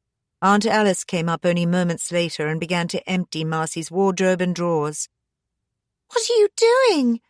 "Making sure you don't have any stupid ideas," Alice said. "Get your nightdress on and get into bed." She stood over her until Marcy had done as she was told, then left, taking her clothes and shoes away with her. "You'll thank us for this one day," she told her as she left the room. Outside it was 5 below freezing, the sky still heavy with unfallen snow. "You kept me shut away in that room for nearly 5 days, Marcy said softly. "Brought me food I couldn't eat, and only let me out to be sick in the bathroom because Gran was scared I'd make a mess of my room. Then you let me get dressed that morning and put me in the car, took me away to that place where they didn't know or care whether or not I wanted to keep my baby." "You were too young," Alec told her earnestly. "Marcy, you were 15 years old." "Old enough to get pregnant," she said softly. "Old enough to have talked about it." She came closer to Alec, her eyes burning with a sadness and hatred that Michael had never seen before. "How much did you pay them, Da, to do that to me without counselling or the proper consents?" "You agreed to it," Alec objected. "You signed the forms, you agreed to it." "By that time, Da, I'd have agreed to anything just to get out of that room." She shook her head slowly. "I forgave you that. I know in your own mind you thought it was for the best. But you were wrong, Da. You were wrong." Michael got up from his seat and went over to kiss her. "You hungry?" he asked. "I'll make some tea." Alec had risen too, awkward now. The door was behind him, and he'd not heard Marcy come in quietly, opening the door softly, in case Michael had been having trouble getting the twins to sleep. She had stood, signing to Michael not to give her away, listening to Alec for several minutes, her father, staring at the floor, too tied up in his story to even notice her. "You were wrong," she repeated softly. "What are you doing here?" Alec shook his head. Been asking myself that all the way here. Had a row with Gran? Alec started guiltily, telling Marcy that she'd hit the target. He nodded. She's upset about Jack, about you. I dunno, Birdie. I don't seem to be making a very good job of things lately. It was Marcy's turn to look startled. Only Jack had ever called her Birdie. "Only lately, Da?" she asked him, seeing the intensity of hurt in his eyes. She relented a little. "Does she know you're here?" God, no. Alex's denouncement was almost comical. "Still under Mummy's thumb," Marcy said then. "Sorry, Da, I shouldn't have said that. She has got an awfully big thumb." Alec looked uncomfortable, but almost managed to laugh at his daughter's half-joke. "I'll have to be getting back," he said. "It's a long drive." "There's a sofa," Michael said, returning from the kitchen. Both Alec and Marcy looked at him in surprise. "Thank you," Alec said, "but I ought to go." He sat down anyway and watched as Marcy checked on her children, covering Hannah gently. Michael poured tea into bright red mugs and offered biscuits. Marcy flopped down beside him on the sofa and closed her eyes, reaching automatically for Michael's hand. The atmosphere of intimacy that surrounded them took Alec by surprise. Casual touch and random affection were not something that had been on offer in his parents' house. Jack had tried, but he'd been bluff and male when Alec had really wanted tenderness and warmth. Not that he'd readily put such feelings into thought. Mary had managed quick hugs and perfunctory kisses, seeing her more important duties as being those of a housekeeper and maintainer of standards. It was really only in his brief marriage that Alec had realized what he craved. Only in Jack's love of Marcy that he had really witnessed it. "I loved your mother," he said, blurting it out suddenly with all the force of a confession. "Loved her so much it hurts even now to think about it." Marcy stared at him, not knowing what to say. It was Michael who reached across the coffee table and clasped Alec by the hand. "Course you did," he said quietly. "That's one of the few things you've still got going for you." Chapter 16. There were 5 of us, me, the Fisher brothers, Sam Nichols and Sergeant Mills, holed up in what was meant to be a safe house. Her house. I can remember when she bent close to me to take my cup, the way she smelt, clean and warm, and her hair scented with sandalwood, skin like honey, like my Becky had. Then the shelling got closer.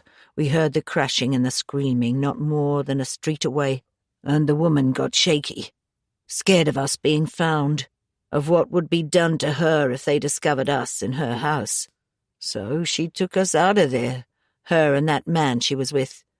Emile, I think they called him, though I never paid it that much mind. Out into the dark, with me in the lead and Mills bringing up the rear.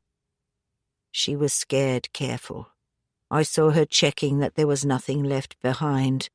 I watched her as she put the cups we had been using back in the cupboard, setting everything neat, every trace of us wiped clean away.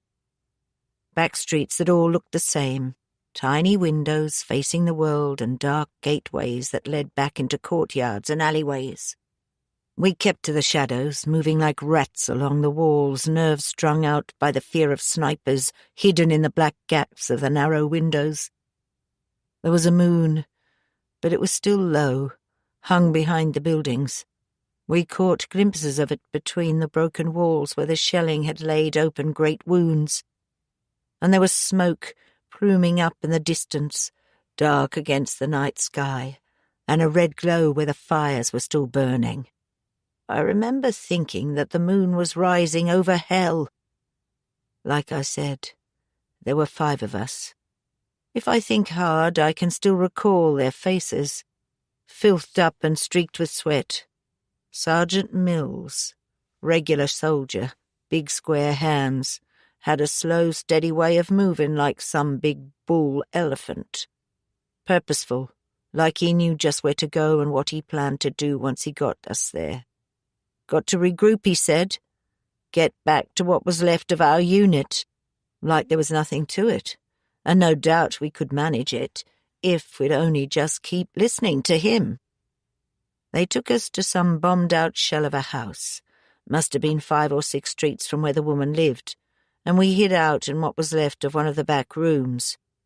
I could see the moon shining down on us now through the gaps in the roof beams, bright enough so we could see each other's faces, and for us to read the rough map Emile drew for us. A safe route, he said, or safe as any place could be in a city of snipers. But they wouldn't take us further, too scared of getting caught.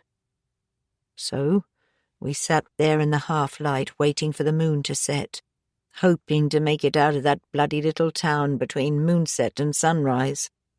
Just sat there, listening to the shells falling until our thoughts had been blasted into bits by the noise of shattered walls falling and the screams of those who couldn't get away, and the not knowing if it was our lot or theirs doing the most damage. And the night moved on, ticking away so slow I could have sworn the moon had stopped and was just shining down like the Star of Bethlehem, pointing the way for them to find us. Alec drove home in the early hours of the morning, drained and tired and deeply reluctant to go back. I was 15 when I left home, he reminded himself. 15. Joined the Navy, did my time on the Ganges, travelled the world, and I was just a kid. Marcy was right. He'd passed judgment on what was right for her when he himself had made decisions at the same age that now horrified him. He was still convinced that having a baby at that age would have been a crazy act, but they had handled things not just badly, but probably with great cruelty. 15, he repeated to himself, and Jack had been at work on the farm a year younger than that. And yet they had been such children, proto-adults, trying to find their way in a complicated world. He drove along almost empty roads. Even the motorway seemed thin and unfleshed by traffic. His mind drifted back to the night Marcy had confessed that she was pregnant, and to the night not long after that, when he and Jack had taken their revenge on the Simpson boy. It had still been so cold, and the snow had begun to fall again, blanketing the streets with a deadly purity. They had waited for him, waited for Patrick Simpson as he'd come out of the pub, said goodbye to his friends, and set off across the park towards home. Pat Simpson was just turned 18, a gangly, slightly pimply boy with overlong black hair and a reputation for making it easy with the girls. Alec couldn't see the attraction, but quite a slice of the female population seemed to find one. Older folk talked of him as something of a Jack the Lad, but they did it fondly, as though that was something to be proud of, as though it made up for his lack of job and prospects. Alec could remember clearly how they'd followed him. The night had been bitter. The boy had walked with his head uncovered, his collar turned up and his bare hands thrust deep into the pockets of his coat. "We'll just talk to him," Jack had said. "Somewhere private. Like, make him see he's got to keep away from our birdie." Even then, deep in disgrace, she was still Jack's bird.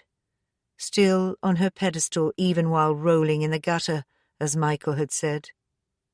Alec had told himself that Jack meant what he said, that all they would do was talk.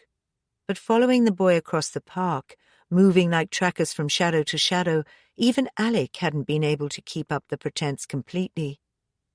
Then Jack had leapt at him, screaming like a maniac, arms strengthened by anger despite his years. He had wrestled the boy to the ground and begun kicking him in the head until the snow was stained with crimson and the boy lay still. Then even Alec had been forced to act. He couldn't remember the words he had screamed at his father. They had seemed incoherent even then as he had struggled with Jack, pulled him away from the now unconscious Patrick Simpson. "Oh, God! Oh, my God, you've killed him! You fucking killed him, Dad!" Jack glared, cat-like malevolence narrowing his eyes. "Don't you swear at me, boy. Don't you ever swear at me." Then it bent down, grabbed mounds of snow in his bare hands, and scrubbed the blood from his boots before marching away, his back rigid, arms swinging in strict time to his footsteps. When he moved his arm, Alec could almost see the rifle slung across his back. "Oh, God! Oh, my God!"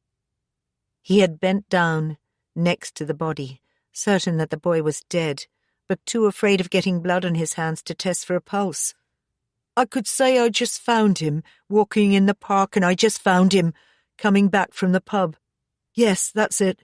What if they know he's been seeing Marcy? What?" There were voices coming from one of the other paths, people concealed by the still thick growth of evergreens who might be heading his way. With a skill that Jack would have been proud of, Alex slipped into the shadows back down the path they had come in by, moving with a stealth born of sheer terror. Then as the voices faded, he began to run. Hampered by the thickly falling snow and by his heavy coat, it seemed to take forever to reach the park gates.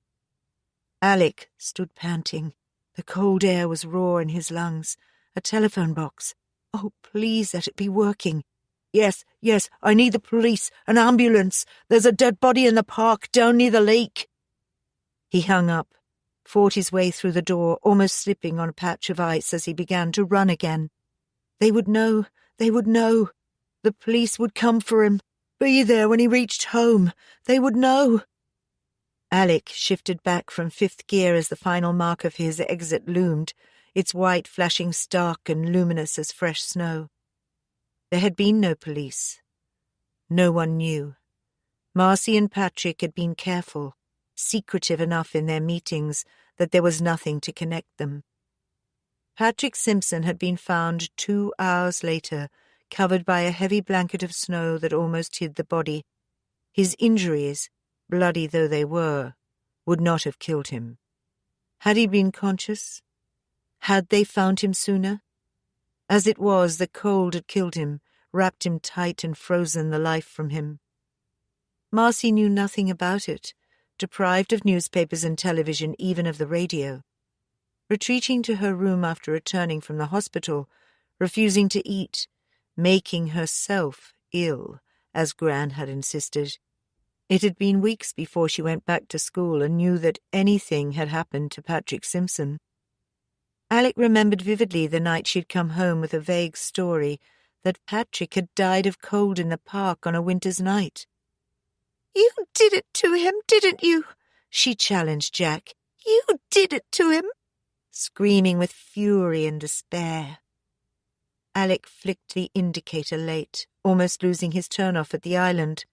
Remembering Marcy, one of Aunt Alice's kitchen knives clasped in her slim hand, flying at Jack with a wildness in her eyes that matched that in Jack's the night he had killed the boy. Jack had thrown her aside easily, the knife grazing down his arm, then cutting into the bicep as she fell. And Marcy had seen the blood, and her resolve had collapsed, anger dissolving into fear. "Oh, no, Jack! Oh, Jack, I'm sorry! Oh, Jack, Jack!" And Jack had stared at her, then at his arm, and covered his face, blood draining from his features as though for the first time the shock of what he had done had come home to him. It was pandemonium after that, Alex said to himself. Sheer pandemonium. He was heading back towards the city now, streetlights marking his way, flicking by him far too fast. He dropped his speed, watching the needle of the speedometer fall from 70 back to 45. He remembered Jack, sitting in Aunt Alice's big chair, tears running down his cheeks, face screwed into wrinkles, crying like a child. And Alice, holding Marcy by the shoulders, shaking her, shouting at her. Nothing happened, Marcy. The baby, your relationship with that boy, tonight. None of it happened. None of it. You hear me? None of it ever happened. They moved out when the moon was low on the horizon. The shelling had stopped and the streets were quiet, but for sporadic bursts of gunfire far enough away to echo. They moved softly, keeping close to the walls, eyes everywhere and nerves strung so taut Jack fancied he could hear them snap. Then it happened. 2 shots and 2 men down. The others died for cover as a third shot smashed into brick just inches above their heads. They hit the ground. Sergeant Mills had his rifle in his hand, scanning the building, a 3-floored warehouse from where the shots had come. But Jack was quicker. He caught the flash of the third shot and suddenly he was moving, avoiding Mills and his whispered orders, running at a crouch towards the warehouse in the shadow of a side door, half hidden in a narrow alley. The small door creaked as Jack pushed at it, jamming on the debris on the floor inside and opening just enough for Jack to consider sliding through. He shrugged free of his pack, lowered it to the ground, then squeezed through the door, the Lee Enfield held close to his body, sitting easy in his arms. Jack could see a broken stairway leading upwards, and a faint sound reached him from the upper floor. He took the stairs in long strides, dust rising about him, and fragments of half-rotten wood flying from beneath his feet. He paused at the second flight, ears straining for the slightest sound. The sniper had heard him. Jack knew that. The faint sounds above him had completely ceased. Jack knew he couldn't turn back. He knew there would be just one chance to get it right, and only one if he didn't want to wind up dead. Then he ceased to think of it. Jack took the remaining flight at a run, then dived and rolled, firing from a half-crouch as he righted himself, then throwing himself sideways under the sniper's shot and through the open door. It was pure luck that made the shot go wide, that, and the insanity of Jack's run, as though some instinct born of blind rage made him know how and when to move. Jack's weight against the other man brought them both crashing to the floor, and Jack had rolled free and fired before the other man could move. A close-range shot that blasted him wide open from groin to ribs, spreading his guts like so much waste across the floor, the stink of blood and shit rising from it to fill the dust-laden air. It should have been enough, but Jack was beyond that kind of nicety. He moved forward and looked down into his enemy's face, a young face, filthy and grimed with sweat and dirt, and now his own blood. Then Jack raised the gun once more, this time bringing the rifle butt down on the stranger's face with all his strength, feeling the bone and flesh smash and pulp, wanting to grind it into oblivion forever. Chapter 17. It was a small sound that woke Marcy, a small sound, but after weeks of night feeds, even more months of listening for her babies, Marcy was sensitive to such things. She lay for a few moments in the dark, listening, trying to work out what it was that had woken her. If it was nothing but one of the children turning over, she didn't see the sense of getting out of a warm bed and maybe waking Hannah into the bargain. Then the sound came again, the sound of sobbing, soft as though whoever cried did not want to be heard. Frightened, but also drawn to the sound, Marcy slipped from her bed, glancing back at Michael and wondering whether she had better waken him. Deciding against, she moved stealthily to the end of the bed, pulled her dressing gown around her shoulders and crept into the main room. "Oh!" Marcy stopped in her tracks, a hand rising to her mouth to stop herself from crying out. There was no way, she told herself, no way this was real. "What are you doing here? Get away from there! Get away from there!" The curtain that covered the twins' tiny room was drawn right back, held by a woman in a white blouse and black skirt. Her dark hair fell down in soft waves over her shoulders, and as she turned at Marcy's challenge, Marcy could see the rope tied tight around her throat and the tears that ran freely down the woman's face. Marcy almost flew across the room. "Get away from there!" she screamed. "Marcy!" Michael's voice behind her caused her to glance back for the merest instant. He was in the doorway behind her, staring not at her, but at the woman standing beside the children's cots. Marcy turned back towards her enemy, but there was nothing there. The curtain hung partly drawn aside, otherwise nothing. Michael was beside her now. "It's all right," he said. "It's all right. She's gone now, Marcy. Gone." Weakly sobbing with fear, Marcy allowed him to hold her, feeling that Michael too was trembling, his skin cold with shock. Then she stiffened. "Hannah!" she whispered. "Oh, Michael! Hannah! All the noise we were making! Why didn't Hannah wake up?" Chapter 18. Adele cuddled Hannah in her lap and let her help herself from the biscuit tin. Liam sat on his mother's knee drinking milk from one of the clown-printed mugs Adele kept specially for them, both children as content and mischievous as they always were. It was their parents who were suffering, still shaken from the events of the night before. Marcy and Michael had not slept for the rest of the night. They had spent some time just standing, watching their children, worried at first that the noise had not woken Hannah, holding on to each other and trying hard not to be quite so afraid. Morning had found them camped early on Adele's doorstep, looking for sanctuary. "You ask me if I believe in spirits," Adele said quietly. "In ghosts that come haunting the living." "Sure she does," Sophie Lee put in. "Like her grandmother, she sees ghosts and angels everywhere." Marcy laughed edgily, and Adele smiled across at her, then said more seriously, "The babes were not hurt, honey. Could be that she meant no harm, only came to look." "But why, Adele?" Marcy shook her head. "I don't believe in ghosts." "Then what name do you give to this not a ghost?" Sophie Lee asked her. "I don't know. Imagination? Shock? Seeing my dad turn up at our place? Something Jack put into my mind with all his talk about this dead woman." "But I saw her too," Michael objected. "I mean, I'm as skeptical as you are, but I saw her too." "I don't know," Marcy said again.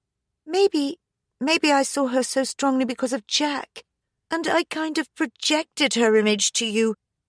Maybe we shared a dream. I just don't know." "Excuse me if I'm wrong," said Sophie Lee, "but my calling her a ghost does seem a whole deal simpler than any of all that." "Yeah, I guess you're right."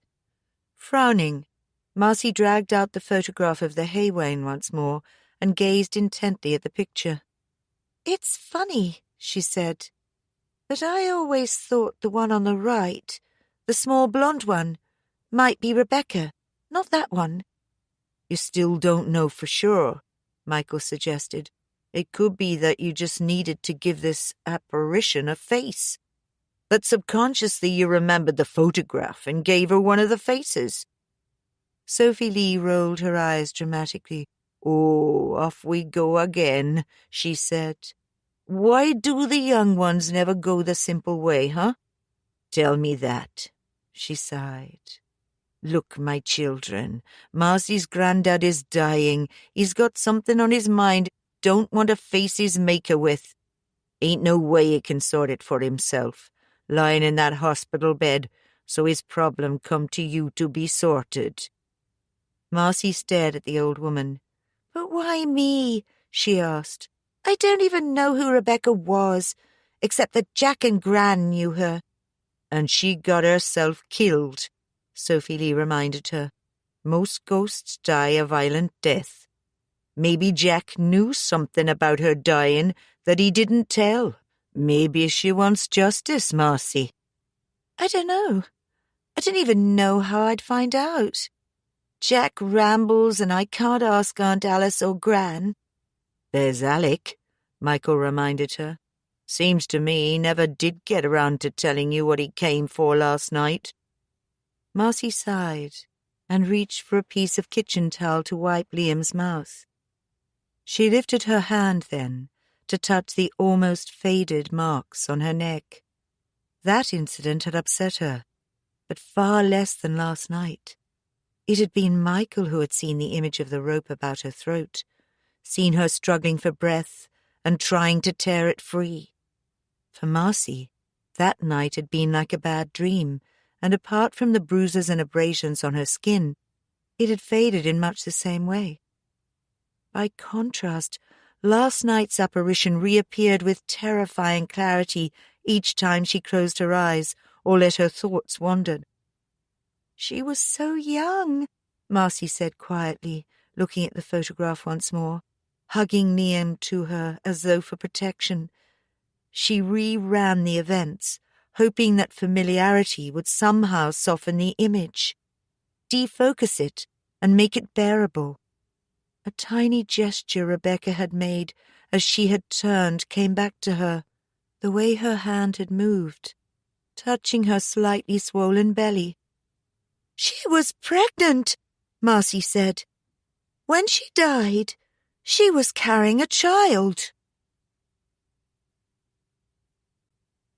Chapter 19. They were forced to go to work, Michael and Marcy, and to put their problems aside for the needs of others.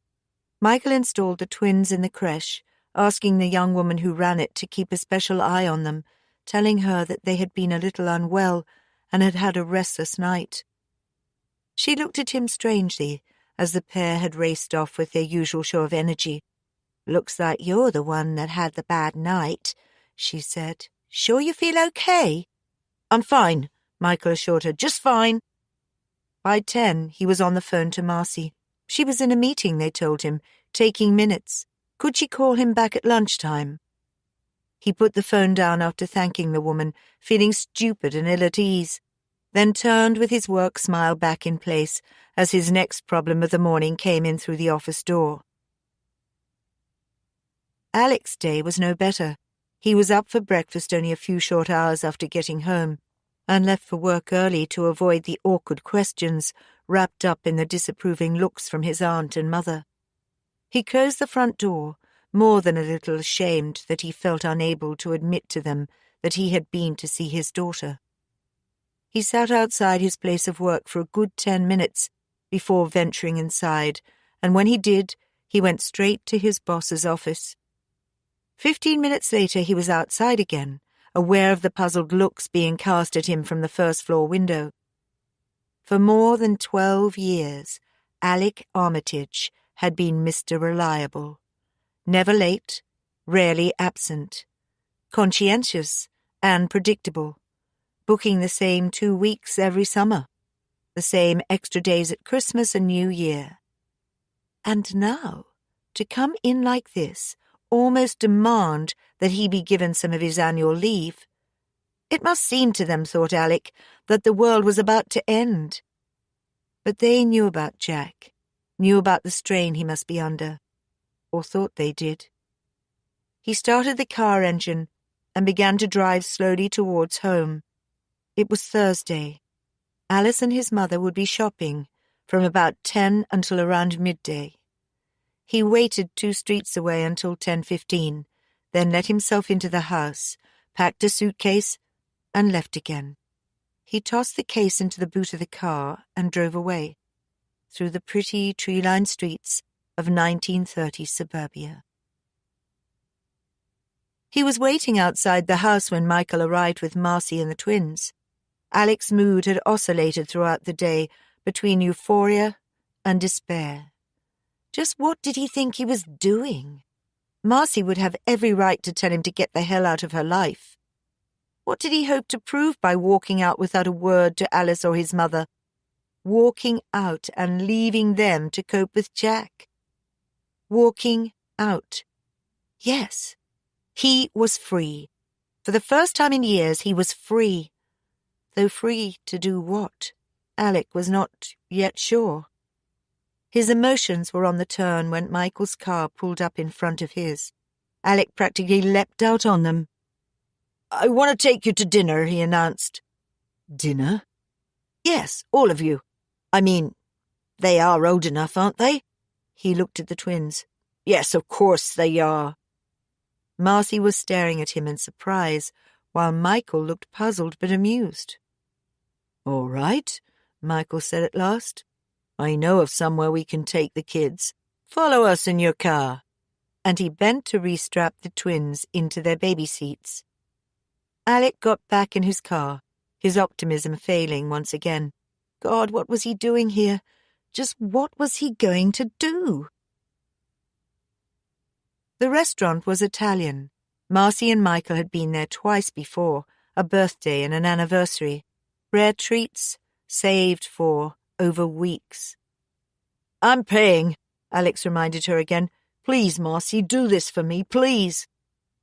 There were no high chairs, but the problem was solved happily enough, with big cushions and white tablecloths tying the twins securely to their chairs. The children ate pizza, cut into little bites, and discovered just what breadsticks tasted like dipped into milk, and anything else within reach. The adults ate at first in silence, then slowly unwound over the antipasto. They were relaxed enough by the time the main course had arrived, fresh cooked and so hot it had to be eaten slowly, to begin talking. "I don't mean to be rude, Dar," Marcy said to him at last, "but just why did you come?" Alec put down his fork and regarded the others sheepishly. "It sounds so silly," he said awkwardly, "but I guess you could say that I've run away from home." "You've run? Oh, Dar, you can't be serious." "You said you've got a spare sofa," Alec went on. "I just hoped. Fact is, Marcy, I couldn't take it anymore. Jack and Mam, and not being able to say a damn thing without her leaping down my throat, and I didn't have anywhere else to go." He paused, looking hopefully at her. "Marcy, if you don't want me, I understand. I can't expect." Marcy looked away from him and spent several moments studying her plate. "It will only be for the night," he said. "Or if you like, I'll book into a hotel." He hesitated. "I've got to find myself somewhere then, near to work.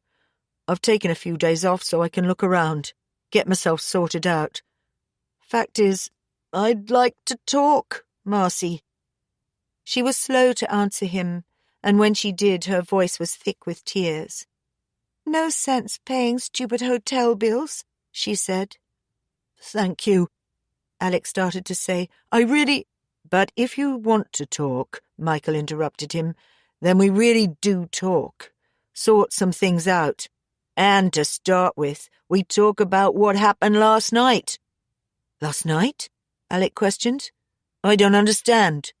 "No," Michael told him quietly. "Neither do we, Alec.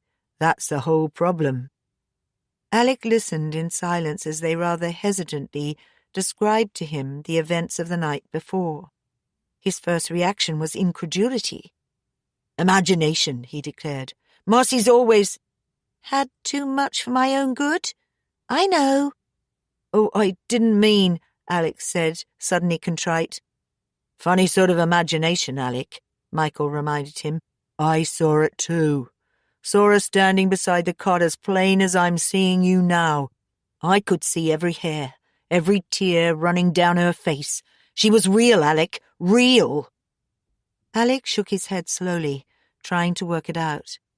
"And you say she was in the picture?" Marcy reached into her bag and withdrew the photograph. "This one," she said, pointing to the dark-haired woman. "It was this one, Da." He stared thoughtfully at the photograph for a moment, then nodded. "Yes," he confirmed. "That's her. God, I haven't seen this in years. It used to be in a frame standing on the sideboard in the living room." He pointed to the figures in turn. "There's Jack in the striped work shirt, and there's your Gran and Alice, and that must be Joe right at the end there." He shook his head. "I used to know," he said. "Used to know all their names. Mam still talked about them in those days. Then something changed, and it was as if she wanted to forget them all. Rebecca was suddenly that woman. And you know, Mam, she never did feel the need to explain." "Who's Joe?" Marcy asked him. Alec looked puzzled. "Oh," he said, "of course, you wouldn't know. Joseph Armitage was Jack's brother." "His brother?" Alec nodded. "Died years ago, so I understand. When I was still in the Navy, I think." "Jack never talked about him," Marcy said incredulously. "Why did Jack never mention him to me?"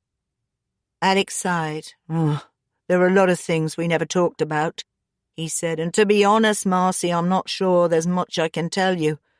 I know that's Rebecca because I vaguely remember being told who everyone in the photo was. Like I said, it used to be framed and standing on the sideboard, but I know almost nothing about her." He sighed deeply once more. He seemed drained, as though the events of the day had begun to tell on him. "I feel like a coward," he said suddenly, "just walking out like that. And you," he looked across at Marcy, "why the hell should I expect you to care?" "I don't know," Marcy told him, returning his gaze steadily. "But maybe, if we try hard enough, we can find a reason." We found them, the woman and the two men hiding out on the upper floor. And in the dust beside the window, marks where the sniper had knelt, looking down into the street. The bodies still lay there, dead and growing cold. I've asked myself 100 times, Marcy, why we didn't kill them then and there, and I still don't have the answer clear in my mind. Mills said we should have a trial, but what a farce that was. I don't know why we waited, Bertie, but it felt good. After all the death and killing and pain, to let our anger grow inside and plan the way to end it. Darkness came and we moved out, walked for what felt like hours, following Mills. Like a bloodhound he was, knew where the others would be, almost like he could smell water. And we found them, what was left of our unit, camped out in an olive grove near a waterhole. A tiny village shadowed one side of the oasis, its buildings burnt out and deserted. But there was water there and others like us, and it felt like coming home. "Traitors," Mills said. It was all he had to say. They were as good as dead. Chapter 20. Alice phoned early on the Friday morning, demanding to know if Alec was there. Michael, up first, took the call. He parried her questions as politely as he could, lied as convincingly as possible, resorting to half-truths that they had seen Alec, but that he had stayed in a hotel somewhere. All of that seemed to take a very long time. Alice didn't question so much as interrogate, her next question forming before Michael had fully replied to the first. Returning from the hall to the living room, Michael found Alec with Hannah planted in his lap. He was reading to her, making funny voices as the toy mouse squeaked and the big teddy waved his arms. He looked up, slightly embarrassed, as Michael came back in. "She woke up," he said, "and Marcy was so tired last night it seemed a shame to get her out of bed before she had to."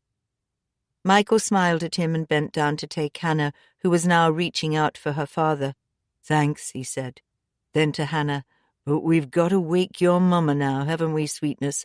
And I bet you want your breakfast." "Is there anything I can do?" Alex asked. He sounded anxious to be of use. Michael nodded. "Yeah, I'm sure there is. always rushing around like loons this time of the morning. Oh, and that was Alice, by the way. He turned towards the bedroom, wanting to know if you were here. What did you tell her? Alec asked cautiously. That you'd gone to a hotel, that we'd seen you, but you'd left and I didn't know where to find you. Thank you, Alex said almost fervently. I'll go and put the kettle on. The breakfast time activity made Alec feel distinctly out of place.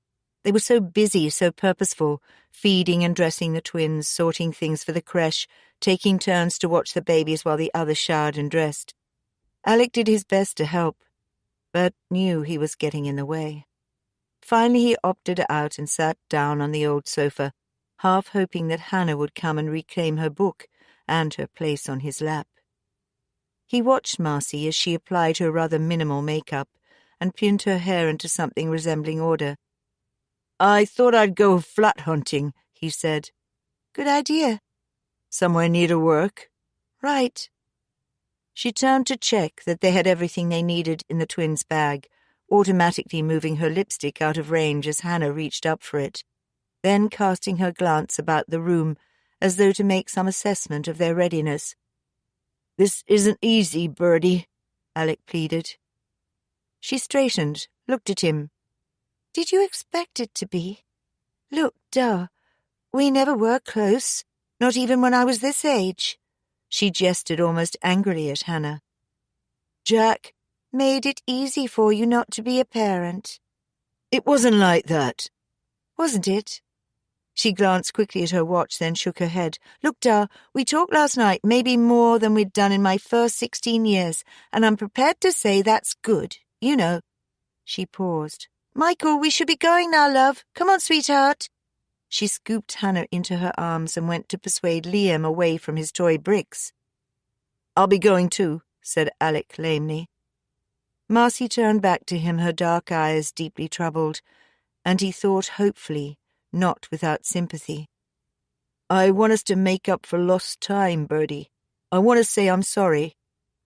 Her eyes hardened, and for a moment she said nothing. Then as Michael appeared from the bedroom, she spoke.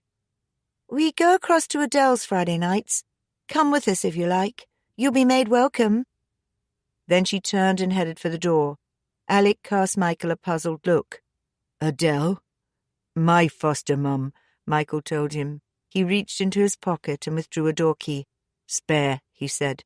Let yourself out when you're ready, okay? Don't forget to close the street door. No, I won't, Alex said, taking the key, feeling somewhat bemused by this sudden kindness. Thanks, he added as Michael followed Marcy, and he heard the street door slam. I remember it was late October, and we'd had the first of the frosts. I'd been up in the top field checking on that bay gelding that had gone lame with a bruised tendon. We decided to bring him down into the stockyard. The swelling wasn't going down, and I'd got a compress ready for it. Hog's lard and rye flour and camphorated wine. God, but it's a funny thing, Birdie. It's the hands that remember these things, not the head.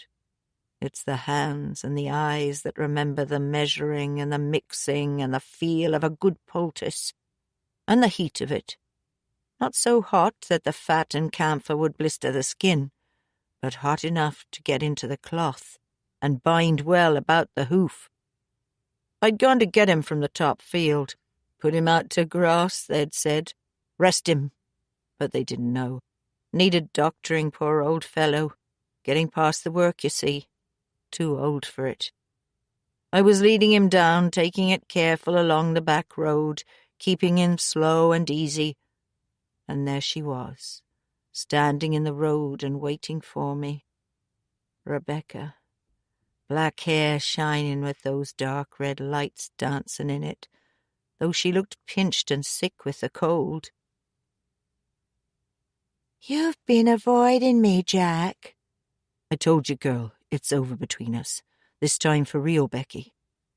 She came closer to him, laid a long, slim hand on the rough cloth of his jacket. You don't mean that, Jack, she said. You've said it many times before and never meant a word of it. You don't mean it now. I mean it. He patted her hand gently, squeezing the cold fingers before pushing them aside and tugging gently at the horse's leading rein. Walk on. Jack, I've got to talk to you. Nothing to say, Becky. It's over.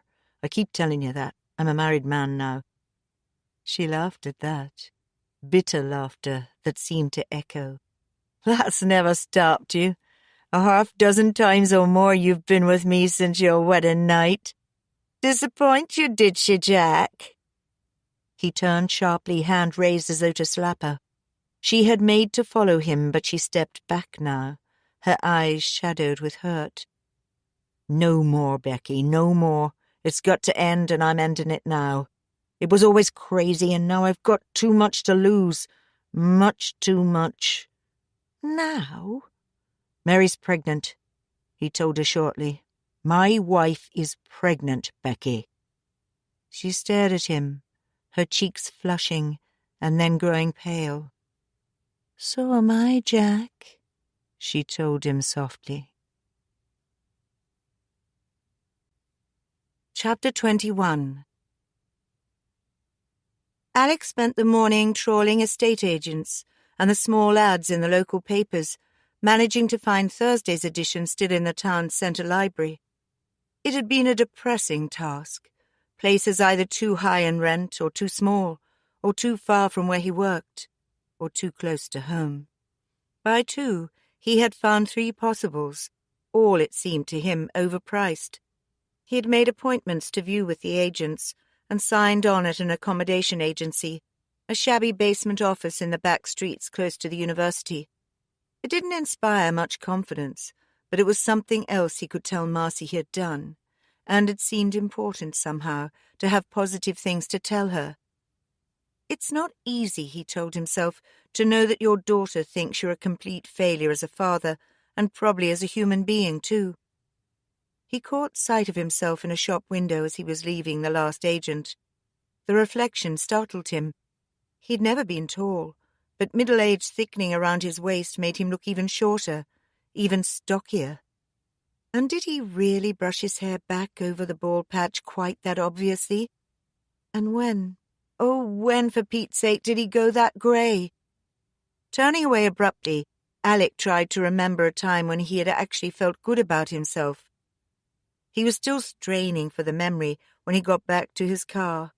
He ought to check on Jack, he decided, take a chance on Alice and his mother's being there. He drove to the hospice, still trying to think of the last really positive feeling he had had about his life. He recaptured the moment as he turned into the hospice car park. The night Marianne had agreed to be his wife. And when he had found one positive time, he was surprised at the others that followed quickly on its tail. He was smiling as he signed himself in, still smiling as he walked the length of the ward to Jack's bed, relieved beyond belief to find that his mother and Alice were absent. He sat down beside Jack and took the old man's hand as he had seen Marcy do.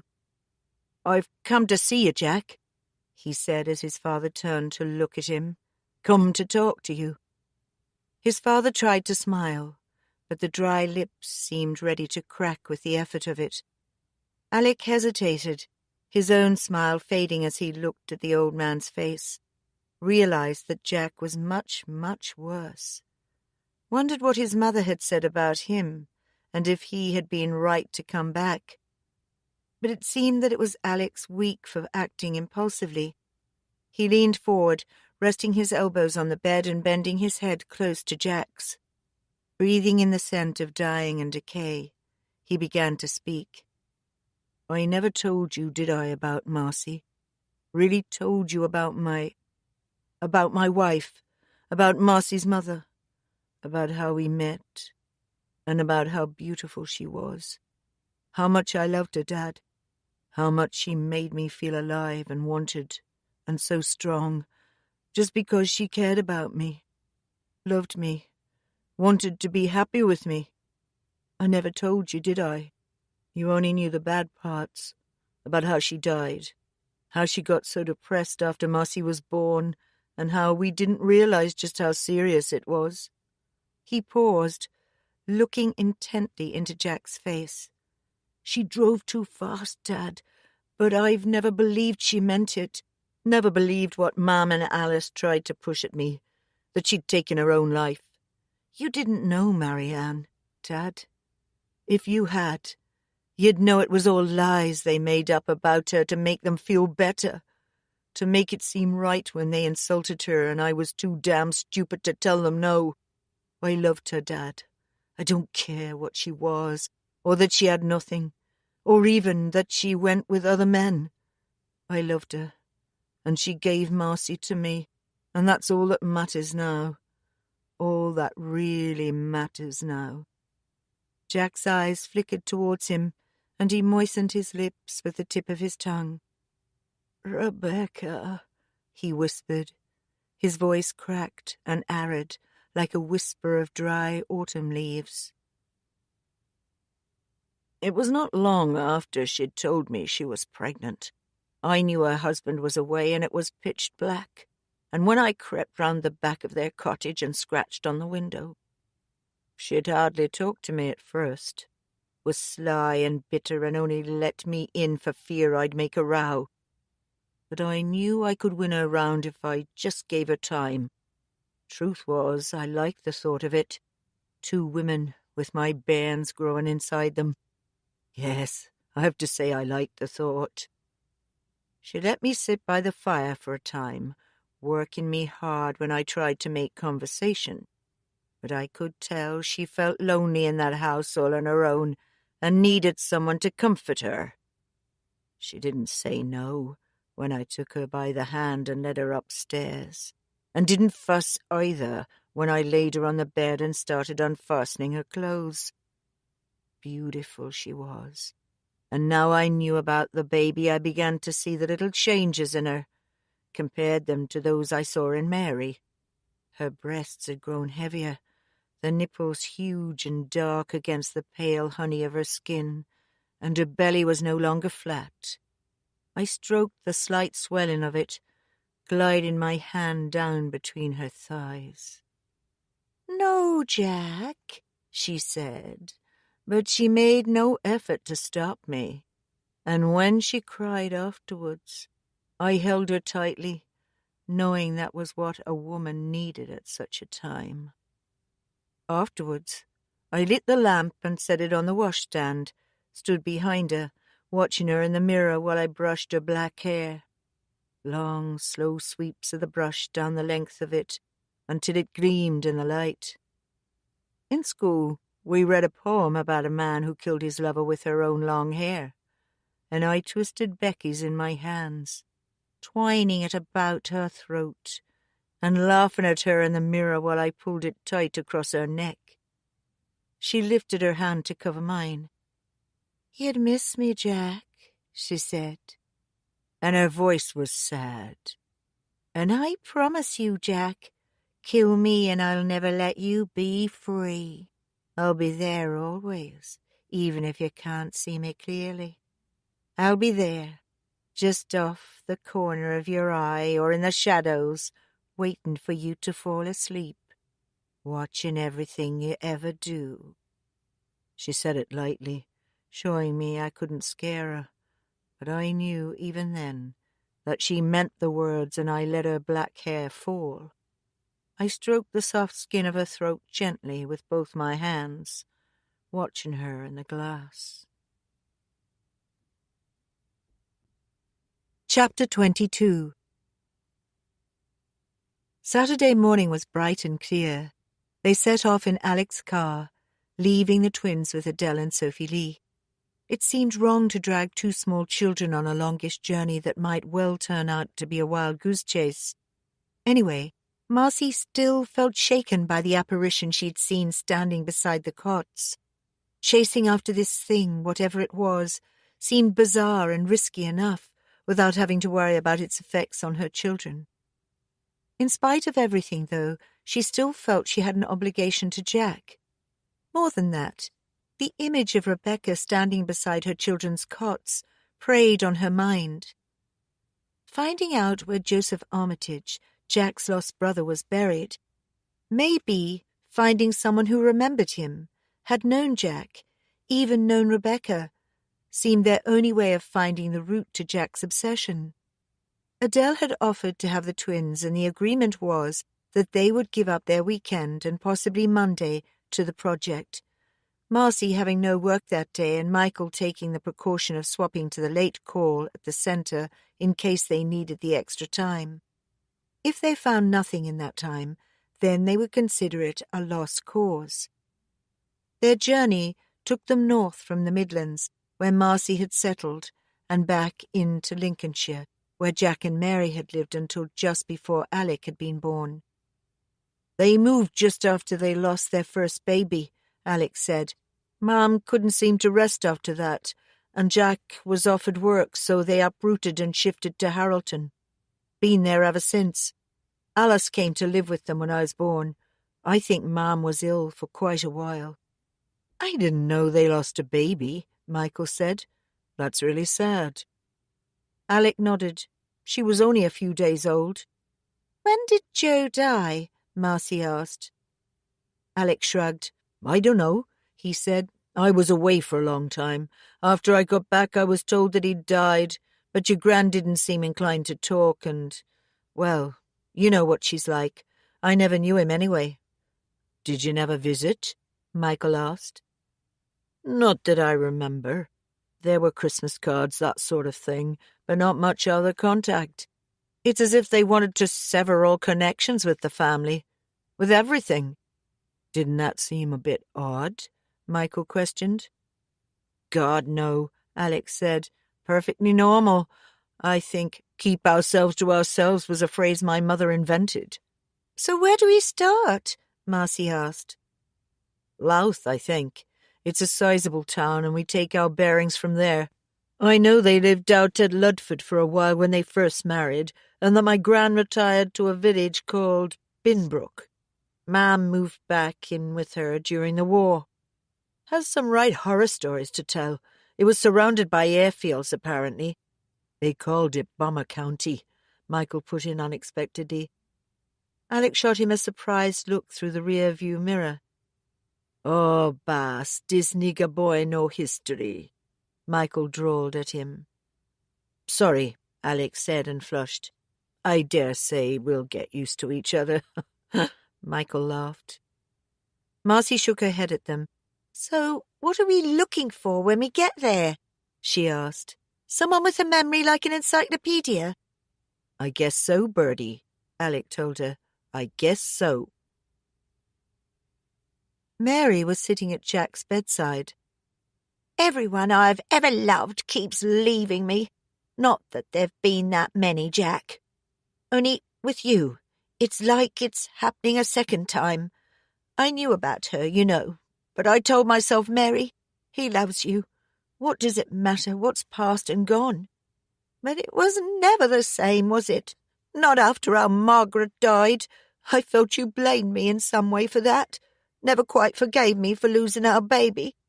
And when Marcy came to live with us, well, that was it really, wasn't it? It was as if you didn't have enough love to go round. Never realised, did you, that love isn't sold in pound packages? You don't run out of it just because one person needs so much. There's still plenty left to go round if you let it. And now Alec's gone too. Left us. Both my babies gone, it seems, and you getting ready to go with them." "Alec?" Jack's voice was cracked and hoarse. "He's not here, love. There's only me. Only me." "Been dreaming. Long road and my horse, lame. 3 parts hog's lard, 3 parts... and camphorated wine." "It's all right, Jack.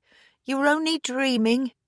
They've been no horses now, not for years. Must be rye flour, Mary. Rye flour.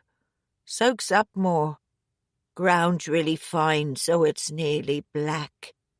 "All right, Jack. I'll remember. I'll remember, love." I told her, Mary, but the horse was lame and I couldn't leave him. Up ahead of me, standing there, hair like soot with the fire dancing on it, and I couldn't tell her no. Jack, oh God, Jack, that's enough. Please, love, that's enough. She bent forward, her hands covering her face, weeping, her tears falling on the neat white linen sheets. I remember you, Jack told her softly. Red hair and freckles on your nose, and the sound of church bells. Lovely. Got to be rye flour, promise. Wheat flour just won't do. Marcy had always thought of Lincolnshire as being flat. She'd been to the East Coast a few times, crossing the fens to the seaside resorts, but she had never encountered the ridge of hills with their twisting switchback roadways that formed the wolds. "It's beautiful," she said. "Really gorgeous." That's Louth over there. See the church spire? I remember coming for picnics here when I was a little kid. A place called Hubbard's Hills. It's like a country park just on the edge of town. All trees and grass, and not much else. Funny, though, I never realized that Mum and Dad came from around here. Not for years. Was it a market town? Michael asked him. Yes. Must have been pretty wealthy, too, in its day. Let's find somewhere to have coffee, then figure out where to start. It was 10 in the morning, and the streets were narrow and packed with pedestrians and too much traffic. Parking was difficult. Eventually they found a small cafe tucked away in a back street and settled themselves at a table by the large window. Alex sat watching the passers-by. His memories of Louth, apart from the quiet time spent in the hills above, were connected with the hustle and bustle of crowds pushing along the narrow streets. He remembered Jack talking about the place, one of the few times he could remember Jack talking freely and happily about his childhood. They held the hiring fairs here, Alex said, twice a year. Hiring fairs? Marcy asked. Most farm labourers were practically itinerant, Alex said. They'd come here with their families and all their bits of possessions and stand in the marketplace with their, I don't know, he laughed briefly, their CV, I suppose, pinned to their jackets.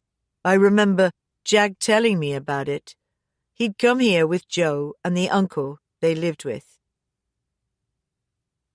It was spring, a year almost to the week, since our folks had died in the last throes of the flu epidemic that had swept the country after the war. It had taken a few extra years to get itself our way, but in the end it had come north, hard enough to take our parents. This day we'd gone to Louth with our Uncle William. He had chickens to sell, and we'd piled into the carrier cart, William up front with the drivers, me and Joe in the back. Mac's cart had wound its way from village to village. We were packed in the back with sacks of onions and casks of salted pork, Uncle Will's chickens squawking and fussing in a basket, and me and Joe chucked in amongst the lot of it. It was a warm day for April, and we were still well stitched into our winter underwear. It was getting itchy and sweaty, but Aunt Emily wouldn't dream of letting us free of our winter clothes at least until the month's end. We wore cord trousers and flannel shirts over the top, and our oiled boots, newly hobnailed, which we clattered against the side of the cart, beating time with the horses' hooves. This was a special trip. First time we'd seen the hiring fair and the crowds of labourers and their kin vying with each other for work. By the time we got to the marketplace and jumped down from the cart, it was close to noon, and Joe was complaining that he was hungry. The day was warmer, with some real heat in the sun, and I remember scratching and pulling at the thick woolen underwear and wishing that Aunt Em would let us out of it. But even that couldn't take the excitement away. It was a place that seemed made up of sounds and smells. The noise of cattle and fowl and voices announcing what they'd brought with them, and the scents of spice and gingerbread all mixed up with the cow shit and the sweat of overwintered bodies. I remember we wandered through the narrow streets and crowded alleys, threaded our way across the market, filled with noise and heat and the crush of people, eating the bits Aunt Em had packed up for us, and backhanding the odd bit extra when anyone was careless enough not to be looking our way. Life was good that day, secure and happy and sunny after a winter of hard graft and bad weather, and months before that full of grieving when we'd lost kin. I felt, and I swear that Joe felt the same, that we were coming out of a long, dark dream, and that life was not so bad on that soft spring day. There was a thing that happened, though, that brought all the pain and trouble back to us with such force. We'd come to see the hiring fair, but in the interest of all the other things around us, we'd almost forgotten that. Then we came upon it in a quiet corner close beside the church, and the sight is one I swear I never will forget. It marked me, Bertie, and I decided then and there it would never be a part of my life, of my family's life, no matter what I had to do. They stood there, like so many head of cattle, their possessions crowded in a heap around them, and their women folk and kids keeping to the background, silent and hopeful while their men sold themselves, or so it looked to me.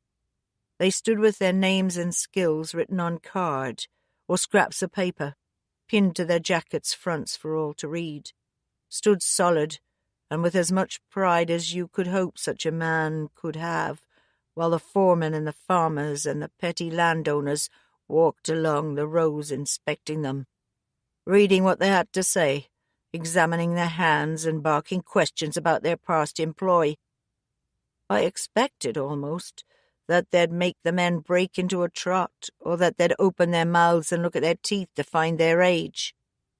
Every so often, one would be called forward and sign his deed of contract, then leave with his new employer, and a backward glance at those still left behind.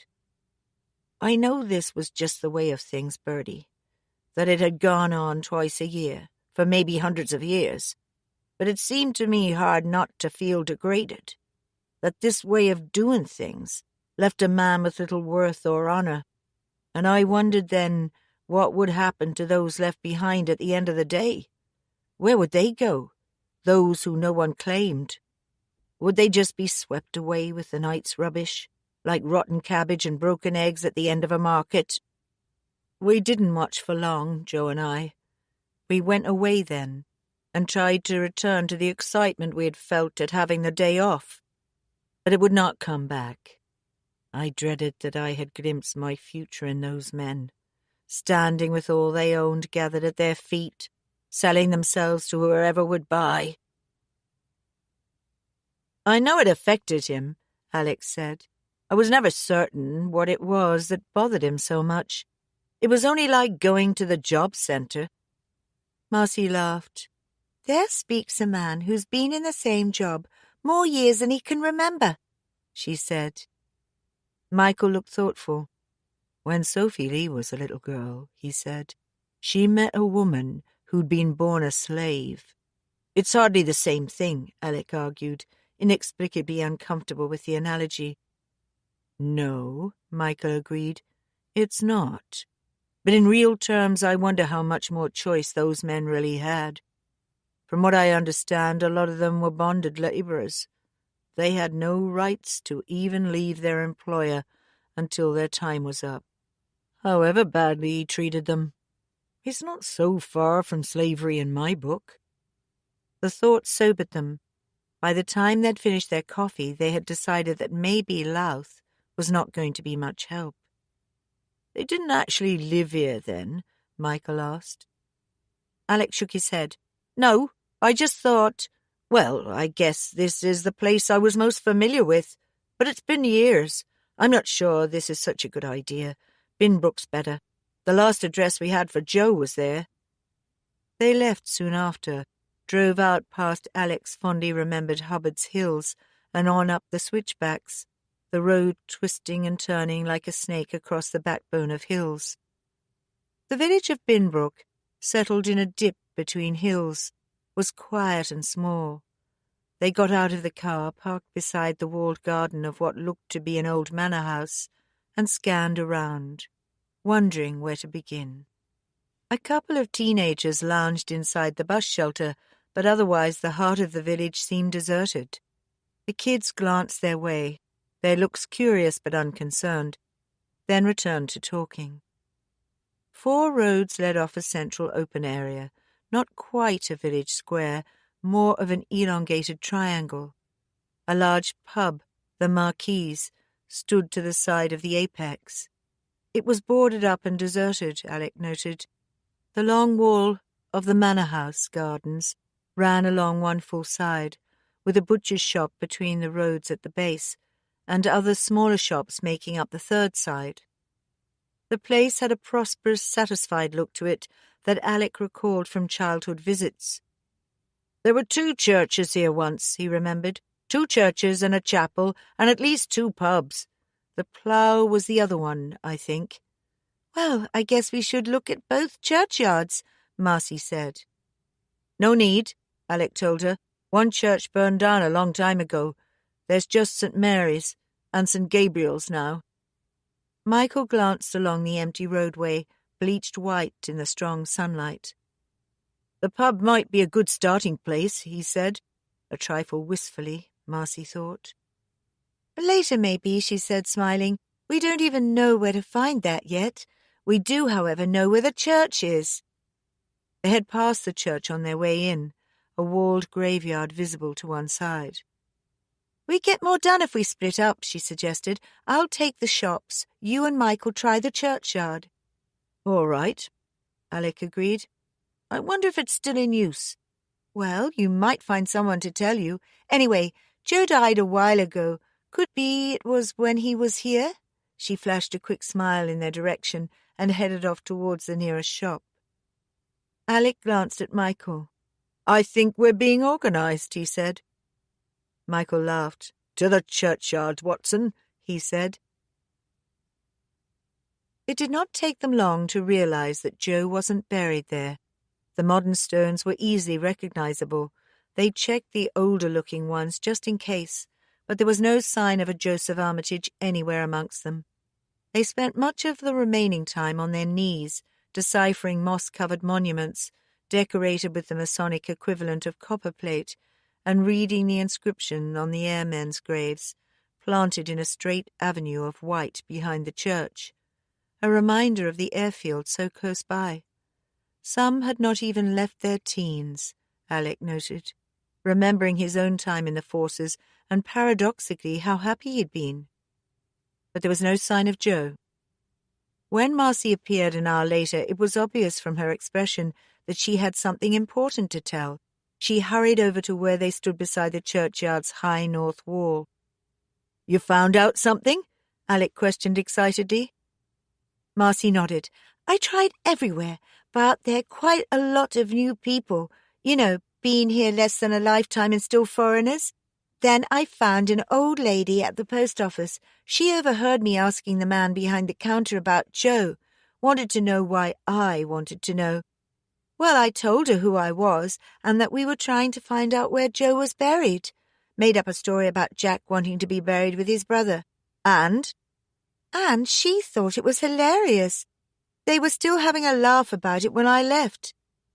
She paused, milking her story for all it was worth. And? Alec asked again. Joe isn't dead, she said. He's very old and not very well, but he was still alive 2 years ago, and no one's heard about him being dead. So? So where? Michael demanded. Alec looked shaken. Not dead, he repeated. Lincoln, a sheltered housing place or something. No clues to which one, I suppose. Lincoln must be quite a big place. Something with woods in the name. That's all she could remember. Still alive, Alec said again. Why would they lie about something like that? Chapter 23. I can remember her, Alec, when she was 9 years old. How tall she'd grown, all long legs and long black hair. Pretty as a picture. We'd been on the beach all day. She was brown all over, long brown legs, long brown arms, and that black hair. She wanted to ride the carousel, always her favourite. Only horse she ever rode, painted and wooden with blue glass eyes. Couldn't ever go lame, a horse like that. Rye flour and camphor and I'll remember soon." In the back seat of Alec's car, driving towards Lincoln, Marcy read from one of Jack's letters. "I remember a day, my darling, when you were 9, when we'd been to the seaside. We'd played on the beach all that day, just you and me. The others had gone off somewhere, sightseeing. But the two of us, well, we'd played and paddled and got wet and dirty and sticky from all the bad things we shouldn't have been eating. Then your gran and the others came and found us. Time to go back. Time for tea. You know what a stickler your gran is for time. Well, I'd promised you a ride on the carousel. We'd picked out the horse, a big white brute painted with red and blue swirls on his flanks and neck, and with glassy blue eyes, and we made Gran promise that we could go there first. Then you saw that damn woman, Gypsy Rose something or other, standing on the caravan steps, and you wouldn't be satisfied, wanted to know your fortune, and your Gran, so against all that sort of thing. 'Gypsies,' she said, 'gypsies. Wouldn't have you dealing with any gypsies.' Forgets the past, your Gran, rewrites it when it suits. All of us gypsies at one time. Dealers and horse traders, all the old families. The villages were founded by the gypsy folk. But she doesn't like remembering that, my Mary. Too much of a lady to remember her past. So she changes it to suit. But then I guess we're all a little guilty of that, aren't we, my birdie? Anyway, she marched us off. Said it was time to go, right there and then. No arguing with your Gran when she got the bit between her teeth. Not ever. You never did get to ride the carousel." Marcy blinked the tears away. "I remember that day," she said softly. "Always hoped I'd teach you to ride, birdie. Ride for real. I could see you racing through my dreams on some great white horse, with eyes like blue glass. I see her in you, bird. See my Becky. The baby we'd have had if life had been kinder. If I could have found a better way. Must be rye flour, birdie. Remember that. Rye flour and camphorated wine and 3 parts hog fat." Remembered it, didn't I? Memory in the hands and in the eyes, birdie. In the hands and in the eyes, even when the words forget how it should go. They arrived in Lincoln just before 1:30 and parked up behind the castle. The early afternoon sun shone brightly on the massive bulk of the stone walls and slanted through the narrow alleyways leading to the tourist centre around the cathedral square. They wandered like tourists, admiring the mellowed stone and mishmash of styles left by centuries of patchwork growth, feeling relaxed, but somewhat bemused. Where to start looking for one old man in an entire city? Alec took them up onto the city walls, looking out towards the cathedral. The sun hot on her bare head, Marcy gazed down on the beautiful, muddled roofline of the old city. "I like this," Michael said, gazing at the cathedral's twin towers.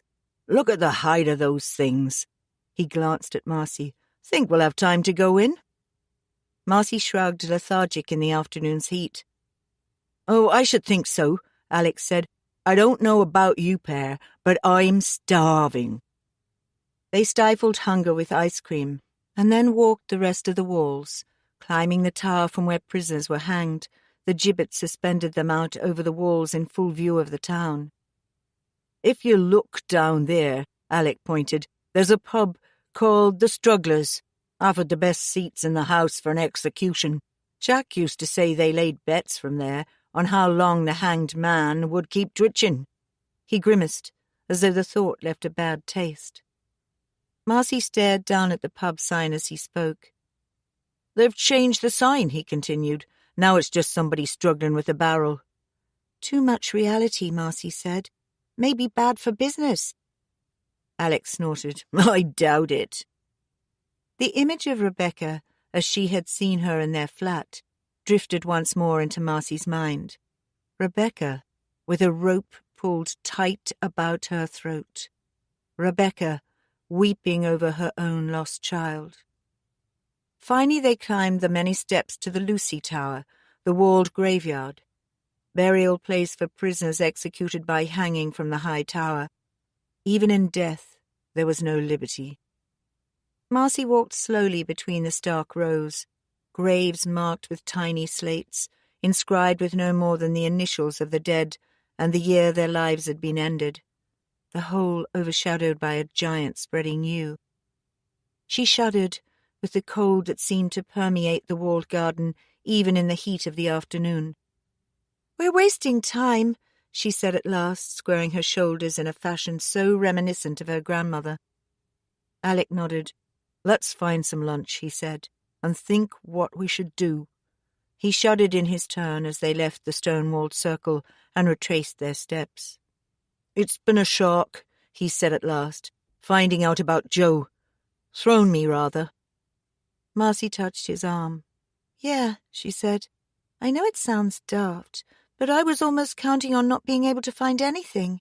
I sort of thought that if we tried and failed, well, that would be an end to it." She looked sideways at him, the unease of her little confession showing on her face. "I know what you mean," Alec acknowledged. "Nothing to let us off the hook now, I suppose. I feel," he paused, trying to find the words. "Manipulated," he managed at last. "Just because one old man is dying and another hasn't. Cheap of me, isn't it?" "No, Dar, not cheap. It's just so hard to understand. Why tell you that his brother's dead? I mean, people lose touch all the time and no one thinks anything of it. They might regret it, but they don't generally lie."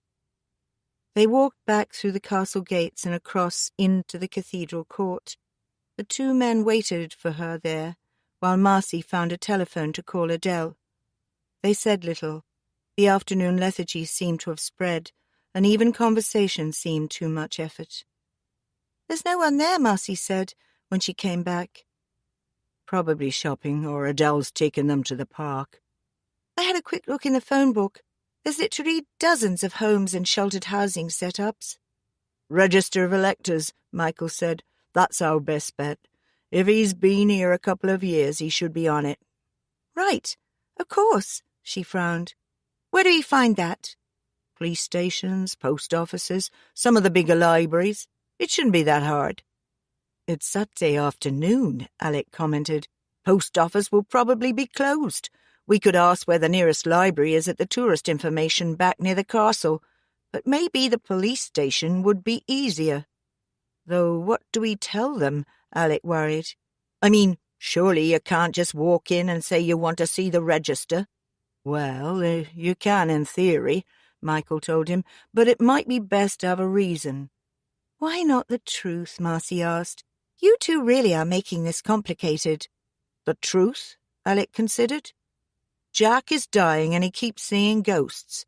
Now he's got other people seeing them too.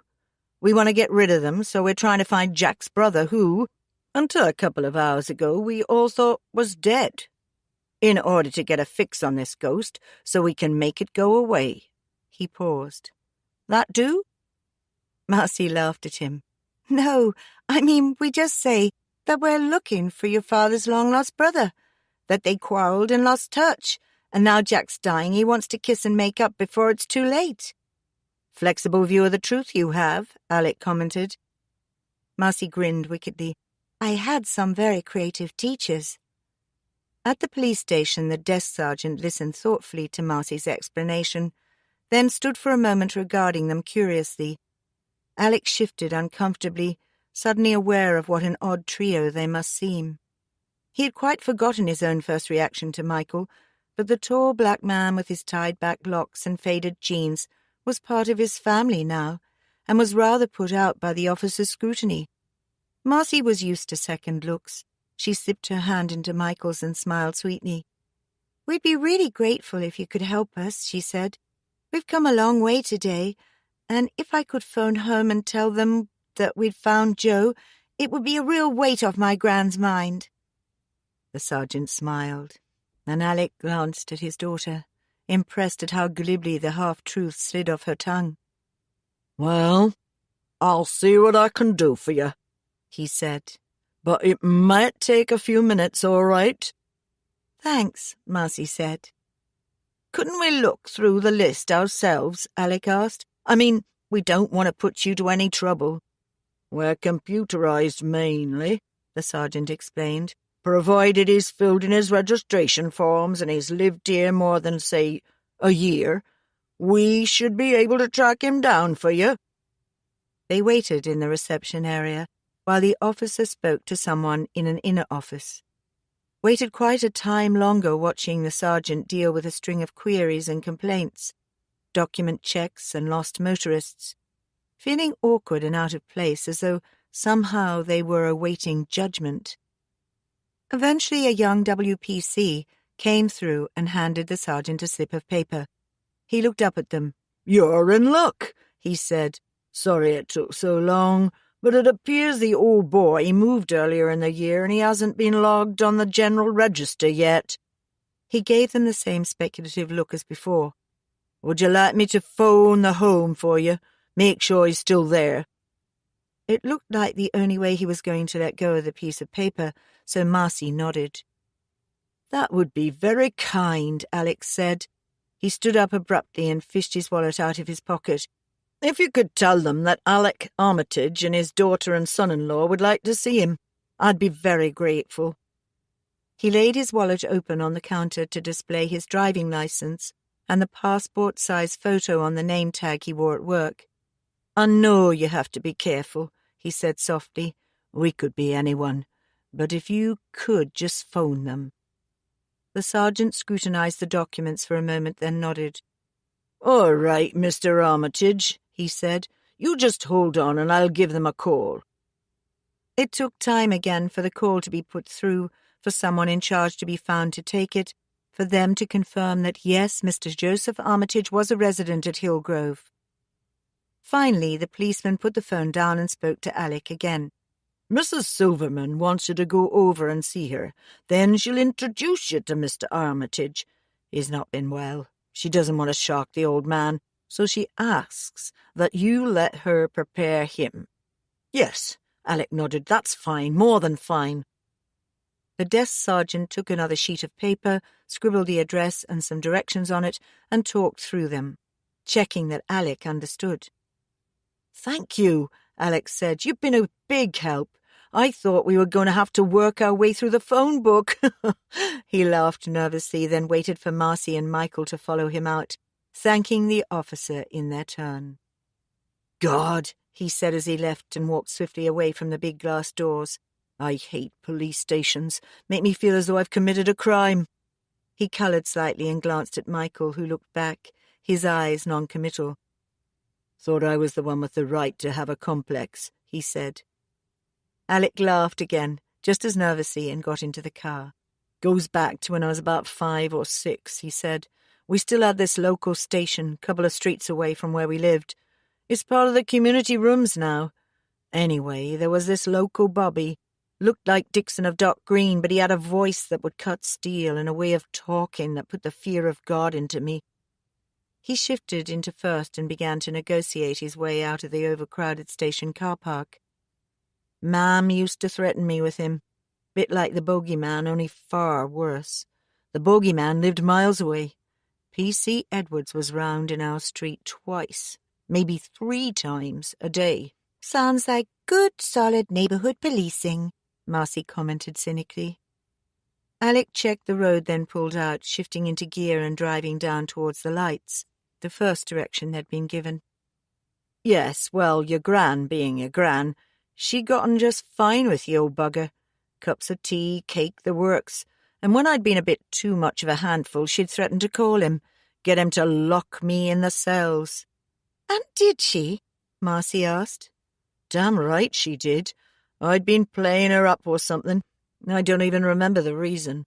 All I recall is coming home past the station and being dragged inside, and her telling this big fat man who scared me so much that he was to lock me in his cell until I said sorry to her." Michael laughed, but it was a sound of disgust and disbelief. "And did he?" he asked. Well, Alec conceded, I'm not sure the place even had cells, but he shut me in this little room and left me there. I remember screaming the place down, pulling on the handle and throwing myself at the wooden door trying to get out. I was convinced she'd just left me there and was never coming back. God, I was scared. Marcy stared at him with a mixture of recognition and sympathy. How long did she leave you? She asked. Alec shook his head. Look at those directions again, will you, Marcy? I think it's next left. He was silent as Marcy checked the scribbled instructions on the paper and relayed them back to him. No, he thought. It probably hadn't been long. 10 minutes, maybe. But it had seemed like forever, and the panic had grown worse with every minute. At last he had become hysterical, beating against the walls with his fists, no longer even able to scream as his lungs locked tight and his head began to spin. Suddenly he had felt the warm spurt of urine soaking the front of his shorts and flowing down his legs, forming a little puddle on the station floor. He had been even more terrified then, fearing his mother's continued anger, fed by the shame that he had disgraced himself and disgraced her even further. Alec remembered little more after that, just the confused images of his own panic and desperation blurring into a fog of pain, and his mother's voice hot and angry as P.C. Edwards finally opened the door to let him out. Chapter 24. Hillgrove was trying hard to live up to its name. Certainly it was on the top of a small hill, and whoever owned it seemed to be attempting to construct the grove.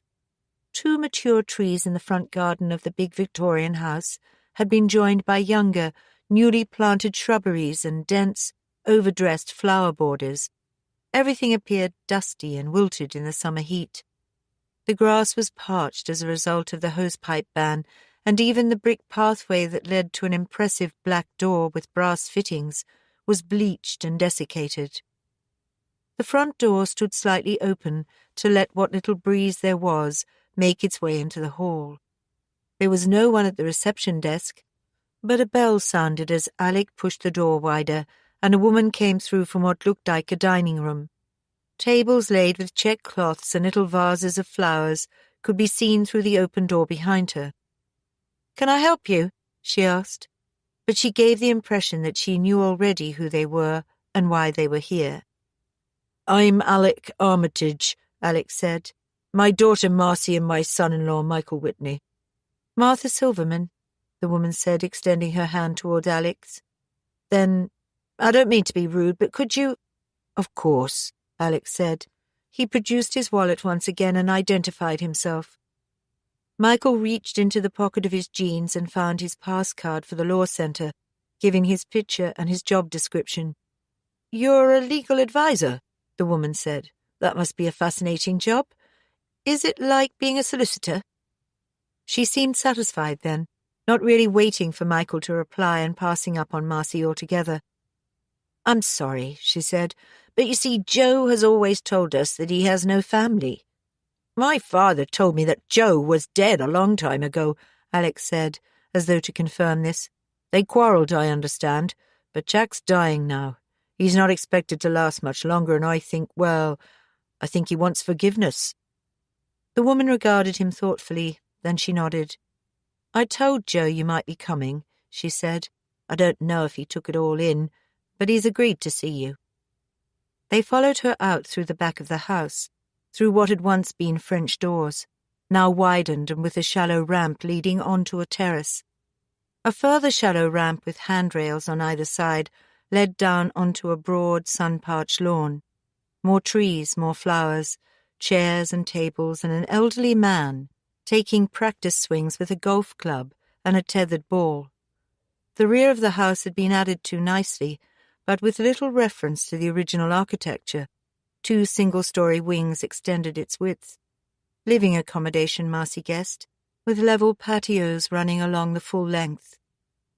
As they stepped onto the lawn, a large tabby cat uncurled, stretched, and looked up expectantly, then wandered off to find a better place in the sun, its tail in the air. There was a quietness to Hillgrove, a sense of peaceable decay that both pleased and saddened. There must be, Marcy thought, far worse environments in which to spend your final years, but for all that, it was melancholy.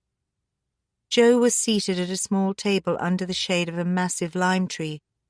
He wore a cardigan with leather buttons, despite the day's heat, and a bright red Chicago Bulls baseball cap shading his eyes from the late afternoon sun.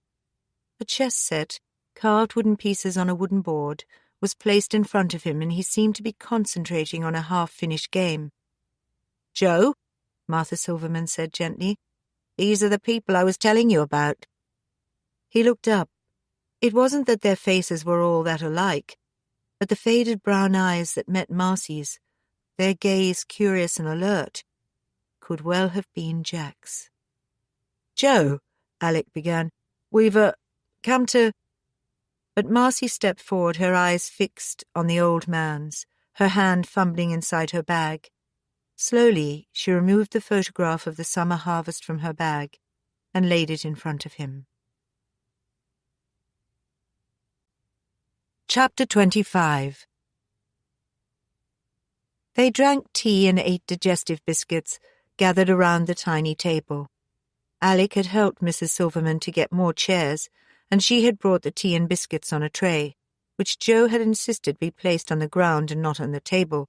"I'm in the middle of a game," he objected. "You're always in the middle of a game, Joe." She turned with a confidential air to the others. "The trouble is, he has no one to play with here.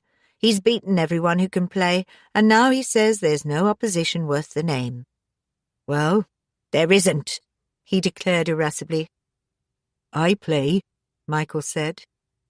Joe regarded him thoughtfully. "Do you?" he said. "I mean, do you play, or do you just know how to move the pieces?" Michael was regarding the board carefully. He reached behind him and pulled up a chair, sitting down with his eyes still fixed on the board.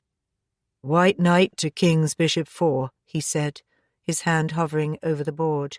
"May I?" Joe's eyes had lighted with sudden interest. "Go ahead," he said. "Well, now, you pour the tea for us, there's a good girl," he said to Marcy, rubbing his hands together in anticipation and studying the board with deep interest. "Well, now," he repeated, "looks like we may have ourselves a proper game here." Marcy rolled her eyes at Alec, then knelt down beside the tea tray and began to arrange the cups and saucers and pour the tea. Joe seemed almost to have forgotten them. For several minutes they sat in silence, watching the deliberations of the chess players and politely sipping tea. Marcy used the time to take a good look at her great-uncle. Sitting down, it was hard to tell, but he looked to be about Jack's height and build. His hands were knotted by arthritis. Blue veins stood out through the mottled suntanned skin. His face was weathered, with far more lines around the eyes than Jack had managed to collect. But there was a vibrancy in his movements, and especially in the brightness of his eyes and in his smile, that Jack had lacked, not just during his illness, but for many years. She found herself thinking back to her beloved childhood Jack, the one who could make the whole world right with a single word, the Jack who had arranged her birthday treats and taken her to the zoo, to the seaside, to see the latest Disney at the pictures. It occurred to her, not for the first time, just how rarely anyone else featured in these memories. Usually it was just Jack and Bird, walking down the street, hand in hand. The man's head bowed to hear the little girl's chatter. Gran and Aunt Alice, and even her father, had always been distant figures, watching from behind the curtained glass. Lips growing tighter and eyes sadder with the passing years, and the exclusiveness of an old man's love. Marcy looked across at Alec, meeting his eyes, seeing the tiredness in them as if for the first time. There was so much bitterness in her heart directed at these others, who had made her life with Jack less than perfect. She could not forgive them, any of them, Jack included, for all they had done. But she began to wonder, for the first time, just how much less than perfect had she in turn made their relationship with Jack. How much of their lives had Marcy swallowed whole and never realized, never thought about until now. Her reverie was interrupted by Joe clearing his throat, about to speak. With his hand still hovering over the board, still assessing his next move, he said, "So, what have you found me for? Martha spun me some yarn about the brother of mine wanting to make peace, but I don't believe that." He made his move swiftly, his twisted hand swooping down with sudden agility and shifting his bishop 2 squares. Marcy heard Michael whistle admiringly, but glancing at the board could only make a guess at who was ahead. "What makes you so sure?" she asked him. "Why shouldn't Jack want to be reconciled with you?" The old man looked at her, his eyes shadowed beneath the peak of his cap. "What makes you so sure I want to be reconciled with him?" he asked sharply. "Believe me, my dear, I could see that so-called brother of mine burning in hell, and I wouldn't even give him the grace of pissing on his balls." Marcy stared hard at the old man, who now turned his interest back to his game. She looked at Alec.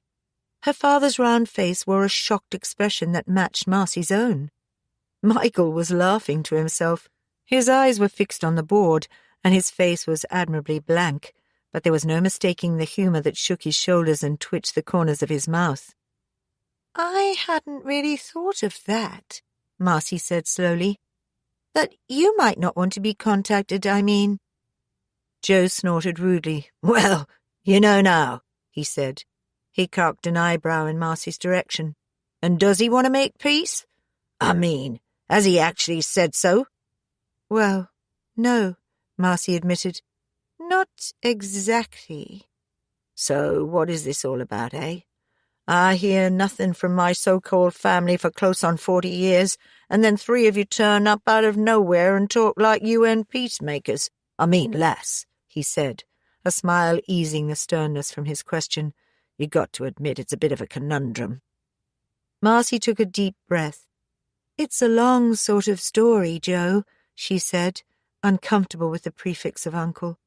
"I'm not too certain where I should begin." "Well," he told her, the smile getting broader, "choose somewhere. If I need to go back a bit, then I'll tell you. Be like Alice, begin at the beginning and carry on until you reach the end. Then this pair can help you fill in the gaps. Maybe you could start with how I've got myself a great niece with a name like Marciella." "Italian mother," she said with a smile. "She died when I was just a baby, and my dad brought me home to live with Jack and Gran and Aunt Alice." Slowly, hesitantly, and with a great many interruptions from both Alec and Joe, Marcy pieced together the story of how she'd lived with her aunt, father, and grandparents. And then the hardest part, trying to explain that Jack, this shadow Jack who lay in some half-world of his own making, had found no peace in dying. Instinctively, Marcy had not named the woman that haunted Jack's waking dream, had kept the details sparse, and made no reference to her own nightmares. Joe made no comment at this point, but watching him, she could see his hands begin to tremble at each move he made on the board, and there was a curious, expectant tension in the set of his shoulders as he bent forward studying the game. Marcy pushed the photograph towards him once again. "The woman Jack keeps seeing," she said. "I think I know who she is. I know she died a long time ago. My father told me that much." Joe leaned back in his chair, his eyes fixed on the board as though still planning his move.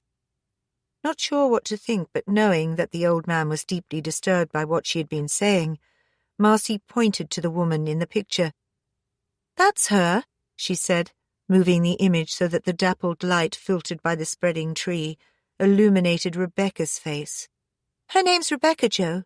We wondered maybe you must have known her. Do you know why Jack's so obsessed? What's eating him so much?" Joe didn't look at the image she had set before him. Instead, he reached out and moved his queen, placing her to block the check that would have been Michael's next move. "Oh, yes, I know her, lass. I know her. You see, Rebecca was my wife. Chapter 26. We moved to Naples after Monte Cassino. Days of being pinned down, flat on our bellies in the mud while the world exploded all around us.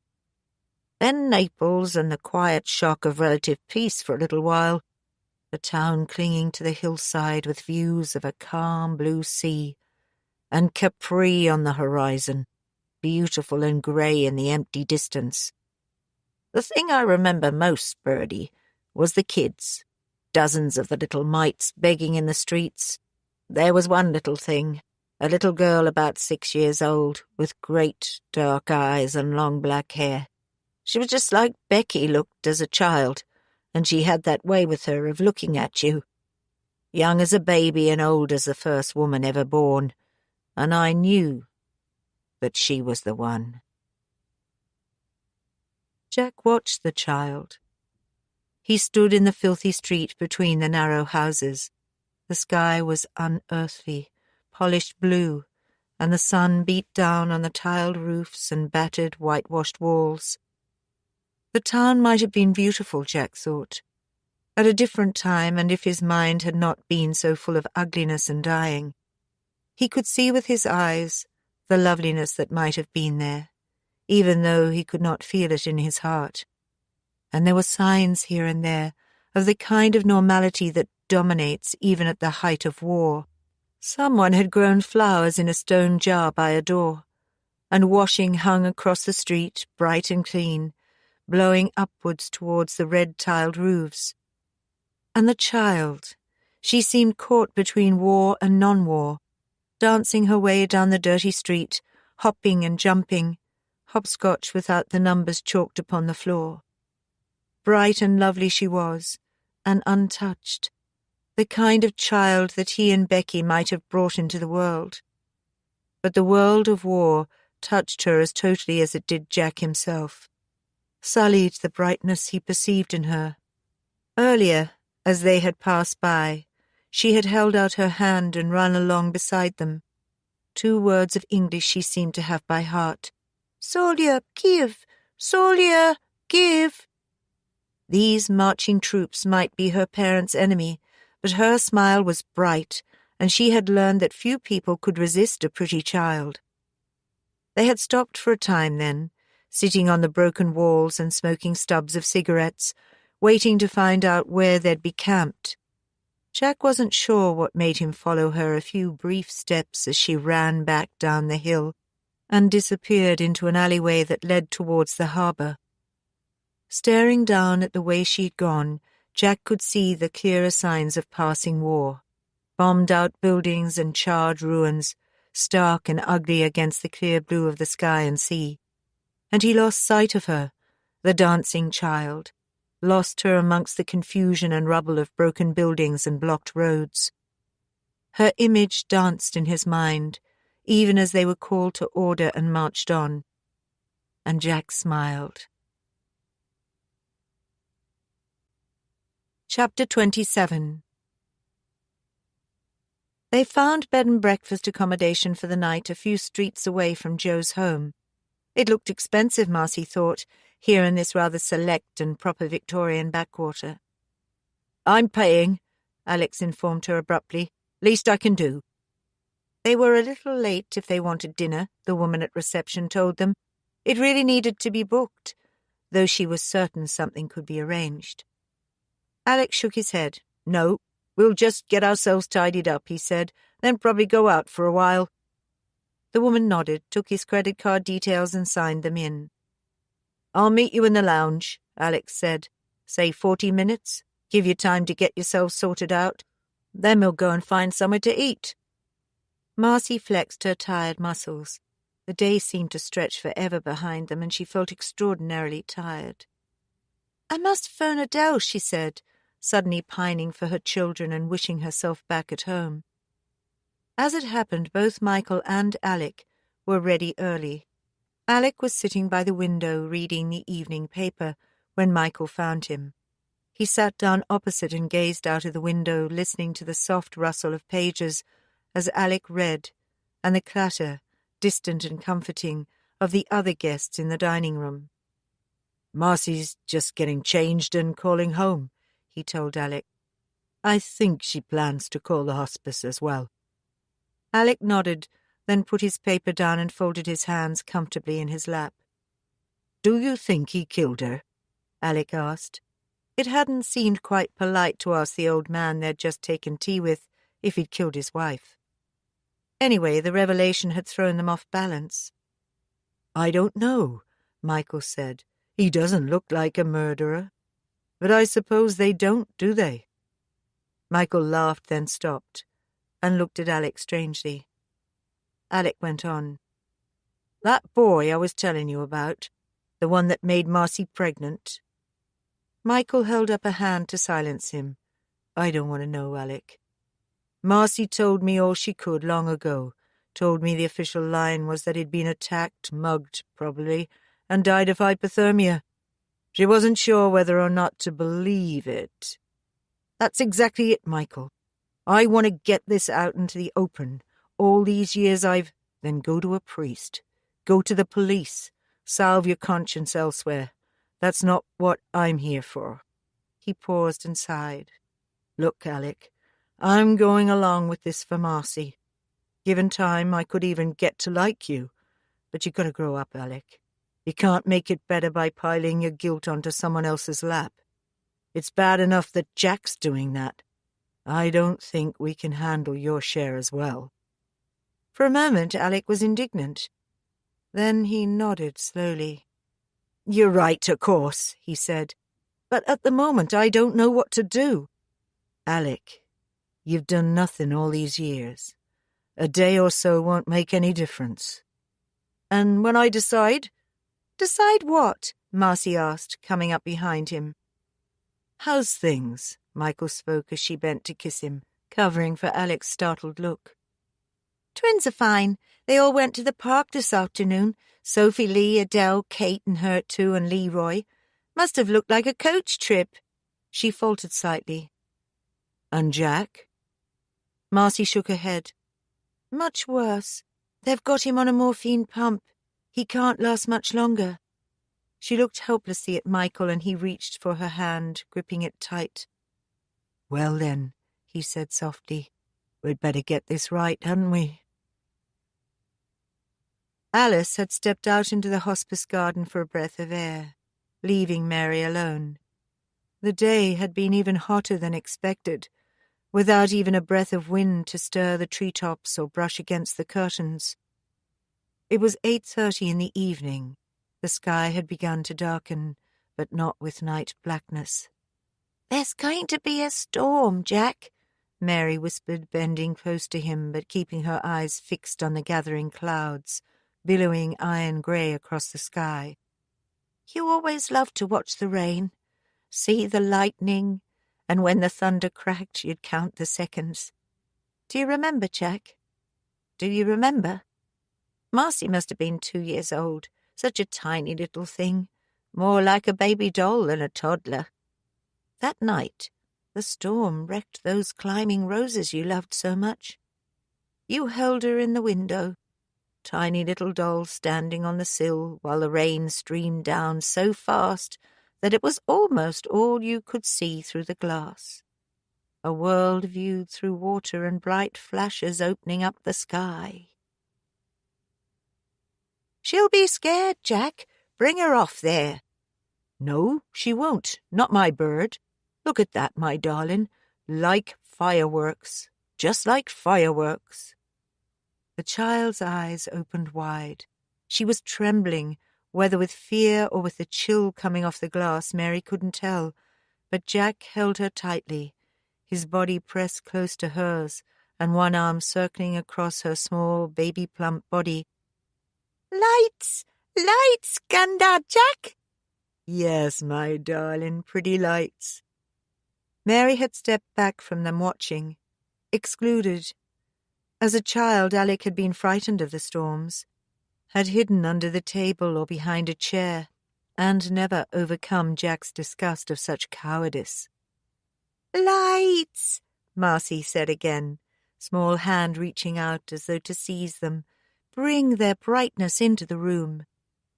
Jack stroked her gently, his voice soft and full of praise, his face close to her dark curls. A second small hand reached out for the lightning, the urgency of the child's desire transforming her entire body. She seemed to grow taller, bigger, with the strength of it. Jack held her even tighter, his arms circling her as though he could never bear to let the moment go. As if on cue, a massive lightning flash crashed with full violence right outside the window. Mary cried out in fear and leapt instinctively towards her husband and grandchild. Then she let her hands fall back to her sides and stood, still and despairing, watching them both. The crack of thunder followed swiftly on the lightning's tail, and Mary watched, cursing her own despair, her own unheeded need to love, as the child, hands still raised towards the heavens, laughed aloud. "Your granddaughter just called," the nurse told her, startling Mary back to the present. "Are you all right, love? I didn't mean to make you jump." Yes, I'm fine." "I told her you were here, but she was in a payphone and didn't have much change." Mary nodded. "Yes," she said, "I see. Thank you." She sighed deeply and reached across to take Jack's bony white hand in her own. "Even now," she said softly, "even now she's trying to take you away from me." They had found a pizza restaurant and been too tired to look for anything else.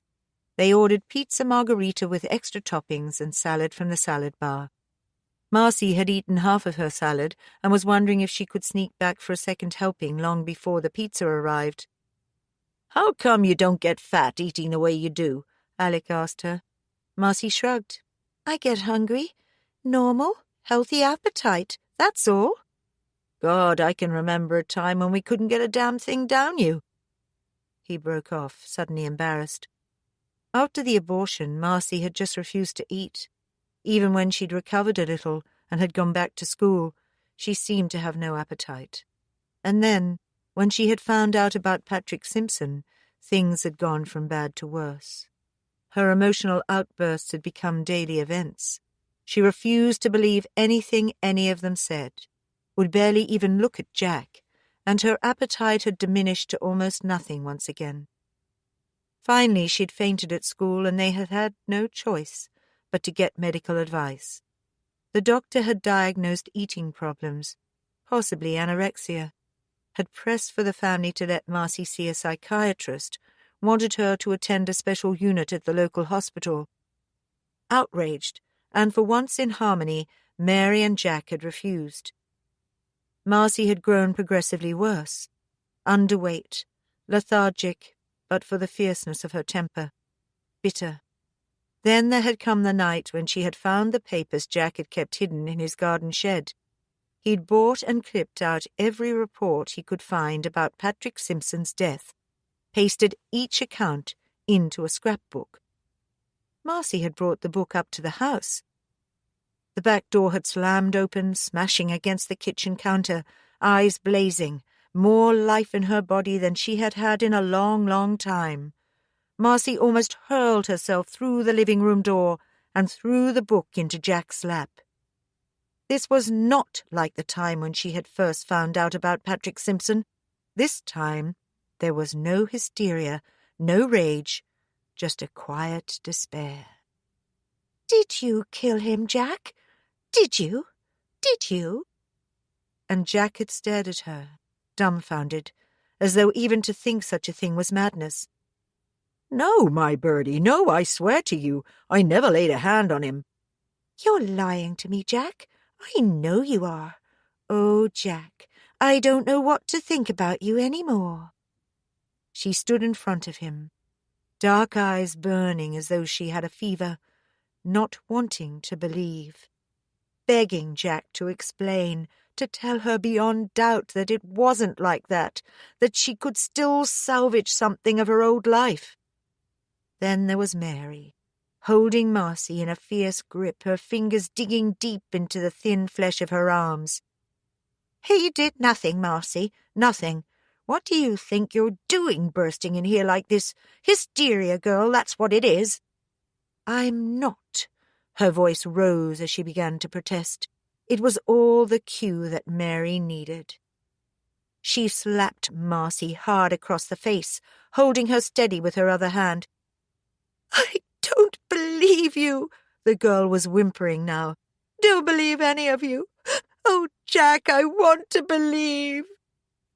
The following day, Marcy was admitted to hospital. She had wandered into the emergency room in the early hours of the morning, clearly distressed, frozen. Dressed for bed with just a coat around her shoulders, despite the bitter cold, she had been close to collapse. The hospital had informed the police, who had in turn contacted her family. Jack and Alec had rushed down only to find their access denied. "She doesn't want to see anyone," they were told. "You see, Mr. Armitage," the houseman told them carefully, "your daughter is severely underweight and possibly in a psychotic state. She's certainly very distressed.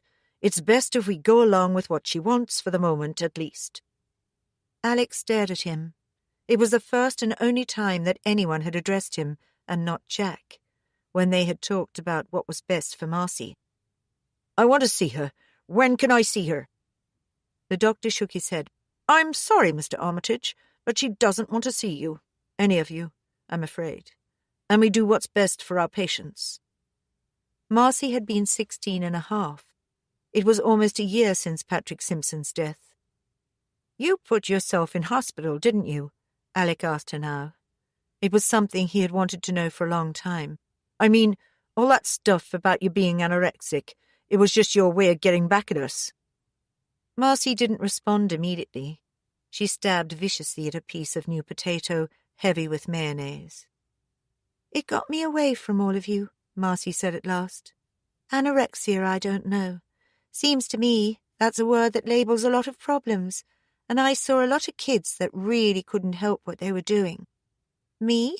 I didn't want to eat. I didn't want to live. I certainly didn't want to be with any of you. It wasn't about the way I looked, not even superficially. I'd given up thinking how I looked by then. It was about, I don't know, about what I didn't want to be." She looked across at her father. "Look, Dar, I don't think I'm ready for this now. We've other things to think about. Maybe another time, but not just now. I guess the reason I'm here now, talking about this at all, is because I want to move on. I can't, not with Jack the way he is." She paused, shook her head as though confused. "I want to be free, Dar. Free of all the things I think I owe the old Jack, the one I loved when I was a little kid. Stuff I owe all of you, I guess." Alec nodded slowly. "Do you still love him?" he asked. "What do you think? Oh, God, Dar, you don't stop loving someone. Not really. I've still got most of a lifetime tied up in memories of Jack. Memories of all of you." Alec said nothing. He felt that the last part had been added in deference to his feelings, and wished it wasn't so. He was about to say more, but Michael, noting the tension in Marcy's voice, moved the conversation on. "What do you think about Joe?" he asked. There was a silence for a moment, then, "I think I could like him," Marcy said. "Do you think he killed her?" Marcy shook her head. "I don't know." "Jack always said that Rebecca was killed by her husband. If Joe was her husband—" "Jack also said that Joe was dead." "Well," Alec went on as their pizza arrived, "we see him tomorrow. Maybe we'll be able to talk about it then." "He plays a damn good game of chess," Michael said, his voice admiring. "Oh, well, that's all right then," Marcy replied. Michael smiled across at her, his look intimate. Alec watched them, feeling like an outsider. His mind drifted to Marianne, to the 2 short years they had had together. If she had lived, how would things have been? Would they have always been so happy? Would he always have felt as complete as he had back then? Or would they have become like Jack and Mary, disappointed and frustrated by a life that failed to deliver? He thought of Jo, old and alone, with only the memories of a woman long gone, a woman who had died by violence as great as that which had taken Marianne, but far more sinister. Sighing, eating his meal with little awareness of how it tasted, Alec thought of Jo as they had last seen him, an old, slightly awkward figure, walking with an ornately twisted stick, making his way across a parched lawn, checkered by deep tree-cast shadows. Alone for a long time now. Alec shuddered suddenly as he found himself remembering the old man's face, and in his mind seeing not Jo's eyes, but his own, gazing back at him. Chapter 28. It wasn't hard to get away. A few extra cigarettes slipped to the guard, and that was it. They knew me, knew I'd do the same for them sometime. I went back to where I'd last seen the child disappear amongst the blasted rubble. It was a test, you see. If I hadn't found her that night, well, that would have been an end to it. Same if Benny hadn't come back so soon or that boy hadn't been there. A test. Just circumstances. But I knew the child would be there. Knew for certain. I caught sight of her in the half-light, playing amongst the dirt and bricks and broken tiles, the moonlight bathing her skin, so that already she looked ghost-like against the dark sky. She looked up, scared at first, when she saw me, then smiled widely as she realized who and what I was, and came forward with her hands outstretched and her begging eyes fixed on mine. I gave her money and the little bit of chocolate I had in my pocket and sat talking to her while she ate it. Such a pretty little thing, and I could see Rebecca watching me all the time, standing in the shadows, just at the limit of my sight, waiting for me. I was sorry, you see, Bird, though I'll never get the chance to tell you.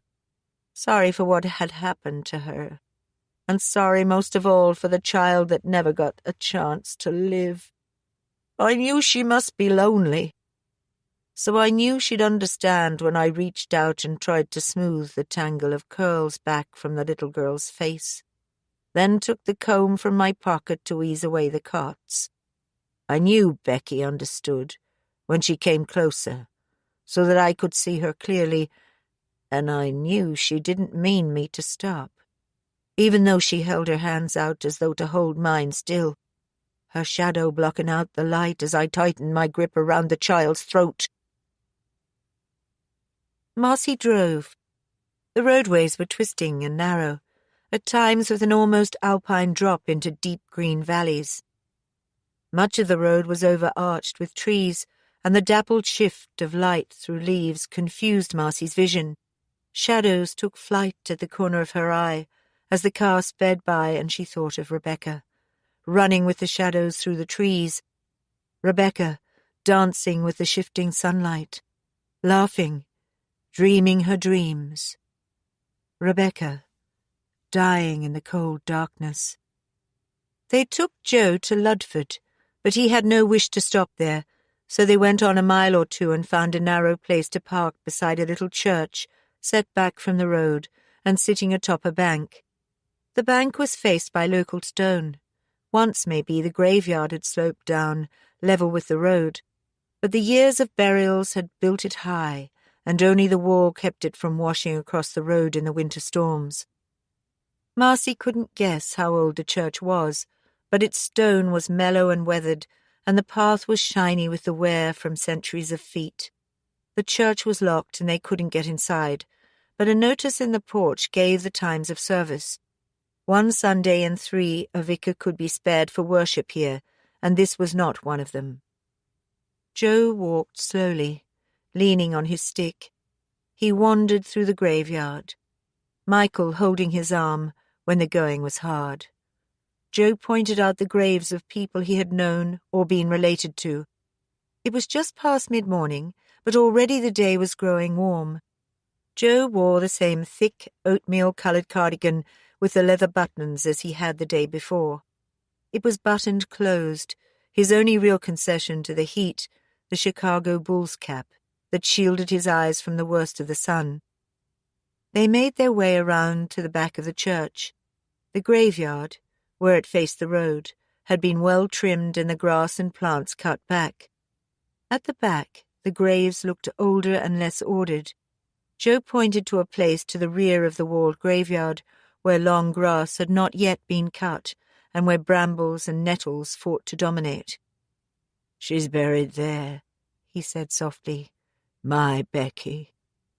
Michael helped him walk over the uneven grass towards the trees that bordered the graveyard. "How long since you been here?" he asked. "Too long," Joe told him sadly. He frowned in puzzlement, then shook his head. "I can't quite remember. She's here somewhere, but I can't see." He edged closer to the overgrown foliage, his movements stiff and awkward. His distress that he couldn't pinpoint his wife's grave was serving to make him even more unsteady. "Stand still," Michael told him. "I'll see what I can find." He began trampling down the nettles, gingerly pulling the brambles aside. "Should we be doing this?" Alec asked. "Haven't noticed that you're doing anything," Joe told him. "Here, come and let me hold your arm. Here, girl." He handed his walking stick to Marcy. "Let him use this. I know she's there, my Becky. I know she's there." It took time for Michael and Marcy to clear the undergrowth away and expose the grave.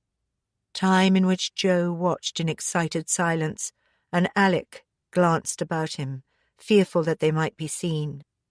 At last, Marcy uttered a little cry of triumph. "It's here, Joe!" she called out, as though until that moment she hadn't quite believed it. She and Michael stood up, their hands covered in scratches from the brambles, their clothes stained with the ripening fruit. They held the long briars and runners aside for Joe to see beneath. He stared in silence at the low mound of raised earth and at the simple headstone, muddied and stained. "Read it to me," he said, as though he needed confirmation. Michael knelt, his fingers brushing away the dirt and grime, reading as much with his hand as with his eyes.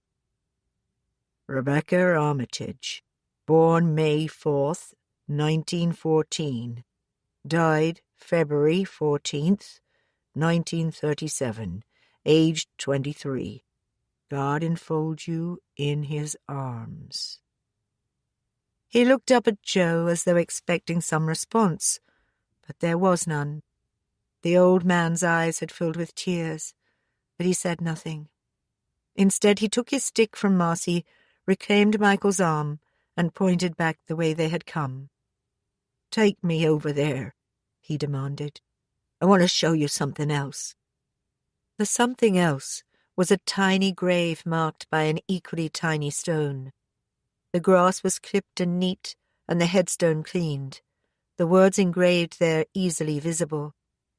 "That's where Mary's child is buried," he told them. "It lived long enough to be given baptism. Margaret, they called her. Poor little bugger. Cursed before she was even born." "Cursed?" Marcy asked, wondering if he was speaking metaphorically. Joe nodded sadly. "They said that was what did it. I weren't here, of course. Locked me up by then, they had." Marcy shot a quick glance at her father, but Joe didn't pause in his narrative. "It was Becky's mother cursed her, Lisbeth. Took me years to find out what had happened and why she got it in for Mary and Jack. Then Jack told me and it started to make sense." He paused, shaking his head as if denying some memory. They almost held their breath waiting for him to go on. Looking down once more at the tiny grave, Marcy frowned. The grass might have been clipped as part of a general measure to keep the front of the graveyard tidy and presentable, but that could not explain everything. Although Margaret died, the inscription said, in 1937, and her parents had long since moved away. Fresh flowers in a little vase had been newly placed upon her grave. Mary sat in Alice's big chair.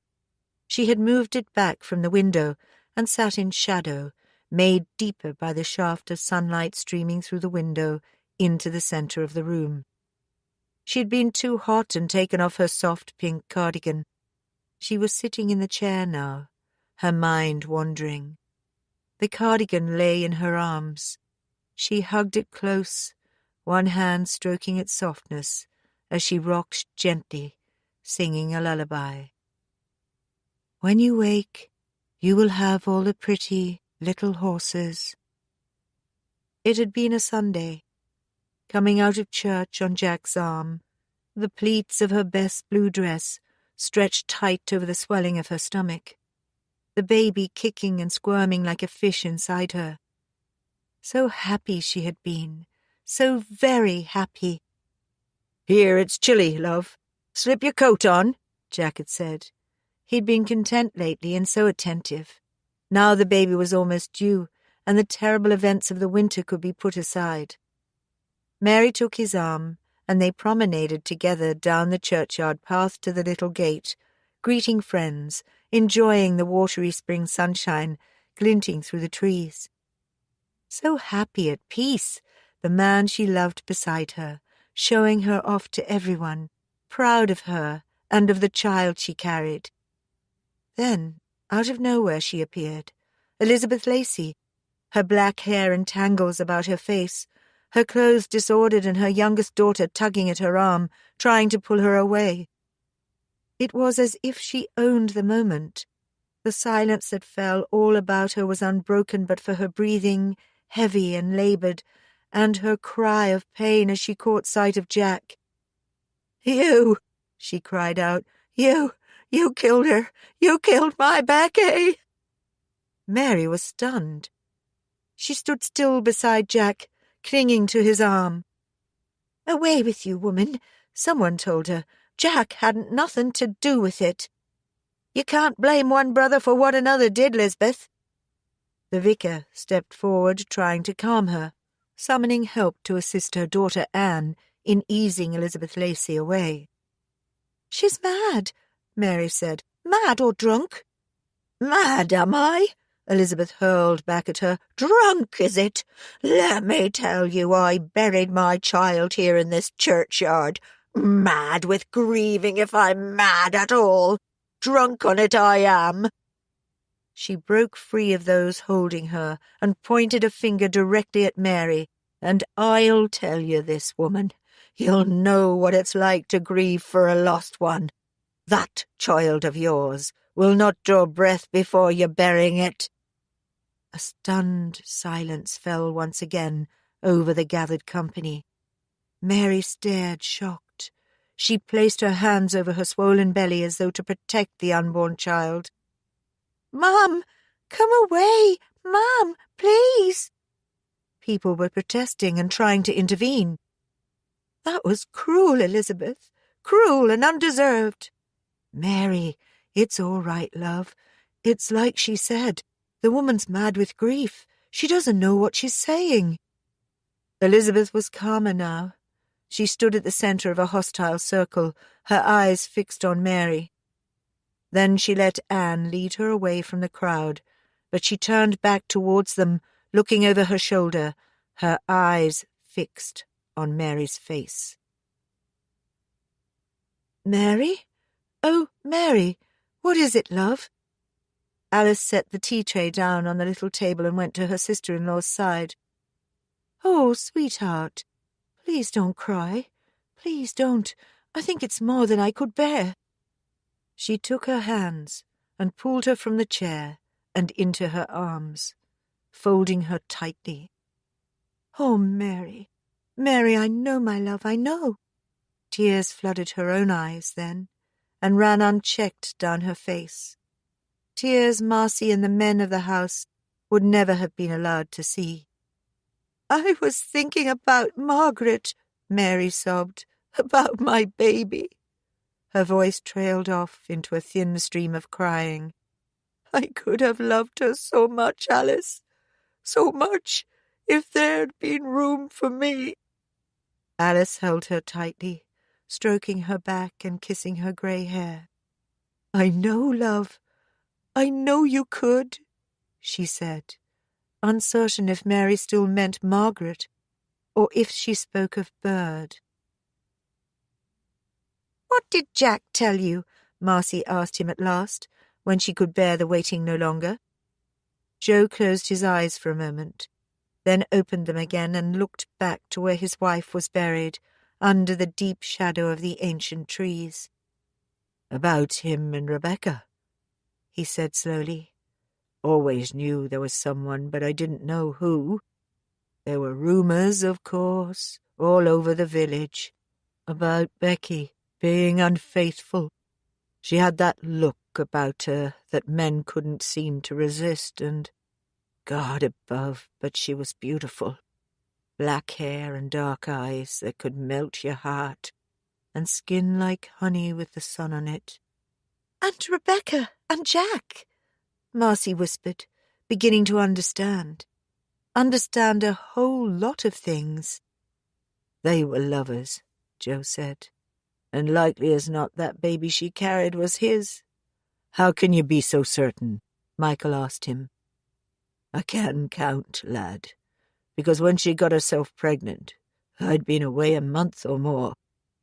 He shook his head sadly. "Things were bad. Work wasn't easy to find, and I wanted the best for her, not just a farm worker's wage. Often enough there wasn't even that. And if you couldn't work, you ended up on the parish, given a pittance that wouldn't even pay the rent. I'd gone away after most of the harvest was brought in, a week or so after that picture you showed me, lass. That was taken early August. I was gone by the end of it. 2 months without a break, I was away. Then I came home for a couple of weeks. She should have told me then. She must have known. But never a word." He sighed deeply and stared down at the baby's grave. "Jack was full of it, how his Mary was in the family way. I should have come back at the Christmas, but I'd found a place on a merchantman. They needed unskilled hands. Hard work, long hours, but the pay was good. I came home on February the 18th. She'd been away, staying at her mam's since Christmas. Not well, everyone said. She'd seen no one. I went to fetch her from her mother's, and then I realized why she'd kept herself hidden. 5 months she must have been, though she wasn't big with it. Barely eaten enough for one, let alone for two, and she could still almost hide it under her winter things. Everyone reckoned I must have found out she was pregnant and known that I wasn't its father." "And did you kill her?" Marcy asked gently. Joe turned his gaze back onto her face, his faded brown eyes so like Jack's, regarding her sadly.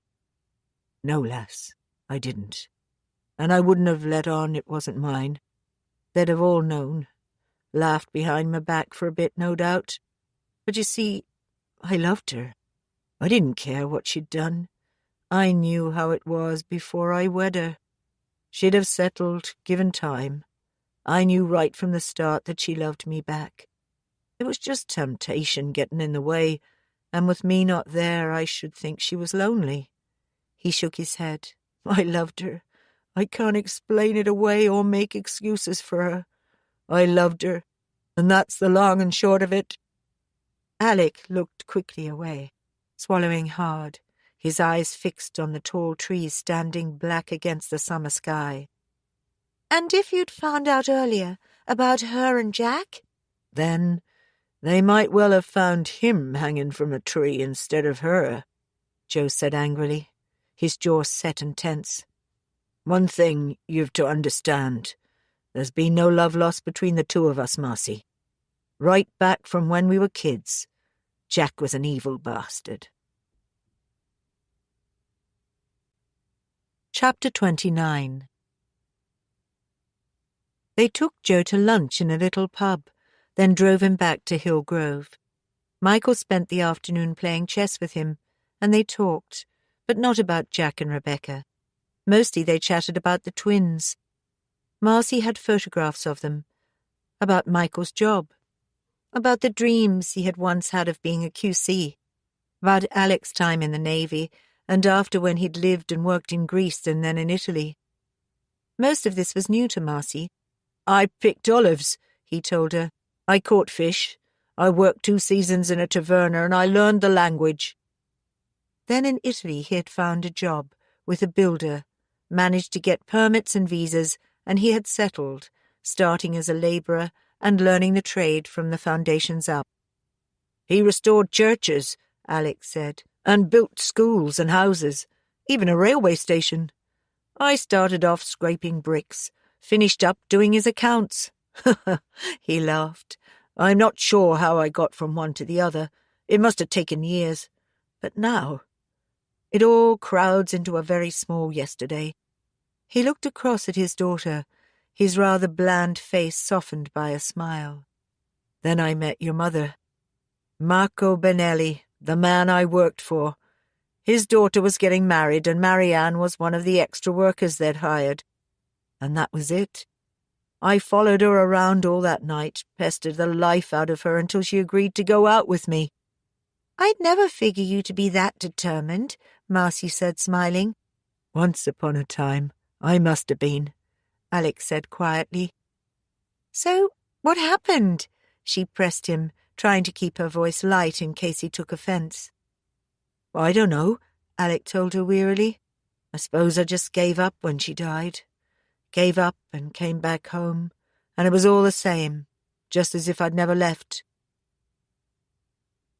Sourceway was a tiny village hidden amongst a nest of hills where Jack and Joe had grown up and where Rebecca had died. The village ran along a single street, a few cottages, a church, a school, now converted into a house, with neat arched windows, and a couple of larger houses, one of which looked to be the vicarage, half hidden by trees and almost neoclassical in design. It would not, thought Marcy, have been out of place on the set of Gone with the Wind. They parked the car close to where a spring bubbled from beneath the hedges. Marcy reached down and dabbled her fingers in the water. It was cold and clear. Hot from travelling, she plunged both hands in the water, up to her wrists, then lifted them to her face, watching the drips course their way down her arms and gather in the folded crook of her elbows. Alec looked long at her, reminded of the infant daughter he had hardly known. Joe had drawn a map for them, and they walked back through the village, past the cottages and the whitewashed house that enclosed a massive mill wheel. Then, turning through a gate at the other end, they trekked across fields up to the remote clump of trees Joe had marked on his rough map. The hill was steep. Marcy found herself breathless. She thought of Rebecca, pregnant and desperate, making the same climb. No one could have carried an unconscious woman up here, she told herself. If Rebecca had been murdered, then it had been done here, on this ridge, with its backdrop of ash trees, the only shelter from the open sky. From the top of the hill, Marcy turned and looked back across the valley. Perspective seemed to be distorted.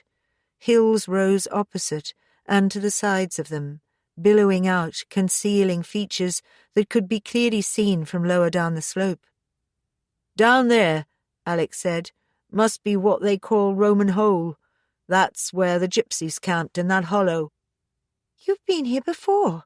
Marcy asked in surprise. "Must have been," Alec confirmed. "But I was just a child, I think. I have this memory of the place, of Jack telling me about it and showing me different things, but I didn't connect until I saw the spring." Marcy nodded. Michael had gone further up the hill. He stood beside the grove of trees, Joe's sketch map in his hand, looking down towards the mill house and the reservoir behind it, half hidden by a small copse. "Joe said it was an oak tree." He frowned slightly. "I don't know my trees very well, but these look like ash to me." He glanced at Marcy. "Sure you've got the right place?" "Yeah," she said softly. "I'm sure." He sat himself down on a fallen branch and slipped a Pathfinder map from his pocket, glancing about him to get his bearings. From the opposite hill, back across the road, 2 figures in bright clothes came hurtling down on mountain bikes. They didn't pause even as they crossed the road, but instead came racing up the track, out of their saddles, heads down, legs pumping and bright clothing flashing in the sunlight. As they came closer, Marcy could hear their breathing, laboured and excited as they neared the top. She moved aside to let them pass and looked down once more into the little village, noting with amusement Alec's anxious half-frown at the 2 children. She heard her husband ask them about the tree, knowing with a sudden intuition that Michael was sitting on all that remained of it. Alec had moved closer to her. She half heard the conversation continue between Michael and the boys. They knew all about the hanging tree and revelled in the chance to share the story. "It was her husband that killed her," one of them said, with the certainty of common knowledge. "And my granddad says no leaves ever grew on the branch she hanged from ever again." "Oh, that's stupid. It must have caught a disease or something," said his friend. "My granddad says it's the blood, like that bit of fence that won't stand down in Roman Hole. Don't talk wet, there's no blood when you hang." Marcy smiled across at Michael, who was encouraging them to tell him more. A good listener was Michael, Marcy thought. Alec was speaking again softly now, as though not to attract attention. "The fence," he said, "down at Roman Hole. They killed a child there, a baby." "Who did?" Marcy asked him. "Gypsies, long ago. Some blood feud or other. A child had been murdered, I think, and this was the justice. They killed it and flayed it and hung its skin on the fence, sent what was left back to its parents." He had not intended the 2 boys to hear, but of course they did. "My granddad says they skinned it alive. He says the doctor said if there'd been 1 scrap of skin on it, then it would all have grown back. But they left nothing, skinned it clean like a rabbit." "Oh, come off it. It would have died if you just took 1 bit of skin off. Like people do when they get burned. They lose body fluid," the other finished triumphantly. He turned to Michael. "That's right, isn't it?" Marcy shuddered. "I remember Jack telling me that," she said softly. "Gave me nightmares for weeks. I kept seeing this skin hanging on the fence and the poor child bundled up like so much meat." She smiled wryly. "For some stupid reason, I had this idea it had been posted back through the letterbox. I tried it with my dolls, but only the Barbie would fit." Alec held her gaze. "The dream sort of changed then. I dreamed of this blood-soaked Barbie doll in the postman's bag, all wrapped up in brown paper, and Aunt Alice finding it on the mat one morning and her saying to Gran that she'd forgotten to cancel the butcher's delivery that week." "God almighty, you were a strange child," Alex told her. Then he reached out and touched her hand. "I had a nightmare about it too," he confessed. "Someone will see," Jack whispered. "For God's sake, Becky, get under the trees. You must be mad following me up here." She laughed, her dark eyes sparkling and her long hair lifting in the breeze. Then she sobered, sat down on the ground with her back against the oak, and looked thoughtfully at him. "Don't you ever get tired of sneaking around like this? Why can't we meet out open, Jack?" "You're mad, Becky. My brother's wife? God, it would be close to murder round here the way our people would see it." She sighed and closed her eyes, tipping her head back to look through the half-closed lids at the blue arc of sky. "Do you ever want to be away from here?" She switched her gaze back to him abruptly. "There's a whole world out there, Jack. So much to see. A whole big world, and the 2 of us. Never been further than Lincoln." She spat the word contemptuously. "I ask you, Jack, what is there here? What future? I'm a wife. I'll one day be a mother. And what for? to breed another generation of farm workers and farm workers' wives. You married Joe. You must have felt something for him. Oh, I did. I do. Her eyes softened in a way that turned him to water inside. He's a good man, that brother of yours, and one day I'll make him see sense and we'll be gone from here. Jack laughed out loud. If he's so good, then why is it that you're here with me? Joe's weak, always was. He'll never make anything of himself. And you will? What's the great ambition then? Foreman, maybe? Stockman? That the beginning and end of it, is it, Jack? And as for Joe being weak, when was the last time you took him in a fight? Jack looked away, angry with her. They both remembered the last time Jack had put Joe down. Marcy watched as the two children hurtled back down the hill, yellow and orange streaks disappearing into the distance. Beside her, she could feel Alec wince at the speed they were doing. She moved into the shadow of the other trees, resting her eyes in the gloom, and stared hard at the fallen tree, trying to see where Rebecca would have hung, imagining her body, limp and lifeless, tied to the thick branches, her belly swollen.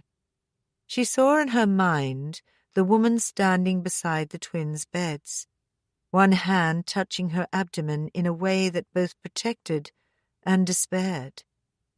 Joe said he'd played no part in Rebecca's death, but he had refused to speak of it further. Marcy didn't blame him. Seeing him in the churchyard, she had realized how much pain he still carried with him, and she had no wish to add to it.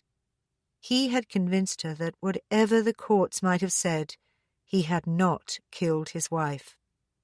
So, Marcy asked herself, if Joe didn't kill you, then who?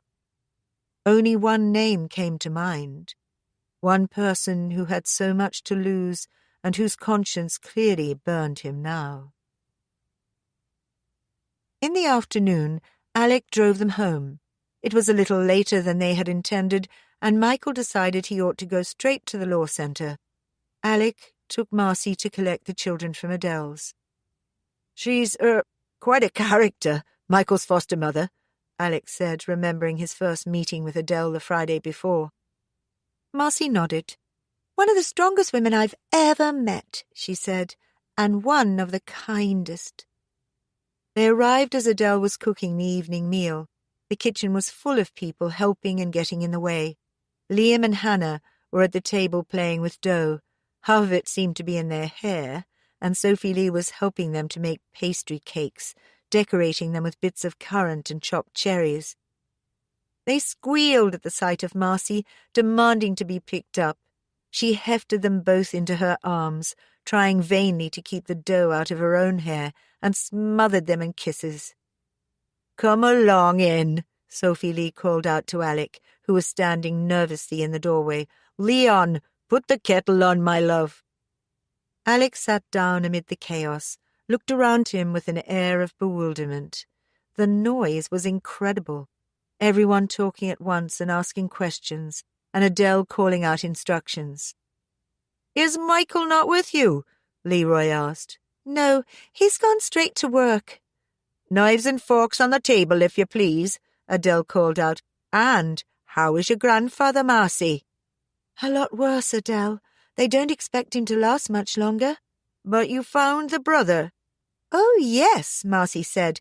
"We found Joe." "Stay the night here," Adele invited. "What point is there finding a hotel or sleeping on a lumpy couch when we got a good bed you can use?" "Oh, I don't want to put you out," Alec protested. "Really." But Adele had made up her mind. "Leroy, will you find clean sheets for me, please?" she said. "There now, there's no bother, and you can begin fresh in the morning." It was getting late, and Alex had to admit that he was tired. They had talked for hours, both over the meal and after, telling Adele and Sophie Lee about Joe, about the child's grave, and about Jack and Rebecca. "It sounds like he has a guilty conscience," Sophie Lee declared of Jack. "You think he killed this woman who carried his child?" I don't know, Marcy said. I don't want to think so. But it would explain so much. I'm going back to Lincoln tomorrow, Alex said. It was something he had decided as they had been talking. I've still got some time, and I think we ought to find out what we can. I don't think Joe will tell you much more, Marcy said, frowning. No, maybe not. Or at least not yet, Alec agreed. I mean, he's trusted us with a great deal so far, and I really don't want to push him. No, I thought I'd find the local newspaper offices, try and get a look at their archives. They're bound to have covered a murder trial. I thought you were looking at a flat tomorrow. Oh, damn, so I was. Well, I'll have to postpone it. Marcy looked at him thoughtfully. Alec had changed in these last few days, become more decisive, more in control. Even his manner of speaking was different, and it was odd, she noted, but Jack was no longer Dad or my father, but merely Jack, as though he had removed himself in some way, even while he chased the old man's interests. "Why are you doing this?" she asked. "I mean, there's no reason for you to do anything more." "No," Alec agreed. "I don't suppose there is. But it's like what you were saying the other night about unfinished business. Whatever happened between Jack and Rebecca and Joe, and even my mother, it's affected us all ever since. It's embittered and frustrated and made lonely people who shouldn't have been that way. They've been more victims in this than that poor girl and her baby," Sophie Lee said, nodding sadly. "Yes," Alec agreed. "We've all been victims. Jack and my mother, Joe, me, even Marcy. I'm not a superstitious man. I don't, if I'm honest, have the imagination for it. But it's as if Elizabeth Lacey's curse has lasted right through the decades, and someone has to end it. Turn it back, or whatever it is you do with curses." Sophie Lee nodded wisely. "Something I can't make fit," Adele said. "That woman Jack keeps talking about. The woman in the desert. Where does she fit into all these things?" "I don't know," Alec admitted. "I'm afraid I never really listened to Jack when he went on about her. I've only what Marcy's told me. Maybe he's got things confused. Maybe the woman in the desert was just a symbol. I don't know, Bertie. I really don't. I remember him when he came back from the war. I didn't like him, not one little bit. I kept telling my mother to send the horrid man back." He laughed harshly. "Mam said he came back changed. He'd seen too much he couldn't forget. Kids begging for scraps, women and old people tortured and dying, and just so much death and destruction. He came back brutal and angry, and I hated him. It took me years to realize that it might not have all been his fault, that he just couldn't cope with it, with being back, any more than we could cope with having him." Alec drove Marcy to the flat and helped her transfer the sleeping twins from the car and into their beds. It was late. Michael shouldn't be more than a couple of hours at most. But after Alec had gone, the flat seemed to Marcy very quiet and terribly lonely. She tried to watch the television, but nothing held her interest. She felt edgy and nervous, the slightest sounds making her jump. Finally she went out into the hall, leaving the flat door open so that she could hear the twins, and phoned the hospice. "There's been no change," they told her. "He's still hanging on, but he's barely conscious now." Marcy thanked the nurse and replaced the receiver.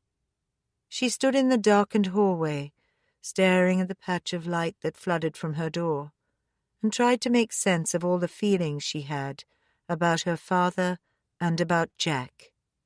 Alex seemed to be emerging from the shadows almost as fast as Jack was retreating into them.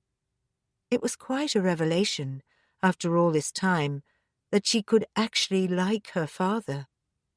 But what about Jack? What if she found out that Jack had killed Rebecca? She wandered back into the flat and, feeling suddenly cold, dug around in her drawer to find a sweater. In the bottom of the drawer was a folder, kept from school days, full of letters and cards and notes from friends, song lyrics, even the odd picture cut from magazines of pop stars she'd once admired but whose names she could barely remember now. The usual debris of teenage years. It was the one thing she'd taken with her when she had left her grandparents' house that night. Marcy took it out of the drawer and looked inside. There was one other thing there, the clippings book, with its records of Patrick's death. "I wanted to believe you, Jack," she said softly. "I don't want to think you did this. But now, I just can't be sure." "She never came back to us after that night," Alex said. "I know she ended up in some kind of hostel after she left the hospital, but that's about all." "Then why didn't you ask her?" Michael queried. "It's no secret, Alec. When we first met, she was 17, and I was in my first year of uni. I'd worked a year before I went, tried to raise a bit of extra cash, so I was getting on for 20 by the time we met." Alex smiled wryly. "You make 20 sound almost ancient," he said. Michael laughed. "Did you never feel that old, Alec? Young enough to do anything and old enough to know the lot." "And you feel different now?" Alec asked. "No, not so much. To be truthful, Alec, I hope I never do." He got up and crossed to the coffee maker, poured them 2 cups of overbrewed but still warm coffee. "Why did you come here?" he asked. Alec took the coffee and stared into the black depths of it. "Out of milk," Michael told him. "Sorry." "That's all right." Alec glanced about him at Michael's tiny office in the law centre. Threadbare carpet, desk that looked like a badly put-together flat pack, and shelves laden down with books and files. A couple of spare chairs standing in the corner. He'd sat outside in the waiting room until Michael had seen the last of his clients, alone with his thoughts. "I wanted to know," he said, "where she went to, how you two met, what brought you together." "And what else?" Michael asked, his voice very gentle. "It's about what I said to you the other night," he said. "No, it's all right. I'm not going to tell you. Not yet, anyway." Michael swirled the cooling coffee in the cup and regarded Alec thoughtfully. "You must have guessed," he said, "that whatever you tell me here is confidential. I may not get to wear the fancy wig, but I don't betray a professional trust." "I did guess that. I know you wouldn't, but I can't do that to you. I just wanted to say that you were right, that I have to resolve this one on my own and do what my conscience tells me to." He looked across at Michael, the pain in his eyes clear and unassumed. "I've just begun to find my daughter, Michael, and I know I'm going to lose her again if she finds out what we did." Michael said nothing but listened closely, waiting for Alec to collect himself and carry on. "I never laid a finger on that boy," Alec said slowly, "but I could have stopped him dying. I'm a coward, Michael, and for that I'm going to have to pay." For a moment the younger man said nothing. Then he placed his empty cup on the table and leaned across towards Alec. "You have to do what you feel is right," he said. "But one thing's for sure, you can't live with this any longer. You need to tell someone the truth." Jack heard Mary, but the effort of showing it was beyond him. He was cocooned in a web of pain and drugs, his outer mind hazy and unresponsive. His inner mind raced and wove and built dreams. In his dreams, Rebecca called out to him as men held her down and raped her. Her fingers clutched sand, her hair was filled with it, and as she struggled, throwing her head from side to side, the sand poured into her mouth, choking her until she could hardly breathe. "Becky!" he wanted to call out, to make the dreams go away. But he was trapped inside with them, inside this dope-filled, pain-racked cage. "It's all right, Jack," Mary whispered to him. feeling his restlessness as she clasped his hand, even though his body hardly moved. "It's all right." Chapter 30. For more years than he could remember, Joe had kept his childhood in a wooden box tucked beneath his bed. He bent awkwardly now, hooking it out with his stick and blowing the worst of the dust from its top, his mind resting on the day he had passed with Alec and Marcy and Michael, this strange assortment of family that had suddenly come into his life. He sat down by the window with the box on his lap and his thoughts shifting to an earlier time and another family, long gone now, but never really buried. He sat unmoving, watching through his window as the twilight deepened and all the ghosts Joe had collected in his long life gathered around him. Finally, when the light beyond his window had faded into nothing, Joe reached out and switched on the blue-shaded lamp, then opened his wooden box. He hardly needed the light to know the contents, the strange muddle of objects he had treasured when all else had been taken from him. A photograph of his parents on their wedding day, still and formal in their Sunday best, his father unsmiling and awkward and, by contrast, the wicked spark of humour in his mother's eyes. Pressed flowers from his mother's wedding bouquet that his aunt had given him, sent to him in prison just before they'd finally locked him away. Pebbles, worn smooth, that he'd taken from the mill race, where the water tumbled them, round and even, good to hold and twist in the hand. He'd kept them close to him, literal touchstones of freedom all the years he'd been confined.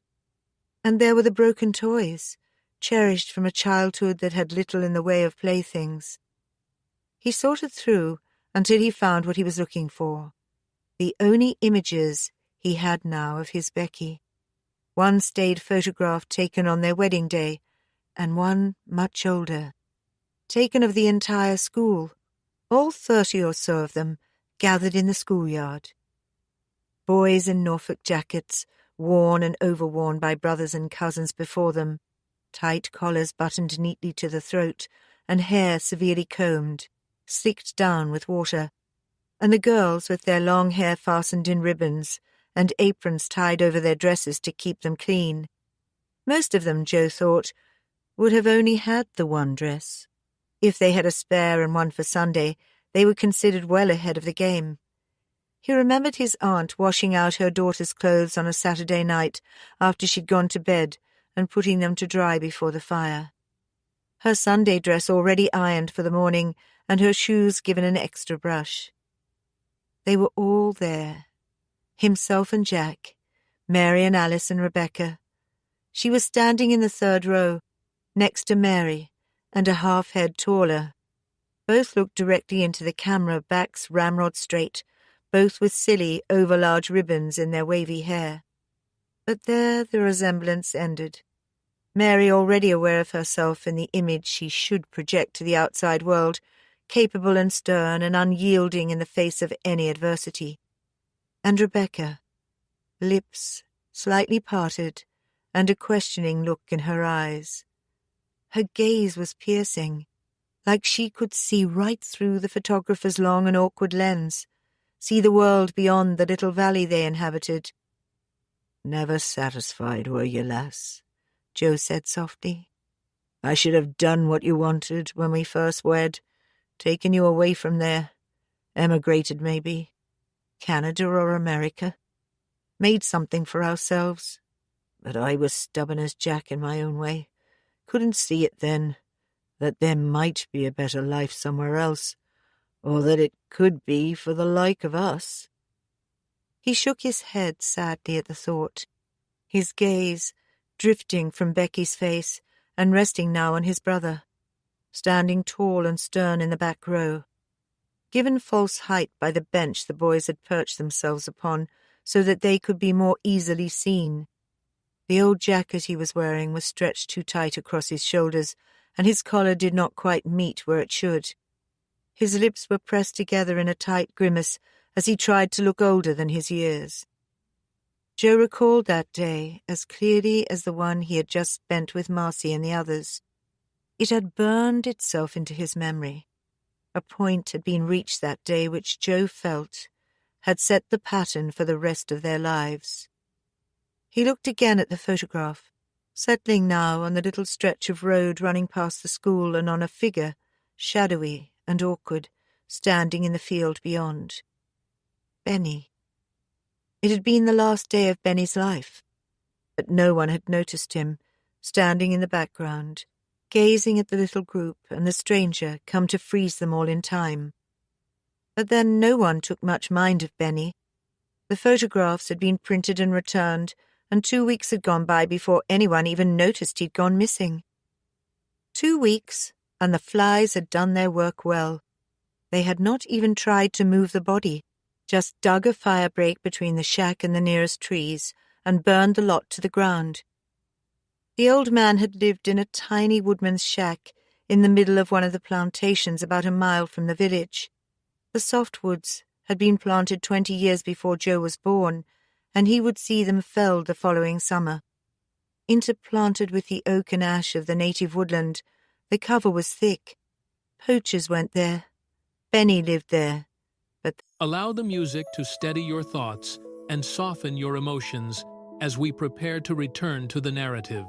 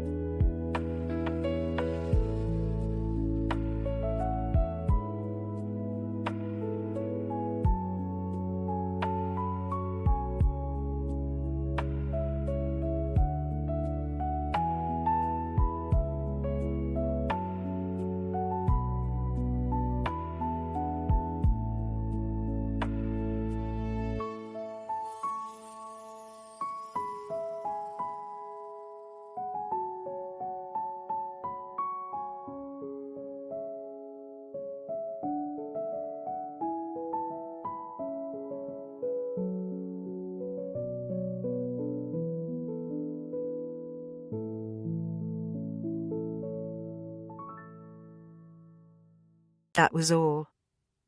No one actively liked Benny. The adults tolerated him. He was considered mad but harmless and left alone. He didn't work. He had little to do with village life, and he muttered constantly to himself as he walked along. The children laughed at him, following and calling names, and the women said that he was dirty, unclean. How he kept himself fed and clothed was a matter of great debate amongst the village children. Rumour had it that Benny had a treasure hidden somewhere in his dirty shack, and even though they knew he fed himself by poaching and begged cast-offs to wear, the rumour was better, much better. On the day of the photograph, they had been let out of school early, a half hour, no more, but it was free time, not time for work or house chores. It had been Becky, always on the lookout for adventure, who had talked about the treasure. "We could find it, hide it till we're grown up, then all go away somewhere."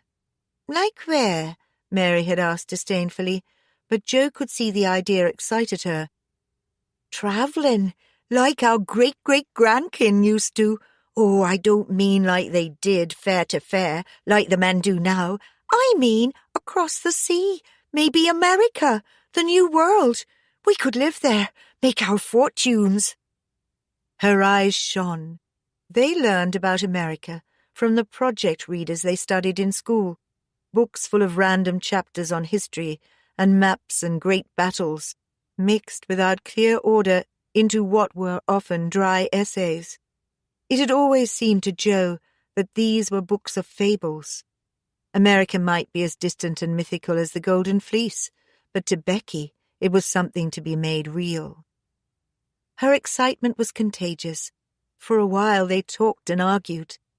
At not yet 12, Mary was already the realist. Becky, a little older, was still the dreamer, and the rest vacillated between the two sides. Jack had been unusually silent. It was only after they had parted that he said to Jo, "We could go and look. I mean, you don't know that he hasn't got a treasure hidden." They had argued about it before dinner, while they'd done their chores. Argued some more at bedtime.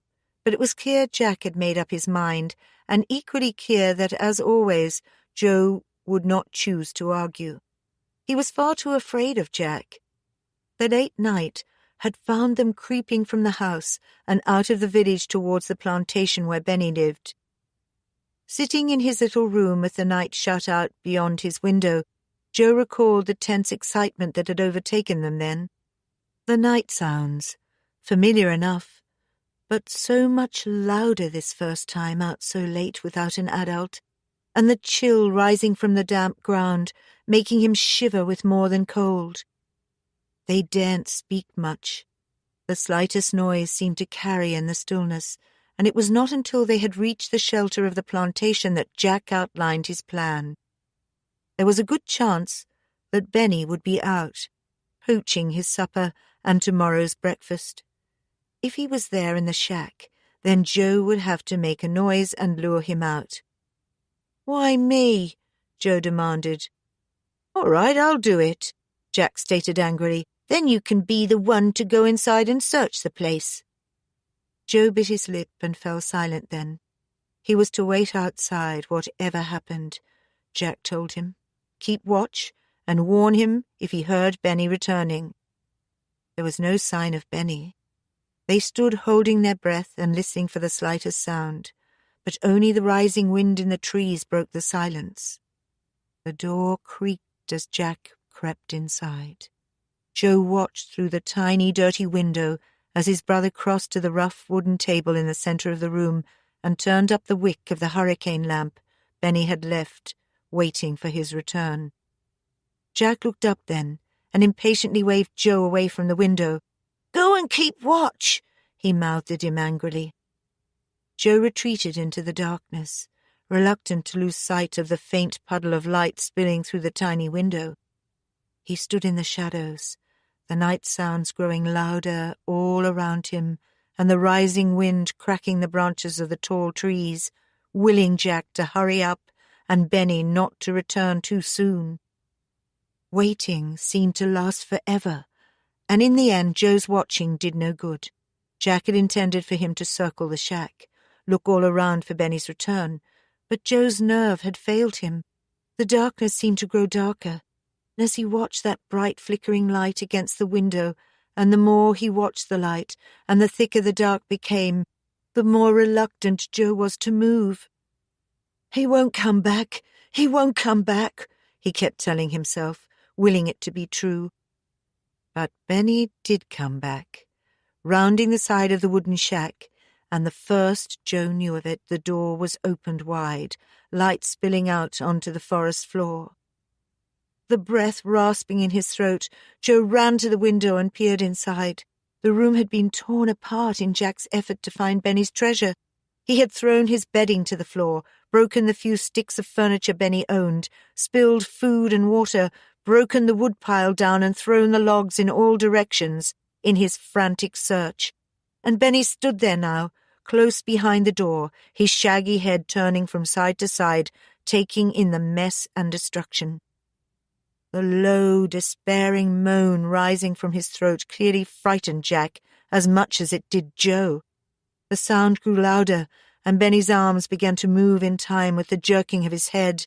He seemed, to Joe, to grow larger in the shifting light, his giant shadow thrown upon the wall. He threw himself at Jack, knocking the boy off balance. Jack shouted something Joe could not make out and struggled to free himself from Benny's grip. Benny was shaking him now, shaking him fiercely. Benny throwing his head from side to side, his body following like some jerky marionette, his hands gripping Jack's arms, pinning them to his sides. Joe stood frozen, knowing that he should help but unable to move. Then the waiting was over. Jack pulled an arm free and hit out at the old man's head. Just for an instant, Benny loosened his grip, but it was enough. Jack had something in his hand. Joe couldn't make out what, but it was a weapon. He hit Benny, a glancing blow that sent him reeling. "Get out of there!" Joe wanted to scream. "Get out of there! We can lose him in the wood!" But Jack had no intention of leaving now. He raised his hands, and Joe could see the piece of broken chair he held. "He's scared," Joe told himself. "He won't do anything. He's just scared." Then Jack brought the weapon down on Benny's head, smashing again and again into his head and shoulders until the old man lay still. Joe stared. His feet were rooted. He couldn't believe what he had seen. Jack frequently got himself into fights, knocked Joe to the ground on a regular basis. But this was something else. He was just scared, Joe told himself. Didn't know when to stop. Just scared, that was all.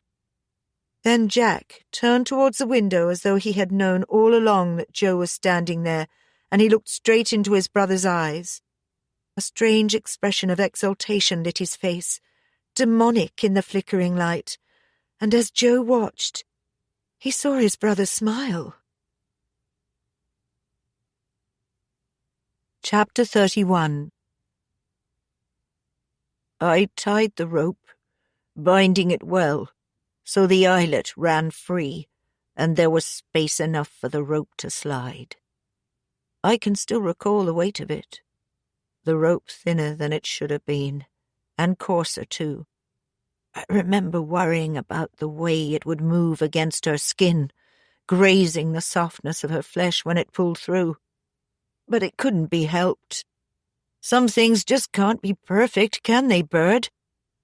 And her long black hair, so soft as I placed the rope about her neck, the weight of blackness in my hands as I pulled it free so it wouldn't snag against the binding. But I didn't look into her eyes, my hands against the softness of her throat. Dreaming, Jack remembered the texture of her skin against his hands, the scent of Becky as she lay against him, the child that had been Marcy sleeping in his arms, the softness of her skin against his hands. Marcy jerked herself out of sleep in sudden panic, her breath caught in her throat. She gulped air, hungrily, forcing it into her lungs, her hands instinctively lifted to her neck, and the marks almost faded now, but which had begun to burn with a new intensity.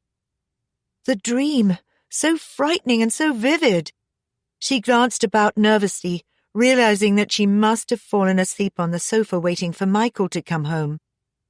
Her fingers touching the burning places on her neck. Marcy crossed to the mirror. The marks were still there, no worse, visible, but hardly more than dark stains on her skin. "Only a dream," she told her reflection. Then she stiffened as the image of the other woman joined hers in the glass. "Rebecca?" She half turned, her eyes fixed on the reflection. She felt no fear this time, only a strange kind of kinship, as though she and the long-dead woman were connected in a way that she couldn't quite define. Even as she watched, the image faded, and by the time she turned fully, it had gone. But even as she disappeared from view, Marcy had been certain that she saw Rebecca smile. Chapter 32. Alec left for Lincoln early on Tuesday morning. The phone book gave him the address of the local paper, and at 10 o'clock he was standing in the reception area. "You normally need an appointment," the girl said, but she rang through to the archivist anyway and told him to wait. An hour later, Alec found himself in the records section. "We're a bit short-staffed," the archivist, a neat young woman in her early 30s, told him. "So I'm going to have to leave you to it, I'm afraid." She ran through the way the drawers were coded, showed him where he'd be most likely to find the relevant information, and taught him how to use the microfiche.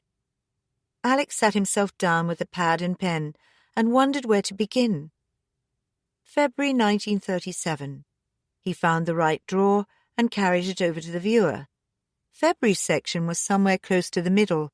He pulled out the first slide and put it in the viewer, then frowned in annoyance. He hadn't realized just how much information could be packed onto those little plastic sheets. Impatiently, he began to move it around under the viewer, getting hopelessly lost in the process. Finally, he got the hang of it, deciding that he almost had to think backwards to find his position. There was, he guessed, after looking at a couple, a complete edition of the paper on each plastic slide. At first it seemed that would make his task easier until he began to check the dates. Nothing seemed to be in order. February the 3rd began the sequence, followed by the 16th and then the 12th, and then something from the middle of May. Sighing, Alec realized that he would have to work his way through the whole month, note down the dates to be sure of not missing any, and hope that there were no absences. Methodically, he set to work. After only an hour of staring at the screen, his eyes were aching. But he was beginning to get somewhere. The first reports of Rebecca's death had appeared, and Alex was astonished by what he found. "Thought you might appreciate a coffee," the archivist said. "Getting anywhere?"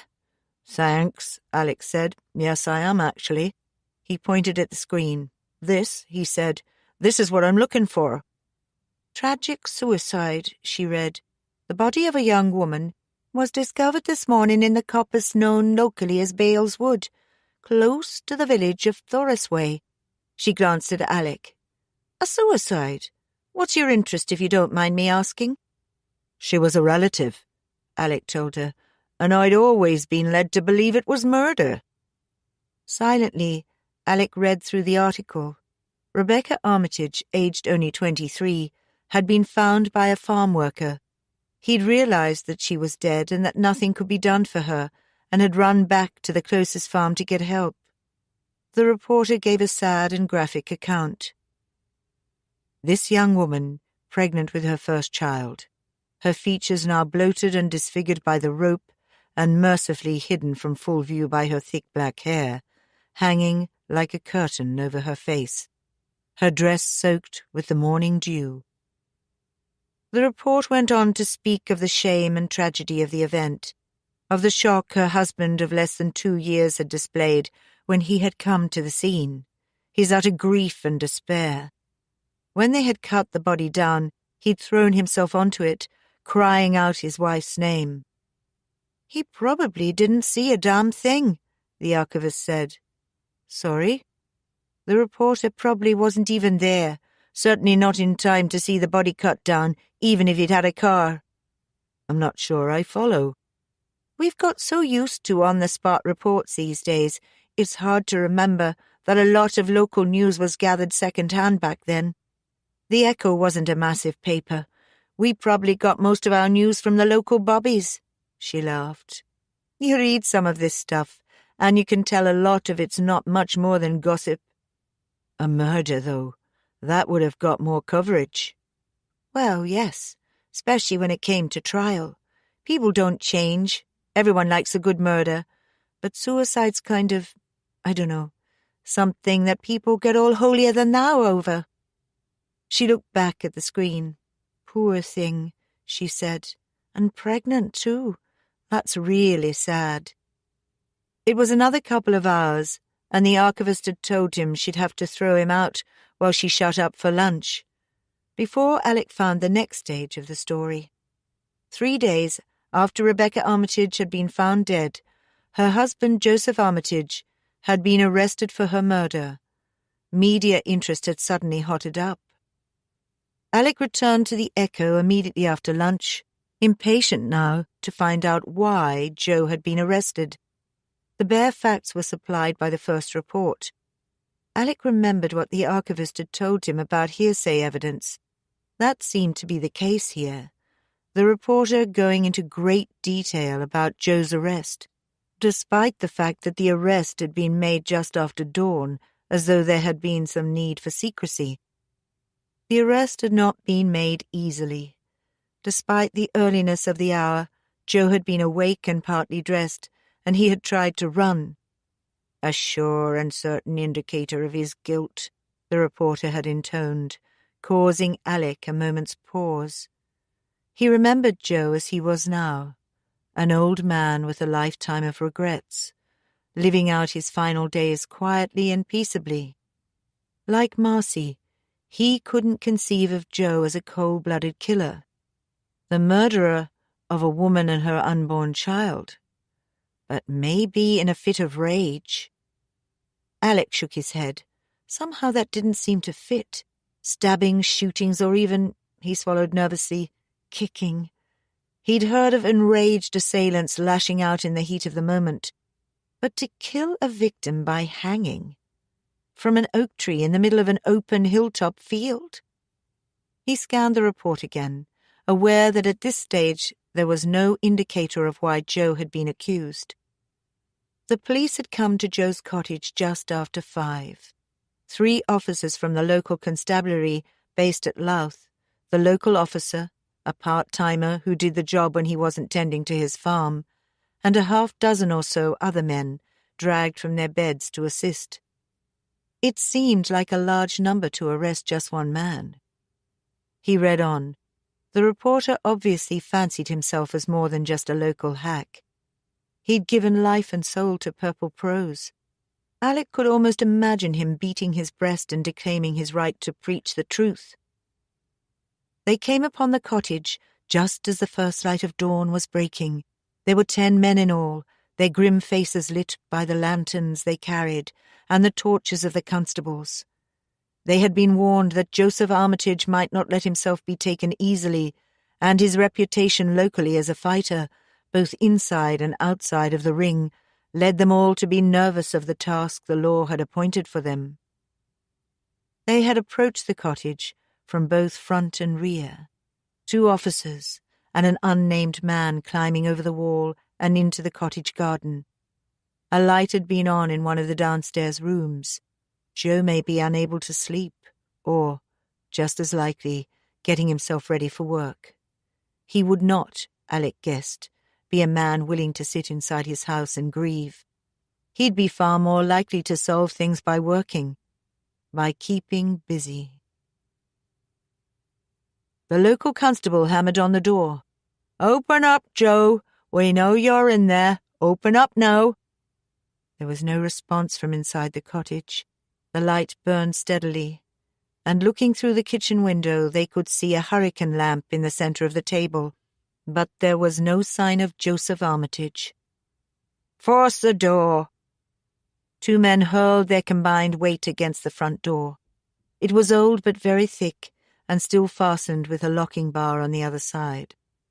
Their first attempt made a loud noise, bruised arms and shoulders, but had no perceptible effect. They tried again, the local constable shouting at the men in the cottage garden to be sure to be ready in case Joe made a break for it out the back way. Unseen by them, Joe crouched low on the upstairs sill, looking down at the men below. The room behind him was in darkness. Further down the road, he could see lights coming on, people opening their doors to see what all the noise was about. They'd be in the street next, ready to assist in case the felon should try to escape. He shouldn't wonder. All ready to do their bit for law and order. The rumours had been spreading almost from the moment he'd come back. Before, most likely, and at first he'd been the object of both village sympathy and ridicule. A child could have counted the months and known the infant Becky carried wasn't his. It was a tragedy. It was a joke. It was something everyone waited with bated breath to see resolved. And then they'd found her dead, killed by her own hand and taking the life of her unborn baby at the same stroke. There was little to laugh over any more. No one knew what to say to him or what to do. He'd felt their fear and their confusion, even as they offered him kindness. It was a small village, hard to cross the road to avoid another's pain or escape the inadequacy of your own sympathies. But there were many that had done their best to try. He'd heard them talking. It's a mercy, really. Yes, but that poor little bairn. Always the same she was, all over the men. What Joe thought he was doing when he married her, Lord alone knows. And then the winds had changed direction. The rumours of another sort had begun, and Joe had found himself shunned, the subject of questioning glances. At first he hadn't noticed, had been too wrapped up in his own thoughts to listen close to what rumours they were spreading, what guilt he'd been made to carry. It had been Jack who had taken him aside and told him, "They're saying you killed her, Joe. Saying there's a lump on the side of her head the size of a pigeon's egg. But she was unconscious before, you know." "Before I strung her up?" Joe asked him angrily. "God is my witness, Jack. I never laid a hand on her." Jack had nodded, patted his shoulder, but Joe could see the doubt even in his brother's eyes. "You think I did it, don't you? Christ, you think I did it?" "No, Joe, no, of course I don't. But there's plenty that will, plenty. Maybe you should leave for a bit, go away. I've got a bit of money put away for when the baby arrives, but we'll give it to you. Best you go away." "No, I'm not running. If they've got something to say, something to charge me with, then let them come to me and say it. I'm ready for them." But that had been yesterday, when he'd been certain the rumours would blow themselves out. He'd been unable to comprehend how anyone could really think that he could hurt Rebecca. Now he was crouched on his bedroom windowsill, the bed he had shared with her, taking up most of the tiny room behind him. The memories of her laughter, of her love, the scent of her still clinging to the fabric of their home. Joe looked down at the men trying to break down his door and knew that they believed him guilty. He knew he couldn't wait. He had to run, innocent or guilty. And the truth was that Joe wasn't certain anymore just which was which. But he couldn't stay here. He had to run. His cottage was the end one of 3. To the right was a stone wall enclosing the side of his garden. Beyond that, fields and open space, places to hide. Then he'd manage somehow to get to Jack, ask him for the money, ask him for help to get away. The window was not that high, the stone-built cottage being squat and settled into the ground, and it was set low in the upper wall above a supporting lintel. And Joe was desperate. He slipped the catch, balanced on the low sill, and, holding tight, lowered himself down and pushed off from the wall, jumped almost over the heads of those still hammering at his door. Pain in his ankle shot through his leg as he hit the ground, but it was nothing compared to his need to run. He pushed himself on, tearing down the road and towards the fields, but they were close behind. He could hear them, yelling and crying out. The hunt was on. He fought as they came down on him, felt the satisfying crunch as his fist met bone, and was aware that his pursuers drew back, confining him, but wary now. One man on the floor with his hands covering a bloody face, memories of the fights he'd won in his mind as he circled as best he could on his injured leg, his anger and grief fueling the adrenaline that kept him on his feet. "Come and take me then, you bastards! Come and fucking get me!" He hit out again as someone made a play for him, but it was only a feint meant to draw him on, and the blow fell short, opening him up and throwing his balance for the merest instant. It was all they needed. Joe fell under the combined weight of 3 men, going down hard, his face grinding into the dirt as they dragged his hands behind his back and pinioned his arms tight. "You'll fucking hang for this," someone was saying to him. His voice muffled as his hands tried to divert the blood dripping from his nose.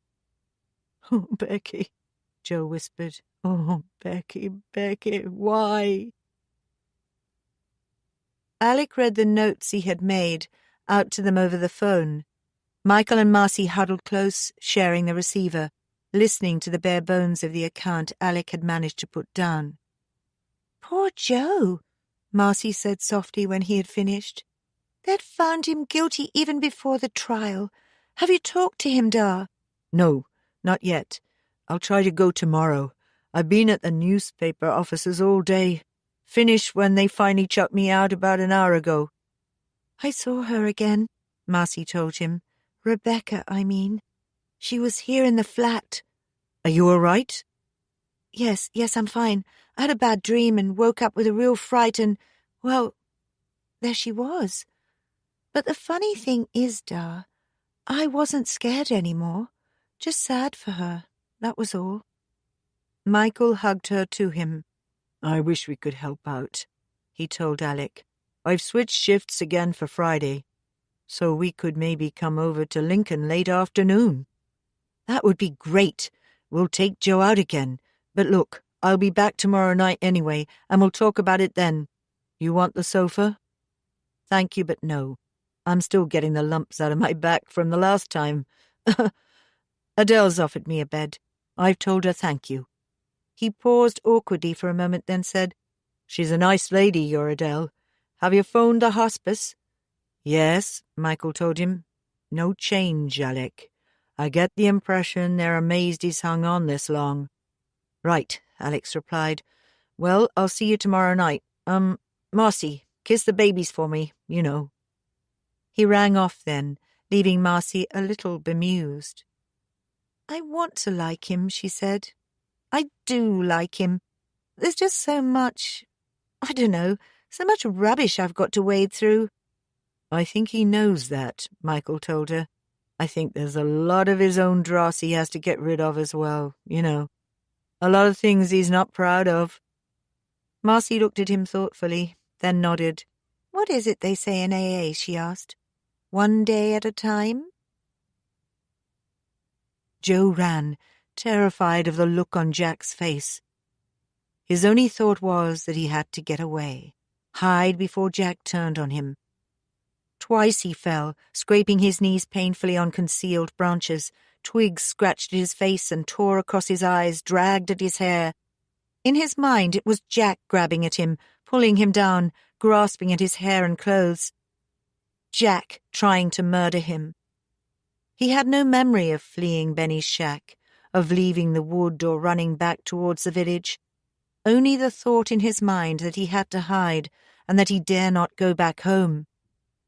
The white shape of the wheelhouse loomed out of the darkness, and in a moment Joe had wrenched the door open and was inside, his feet scrabbling across the narrow ledge behind the wheel and struggling to squeeze his body into the cramped space on the far side, the tiny work ledge used for maintenance. He lay down on the ledge, willing himself small, struggling to control his breathing though his lungs burned and his throat was raw. Joe closed his eyes, his body aching with shock. A little later he thought he heard Jack, his footsteps soft and steady padding along the verge. He heard Jack's voice whispering his name before he passed by on his way home. But the way his mind was screaming with fear and pain, it could have been a dog barking in the night, or the wind sounding through the wooden roof of the wheelhouse, not his brother's voice at all. Morning came, forcing itself through the cracks and under Joe's tight-closed eyes. He realized he must have fallen asleep despite his fear.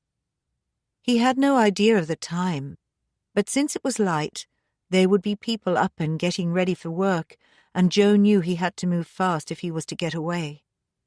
He squeezed his way back behind the wheel and pushed the door open, blinking in the sunlight, his eyes unfocused and his mind still confused.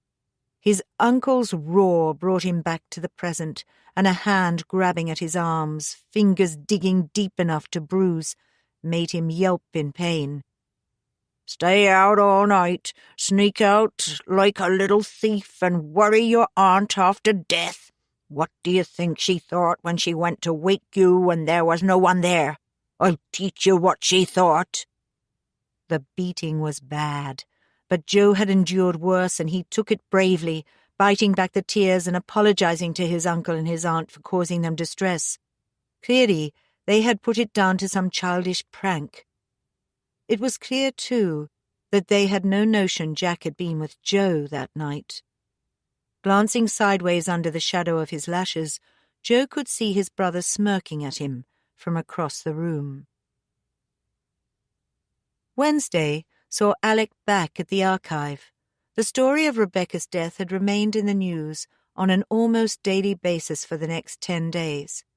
Mostly a rehashing of events, speculations in advance of the trial, learned resumes from those who claimed to know both parties of what must have happened on the day Rebecca died.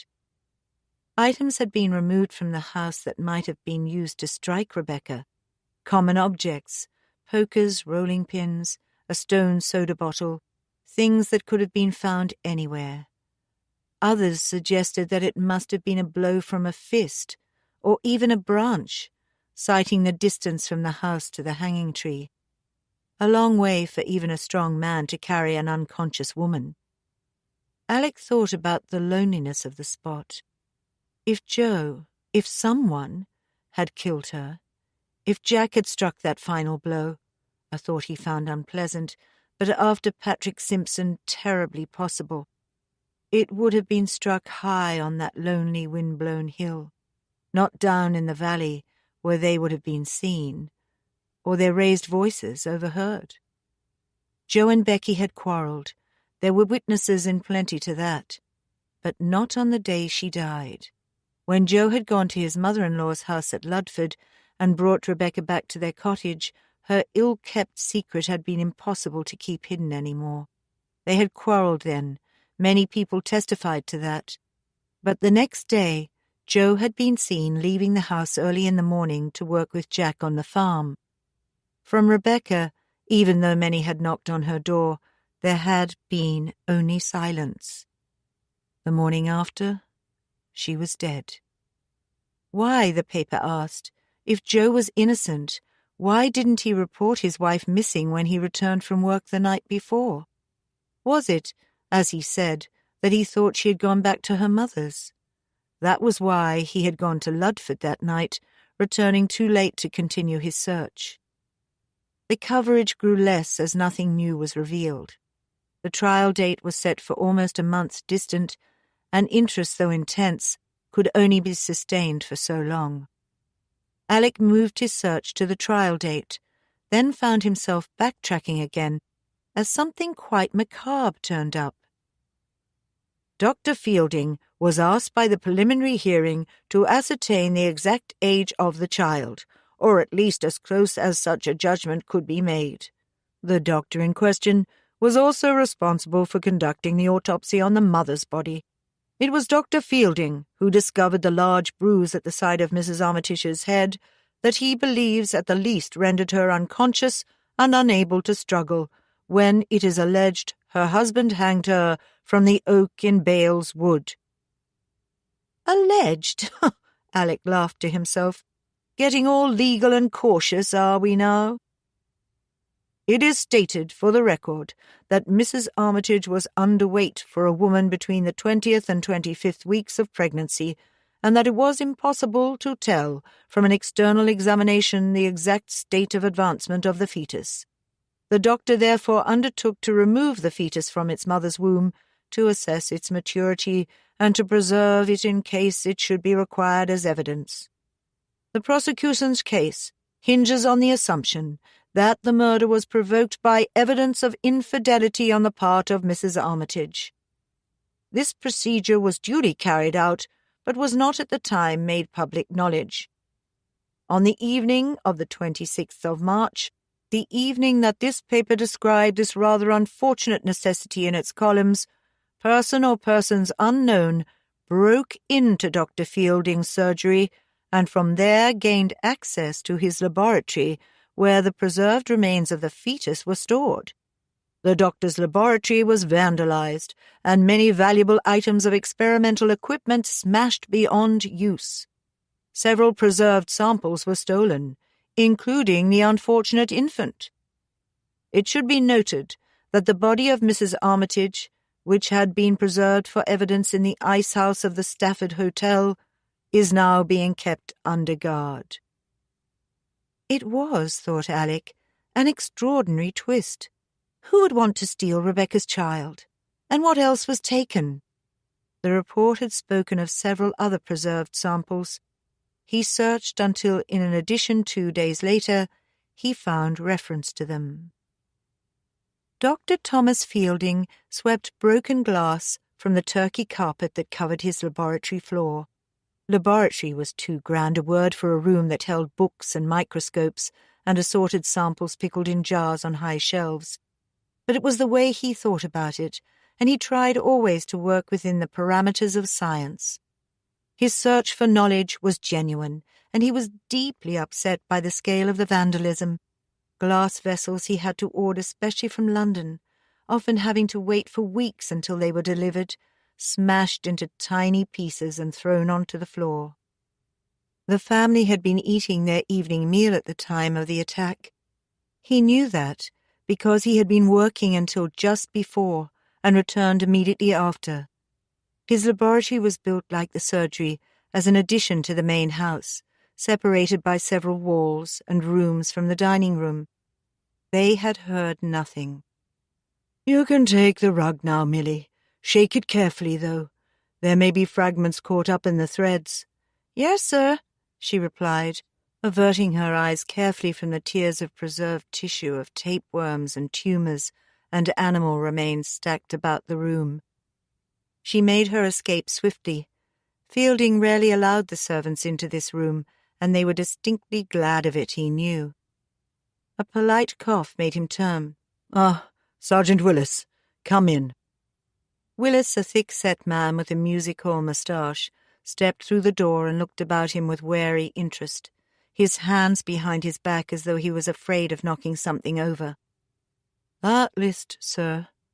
You said you should have some idea by now of what else was taken." "Ah, yes. I've taken an inventory, but I don't think I've anything to add. Just the 3 jars." He laughed grimly. "I don't think whoever broke in here knew quite what they were looking for," he said. "There were 3 preserved samples.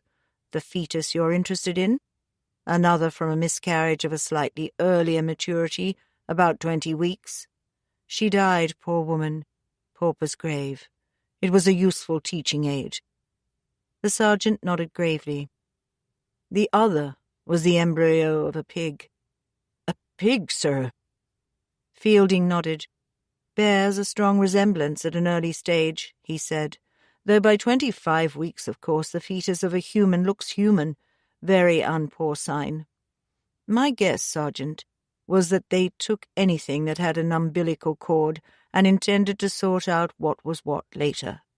"I see, sir," he said, his large moustache twisting as he sought to keep the distaste from curling his lips.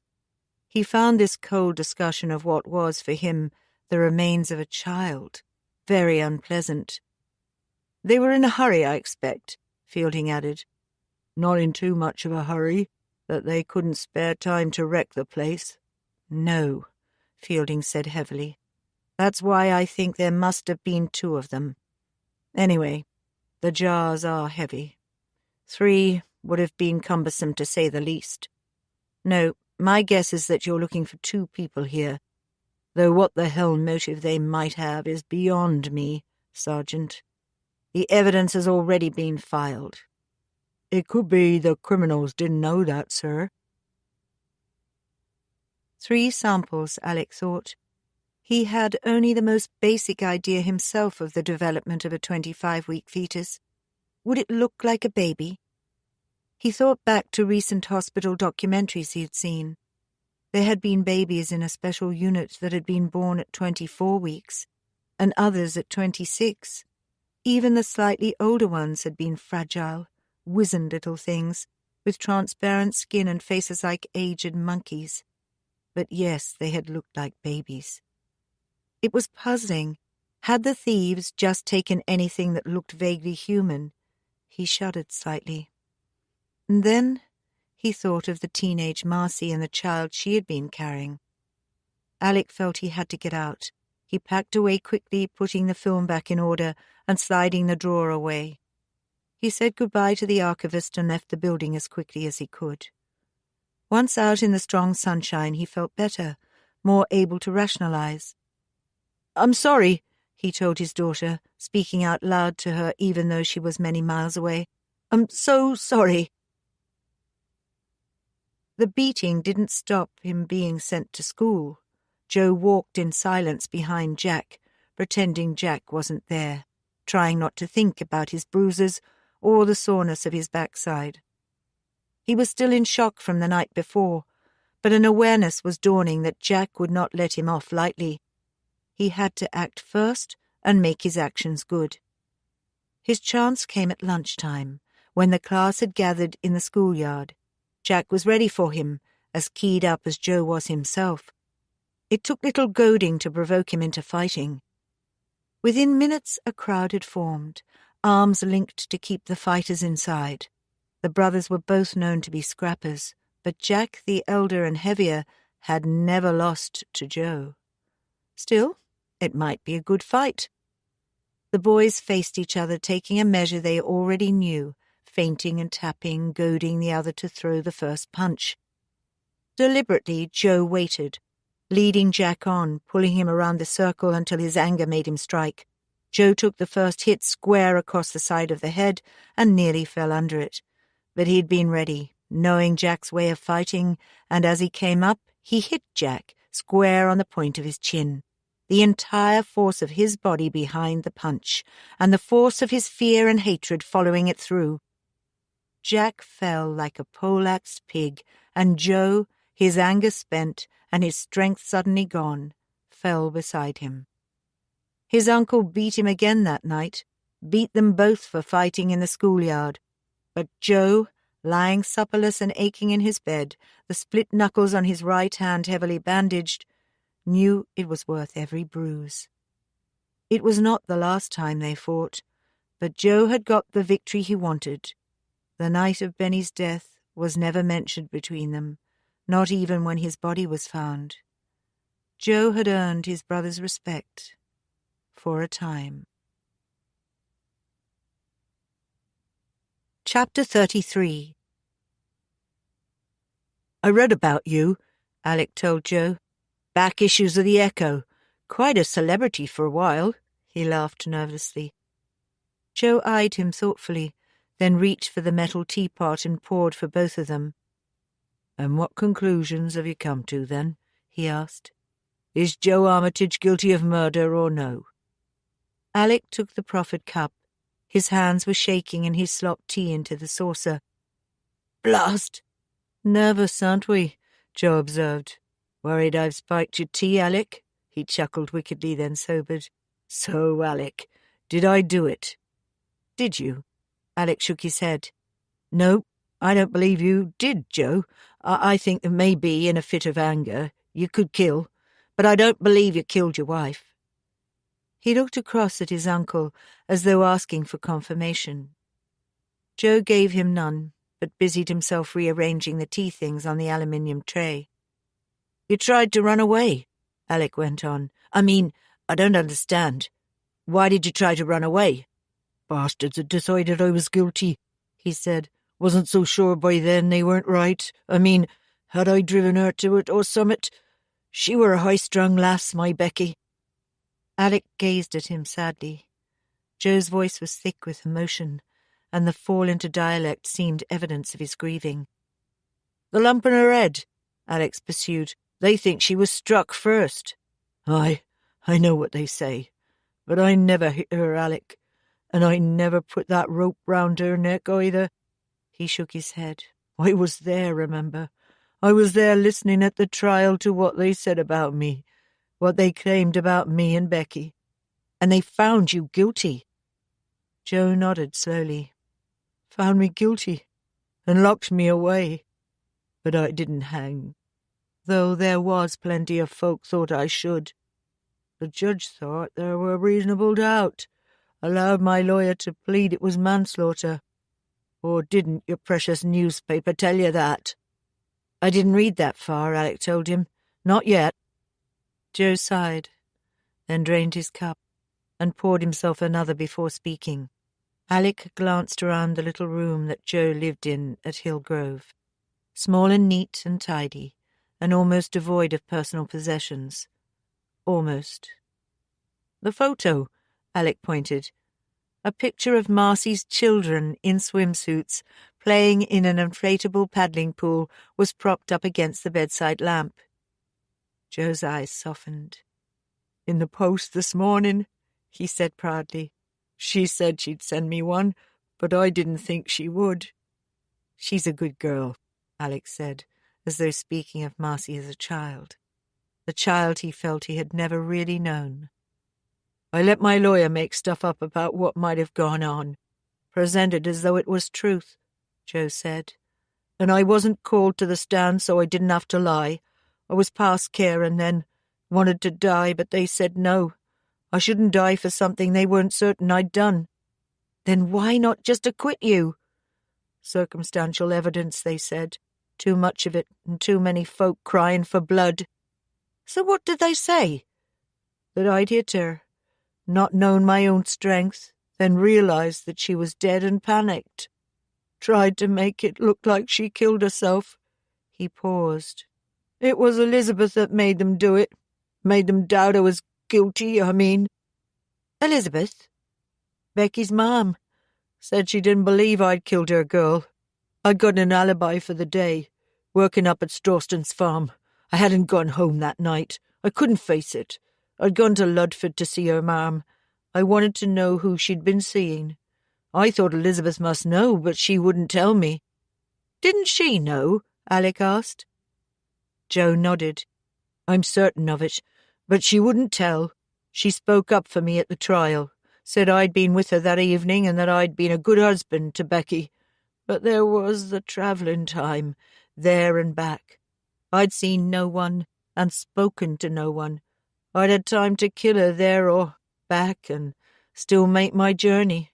There'd have been no blood, nothing to hide. But I'd have had to be a cold bastard, don't you think so, Alec?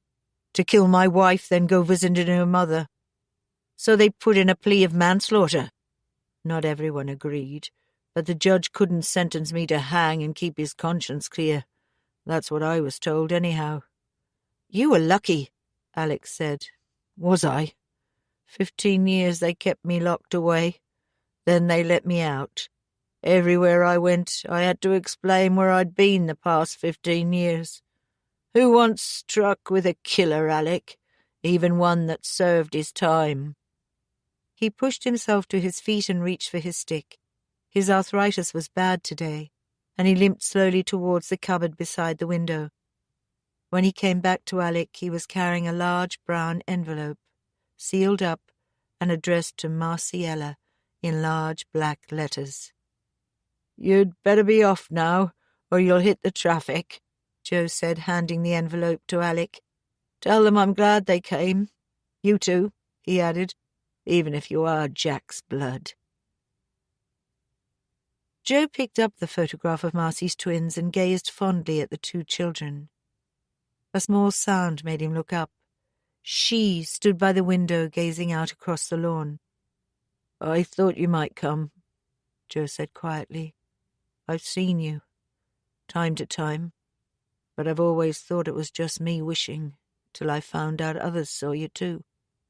Becky glanced across at him, smiling, though her eyes were still pained. "It's nearly done now, isn't it, lass?" Joe asked her. "Is it revenge you want, girl? If it is, I'd say you've got it. He'll lose her at the end, just as surely as I lost you." He shook his head as though disbelieving. "And even after all this time, Becky, love, I can't find it in my heart to pity him." Alec took a wrong turn coming out of Lincoln and found himself at 5 o'clock, trapped in the multi-lane tidal flow of traffic that led out of the city, heading down from the cathedral. It took a full half-hour, slipping the clutch, breathing a toxic mix of hot summer air and traffic fumes, before he reached the final sweep of the hill and a clearer road, only to find that at some crucial point he'd failed to move into the correct lane and was headed out towards Melton, in the opposite direction from the one he wanted. He found a phone box and called Marcy to let her know he'd be late. She'd just arrived home. "Couple of hours, I should think," he told her. "I've a lot to tell you both. Yes, I talked to Joe. Look, I'm out of change. Talk to you soon." He got back into his car and pulled out his road map, not certain how to get himself back on the right route. The package Joe had given him earlier tumbled out with it. Alec picked it up, an ordinary A4 envelope sealed up and obviously crammed full of something. "I want her to open it when you're all together," Joe had told him. "And I'll check up on you, Alec. You've been making decisions for that girl for far too long. I don't want you deciding which of these she should see and which she shouldn't. Tell them both, her and that black man, that I'm looking forward to seeing them on Saturday. And if they can bring those pretty children, that would make me very happy." Alec glared at the brown envelope, wondering what the mystery was. He was suspicious of anything kept secret. There had been altogether too many secrets in this family so far. He sighed deeply as he realized there was still some that he himself was, as yet, unprepared to tell. He spent a minute or two studying the map, then started the engine and resumed his journey, thinking of the reports he had read earlier that day and of what Joe had told him that afternoon. He hadn't talked to Joe about the theft from Fielding's surgery. He wondered if Joe knew about it, but assumed that he must. It was hardly the sort of thing that could be kept quiet. Who had taken the child? What had they done with it? Alec tried to relax, wriggling his shoulders back into the driving seat and concentrating on the winding road ahead of him. And how long, Alec wondered, did they leave Rebecca's body lying in the hotel ice house? His mind wandered, imagining her lying there, skin blue with cold, the colour drained from her body, wrapped in a shroud waiting for burial. It would have been so cold lying there, cold death like that of Patrick Simpson, his blood reddening the snow. "That's Jack's writing," Marcy said. "Doesn't look as if they were ever posted," Michael commented, examining the envelopes. He flicked his long hair back from his face and detached the envelope from Liam's small hand. "Can't have that, lovely. Not for Liam." "Joe mentioned that Jack gave them to him when he left prison," Alex said. "But he wouldn't tell me anything else. Just said we had to all be together when I opened the envelope." Marcy opened the first letter and looked at the date. "August 1938, she said. "What's yours?" "March 39. "Right, well, let's try to get them in order." "Delaying tactic?" Michael asked her. Marcy frowned. "Maybe." She surveyed the mass of envelopes covering the little table and spilled over onto the floor. "How many are there, for goodness sake?" They worked in silence, but for the reading of dates, separating the letters from their envelopes and fastening them with paper clips, sorting them into date order. When they had finished, Marcy picked up the first one. She glanced nervously at the others. "It must have been written just after they moved," she read aloud from the faded page. "I wrote and gave you our new address. Not that you write much, but in case you want to be in touch. It's pleasant here, Joe, but it's not what we're used to. Never thought I'd be able to settle in a town, but Mary couldn't bear it back there. Too many memories. I don't need to tell you about memories, do I? I think of you, inside that place. You who couldn't bear to be inside for more than an hour, and I could weep. Always the gypsy, weren't you? The wanderer. You'd never have been a husband to her, not in the real sense. You'd have been like our granddad, always on the move, following the fairs in summer and the auctions all winter. Coming home long enough to get his wife pregnant again and then off on the road. Was that any life for a woman like Rebecca? She needed you there, needed a man to care for her. I suppose that's the only excuse I can make for what I did, Joe. Fact is, I can't live like this, keeping the secret from you. A man has a right to know. So I came to a decision today. I'll write to you about all the things I want you to know and tell you about our lives and our news. Imagine, I can keep you in touch with the outside, ready for when they let you go. And they will, Joe. One day, you'll be a free man again, and we can forget all of this, put it behind us." She broke off. "He thought Joe could forgive him," she said, incredulous.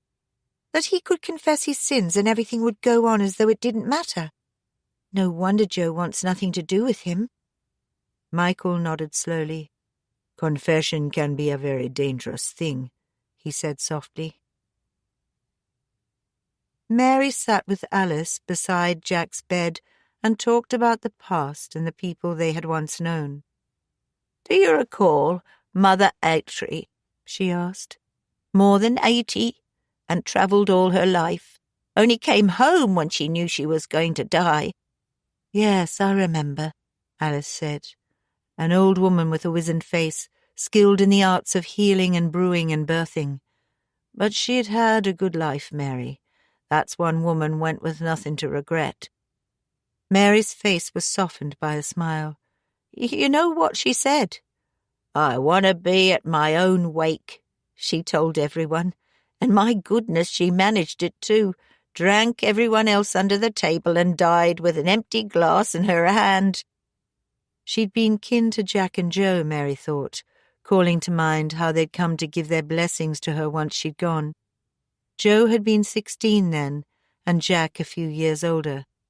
Both almost grown and already working all hours God sent. "Joe fought that afternoon," Alice said. "Put 3 men twice his size to the ground. Tough as any of the travelling folk."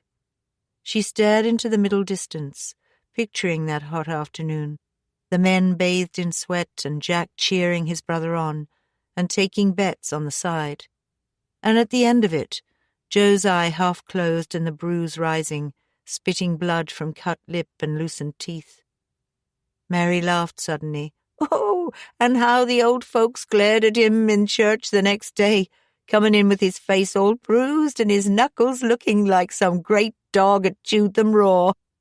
Her laughter faded as she remembered Rebecca's face when she had looked at Joe, admiration in her eyes. "They weren't like the rest of us," she said aloud, knowing Alice would need no explanation. "They were fey and wild-like, not like Jack and you and me. I was glad of the choice I'd made when I married him. An honest, hard-working man, I thought."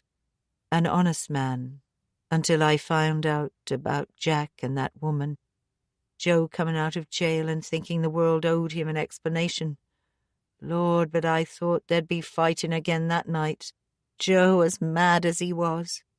But even then, knowing about them, I swallowed my pride and stood by you, Jack. And here I am, still beside you." She gave herself a little shake, aware that Alice was speaking again. "They burned her wagon that night, flames higher than the trees. And I remember a funny thing, Mary. I remember Joe looking at Jack in that odd way and saying to him, 'It was like that time old Benny died.' They burned that shack he lived in after he was gone. It seemed such an odd thing to talk about, I thought. And Jack looked so angry at Joe. I never did understand why." Chapter 34. Alec returned to Lincoln on Thursday and spent the day at the archive. He telephoned Marcy and Michael in the evening, but his call did little more than confirm what Joe had told them about the trial. Marcy's own day had been long. She'd worked overtime and had not arrived home until close on 8 o'clock. Michael, after work, had been involved with the twins. The main portion of Jack's letters still remained unread. "I'm working until 3 tomorrow," Marcy told him. "Michael finishes at 2. He's doing an extra evening session next week to make up for the Saturday. We should be with you just after 5. She hesitated, then added, "It's going to be an expensive weekend, Dar, and I'm not sure about that bed and breakfast place with the twins." "Already sorted," Alec told her. "I drove out to the coast this afternoon, managed to get a chalet at a place called Anderby Creek. It's a bit out of the way, but it's right on the seafront. The French doors open practically onto the beach." "Sounds great. But how did you manage it at this time of the season?" "It took some doing," Alec confirmed, "but I phoned round a bit and this place had a last-minute cancellation. It's cheaper than bed and breakfast and a lot more practical. Anyway, you let me worry about that. Oh, and I've bought buckets and spades. Is that all right?" Marcy laughed. "Just great," she said. They arranged to meet at the chalet after Alec gave them directions. Marcy was smiling as she put the receiver down. While her optimistic mood still held, she called the hospice. Yesterday was the first time she'd missed in the last 3 weeks. Her feelings towards Jack had been severely challenged in these past few days, and yesterday she had felt so choked by them that her daily call had been left unmade. Dialing the number, she was afraid, guilty. What if Jack had died and no one had told her? What would the receptionist and nursing staff say to her? Would they hold it against her that she'd neglected him? Angrily, she shook herself. "Don't be such a prat, Marcy." She forced a smile as the receptionist answered the phone and put her through to the ward. "He's much the same, dear. Your gran and aunt have hardly left him, so if you've tried to get them at home, it must be hard for you, being so far away." "Yes," Marcy agreed automatically. "It is hard. To be really honest, dear, we're surprised he's hung on this long." "I might be away for a couple of days," Marcy told her on impulse, "but I can give you a number to leave a message. If that's all right." Marcy gave Adele's number. "I'll call her a couple of times a day," she said, "and I'll phone you from here as well." She was aware she sounded over-anxious, but presumably the nurse was used to that. She must see so much pain, thought Marcy, so many anxious relatives and friends afraid to miss the end. She rang off, but stood looking at the telephone, wondering if she should have asked to speak to Mary or to Alice, then decided that she could face neither of them. When Jack died, she would try to make her peace, but that, she felt, would be soon enough. The nurse told Mary and Alice that Marcy had called when she came to check on Jack. The morphine pump sighed and wheezed spasmodically. Jack never moved. He lay still, his eyes almost closed and his lips parted. A crust of salt grooved at the corners. The nurse clasped Mary's hand soothingly. "Why don't you go home and get some rest?" she said. "Or if you'd rather, we can make up a bed for you. People often do, you know. You look worn out." "I'll be all right," Mary told her. "Thank you, but I'm fine just here." She sat in the high-backed chair, Alice in another beside her. Alice, her hands never idle, knitted with blue wool, the needles clicking softly against the silence. "What's he waiting for?" Mary whispered, gazing at Jack's face with a mixture of love and resentment. "Why is he hanging on like this?" Marcy. Alice almost sighed the name. He's waiting for Marcy. "Then he'll wait a long time," Mary said harshly. "She'll not be back now." Alice said nothing, her hands pausing briefly while she counted her stitches, then continuing. Children of my own, a house, a husband, work maybe, she was thinking. I could have had those things. Mary could have enjoyed those things. But it wasn't too late for them to live their own lives instead of just enduring Jack's. He would be gone soon. And then what? She shifted her thoughts away briskly, packing them carefully as though afraid another might hear them and know. Tell Jack, tell Mary. The silence closed about them, and the women waited. Friday seemed to drag, the last hour of work extending impossibly. 3 o'clock and Marcy made her escape. "Have a good weekend," her supervisor told her. "We've put in a request to have you back again, by the way, so we'll probably see you next week." "Thanks," Marcy grinned. "Nice weekend." Michael was already outside, illegally parked and watching out for traffic wardens. "Hi," he said. "I was just thinking I'll have to go round the block again." She kissed him and glanced into the back of the car at the twins. "Sleeping," she said, surprised. Hannah and Liam rarely napped mid-afternoon. "Morning in the park playing havoc with the ducks," Michael said. "Hannah got chased by a goose and yelled all the way back to the creche. Gwen said that Liam joined in as well, just to be included, so they've worn themselves out." "Did it hurt her?" Marcy asked, turning round to examine the sleeping child. "No, she'd been feeding it. It thought she still got more, I suppose, but she's just fine now." "Did you have a good morning?" "Not bad, but I'm glad to be away." They drove in silence then for a time, each busy with their own thoughts. It would be another hour or so, Marcy knew, before Michael's attention shifted from the work he'd left behind. Her own thoughts were occupied by Joe and by Jack, and the letters crammed into her bag. She reached down and fished them out. They had read no more than the first few, the night Alec had brought them home. Jack talked at length in them about himself and Rebecca, spoke of their meetings and their love-making. He phrased his telling as confessional, but that did nothing to mitigate the cruelty as he unfolded the depth of his relationship with his brother's wife. To come out of prison, hoping to begin again, and then be faced with this, Marcy thought. The sensible thing would have been for Joe to burn the letters as soon as he realized their content. But he had kept them, read every one. From the number of folds in them, probably read them many times, unable to put them aside. Ordinary human curiosity would have been enough to make him look at each page, open each sealed envelope.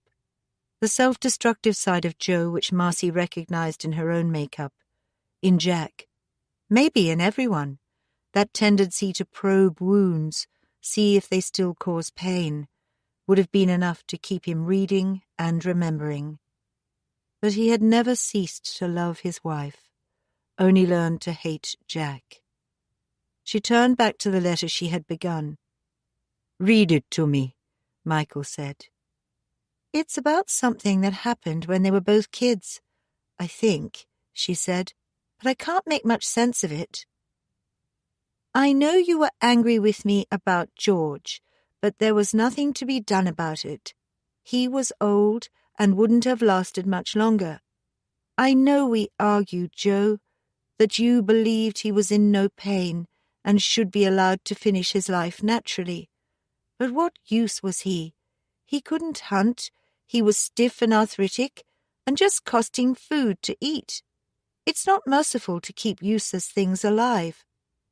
I did feel for him, though. You must know that. He'd been around since we were babies. The pair of us. But he was 14, old, and had a lifetime of work behind him. I hanged the cat when he went blind and got too old to catch anything, but I couldn't kill the dog that way.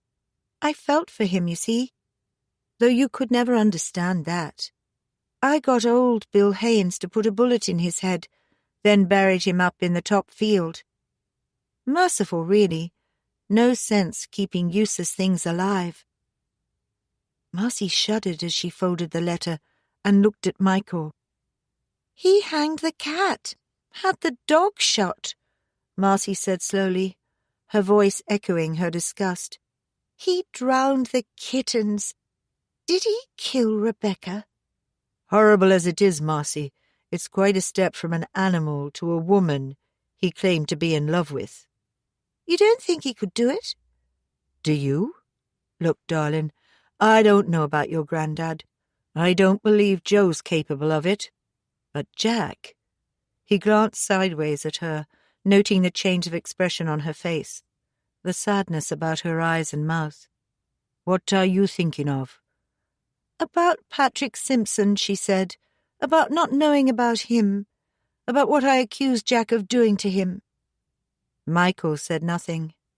He stared at the road ahead, silent, afraid to say too much, and yet not wanting to lie to her, if only by omission. Damn Alec, he thought. Damn him for what he's almost told me, for making me share in his secrets, for taking this circle of lying and deceit and making me carry it on. Chapter 35. Joe was captivated by Liam and Hannah. His eyes flooded with tears as Marcy brought them into his little room. "You brought them with you," he said. "I got your photograph. Look." Alec glanced across at the picture, enthroned now in a cheap gilt frame. "This little lady's Hannah," he said, "and the quiet one is Liam. He has to get used to you first, but Hannah's ready to create chaos any time." Marcy laughed. "We thought we'd take you out if you like," she said. "It's a beautiful day." "I'd like that," he said, his eyes still fixed on the twins. "I don't get out much." He looked up quickly. "Can we go to the cathedral? I haven't been there in years." "Sure." "I'll take you in my car," Alex said. "There's more room in the front. Marcy's packed a picnic. Is that all right?" "Perfect," Joe told him. "Give me your arm, lad." This to Michael. "I'm ready when you are." Liam was reaching to be picked up. Marcy swept him into her arms, and not to be outdone, Hannah clung to Alex's trouser leg. "Grandad, up!" she demanded. Alex swung her high into the air, and she squealed and shouted, "Again!" He felt devastatingly happy, almost able to believe that this was an ordinary family outing with an ordinary family that had more than blood kinship in common. He glanced back as they went out to the cars. Michael and Joe were deep in conversation, and as she watched, the younger man threw back his head and laughed. The sound was free and unrestrained. Alex sighed and cuddled Hannah close, suddenly afraid that this interval in a lifetime of strife was going to be all too short, that he was going to lose everything even before it was properly begun. "I love you, sweetheart," he whispered to Hannah, astonished to find just how much he meant it. By the time they arrived at the cathedral, Hannah had decided that Joe was all right. She insisted on holding his free hand as he leaned heavily on his stick and walked slowly into the great nave. Progress this far had been slow. Joe liked to walk, he said. He was fine if he wasn't rushed, but the brief distance from the car park to the cathedral close had taken them almost half an hour. "The ankle didn't mend right," he said. "I broke it jumping from that bloody window, and then ran about 1/4 mile on the blasted thing. It's given me strife ever since. Hadn't been for that then, I'd have been home free." "Then what, Joe?" Marcy asked him. Oh, I dare say I'd have boarded a ship somewhere down the coast. They didn't make the checks then, they do now. You could sign on as an unskilled hand, and no one asked for papers. Just an honest day's work. Course, it was illegal to carry on like that even then, but no one bothered. Another year, of course, and we were winding up towards the war. Things must have got tighter then. He shrugged awkwardly. I missed that show. Not like Jack. He turned a sharp glance upon Marcy. You read those letters yet? Not all of them. I don't know if I want to read them all, Joe. But you will, he predicted. You will. Like me, you see. You have to know. Otherwise, why would you have come looking? He paused again, gazing up at the high vault of the ceiling arching over their heads. We used to sing here, he said. In the choir. Jack and me. Beautiful voice Jack had. Sang solo. I hated it, but our Mum and Dad thought it was an honour. They never came themselves, mind. He chuckled at the memory. It was the war that finished it for Jack, I'm convinced of that. Oh, he was mad enough before, but the war really brought it out in him. Made it all right? He shook his head. You read about that poor woman yet? Marcy nodded. Last night, she said. I could hardly sleep, Joe. It was a dreadful thing to do, to have to see. Joe looked sideways at her. War's full of dreadful things. The death camps were a dreadful thing. The Blitzkrieg, the firebombing of Tokyo and the Burma Railway, all dreadful things. I don't doubt there were precious, honourable, decent things came out of it too, but I'd have had a hard time naming any far as Jack was concerned. He led Hannah to a seat left from the last service and eased himself into it. Your Uncle Joe's got aching feet, my lamb, he said. Have you the letter with you? He asked. Marcy dug into her bag and gave it to him. He gets her mixed up in his head, Joe. She'd got tangled up with Rebecca in his mind. I don't know if you can tell the difference anymore. Joe said nothing. He slid his glasses from his jacket pocket and perched them on his nose, held the letter at arm's length, and peered thoughtfully at it. It was this one told me he'd really lost it, Joe said. I wondered before if he'd killed her. It would have been the best thing, far as he was concerned. Get rid of her for good before I knew what he'd done. He offered her money to go away, Marcy said slowly. One of his other letters says so. Joe nodded. Just like he offered it to me under the guise of brotherly love, he said. Maybe he meant it, Marcy asked.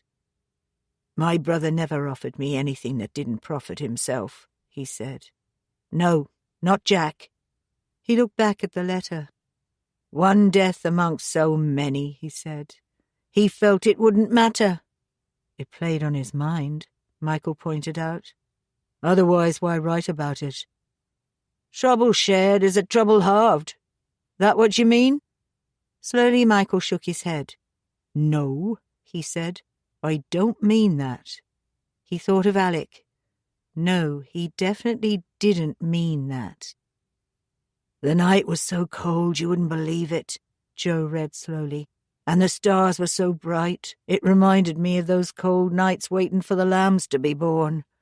Huddled in the shack, back of the crew yard, keeping warm among the sheep. When you looked outside and the sky was so clear, hanging with frost, you could see right the way to heaven. She hung there, Joe, her feet kicking the stars like Becky had done, and for a minute I thought I was seeing it again. They'd not set the rope properly, see? Left it to pull tight across her throat instead of slipping the eyelet close beside her ear. It took her time to die, kicking the stars, Joe. Kicking at the stars. Joe broke off and turned bright eyes on Marcy.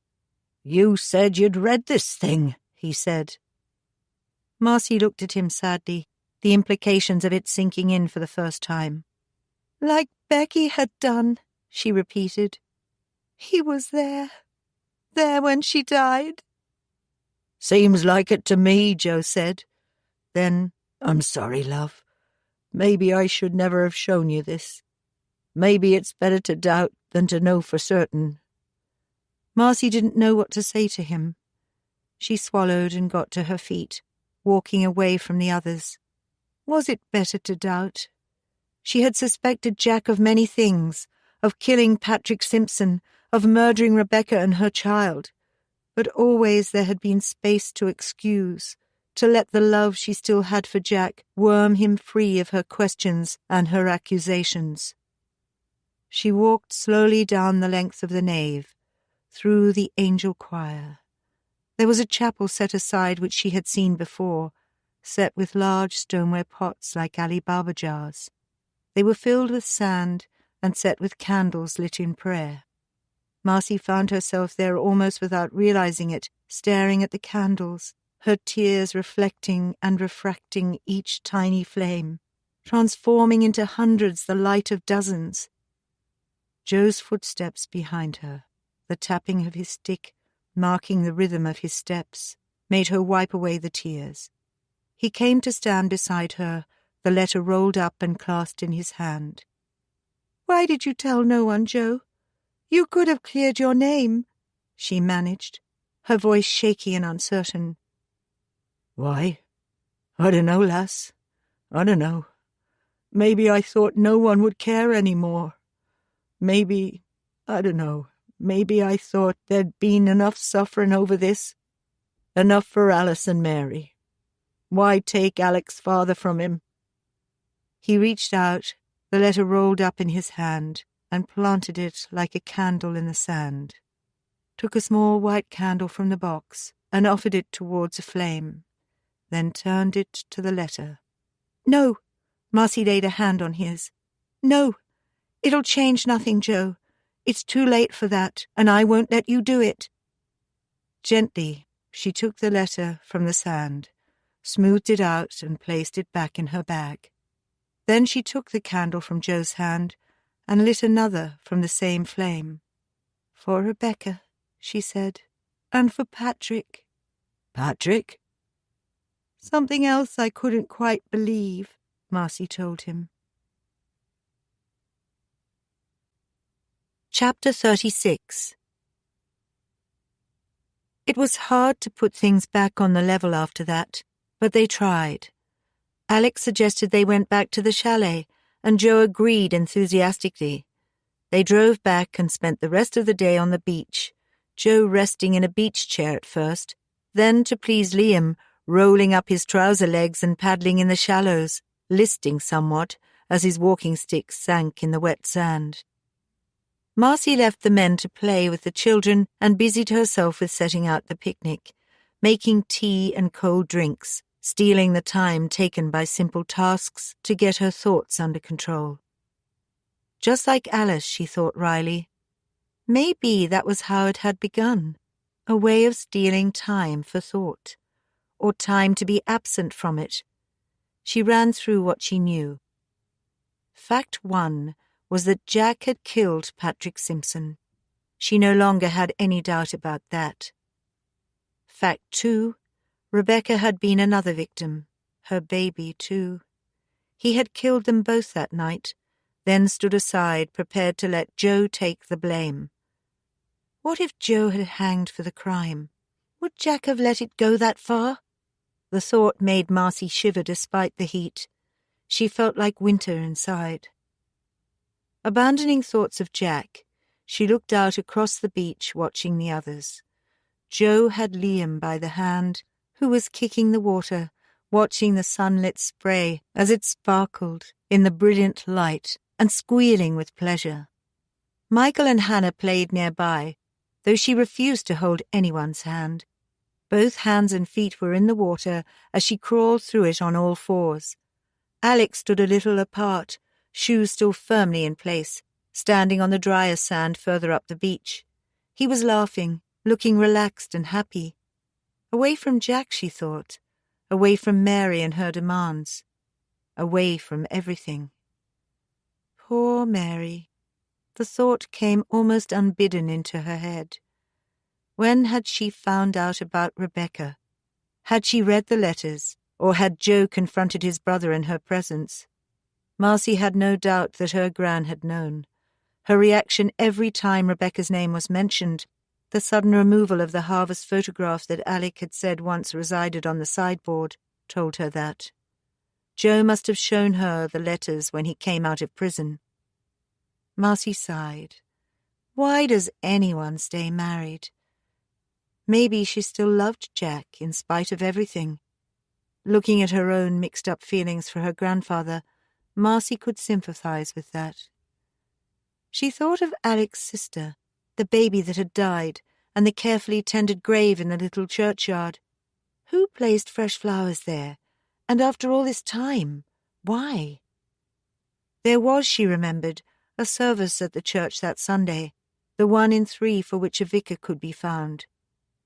Crossing the beach to call the others in to eat, Marcy decided that the next day that was where they'd be.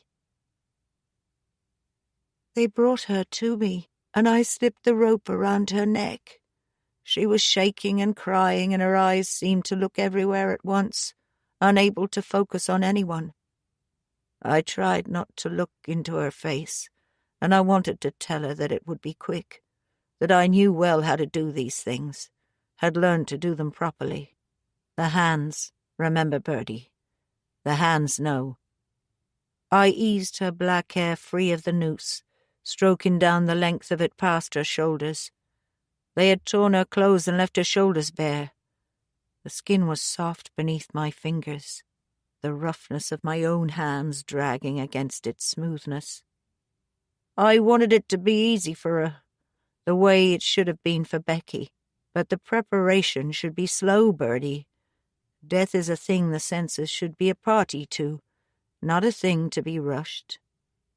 But Mills didn't understand that, and he grabbed her from me before I had a chance to set the eyelet right beneath her jaw, and they threw the rope across the tree branch and hauled on it until her feet came off the ground and her body jerked and twisted like a puppet dancing, kicking at the sky.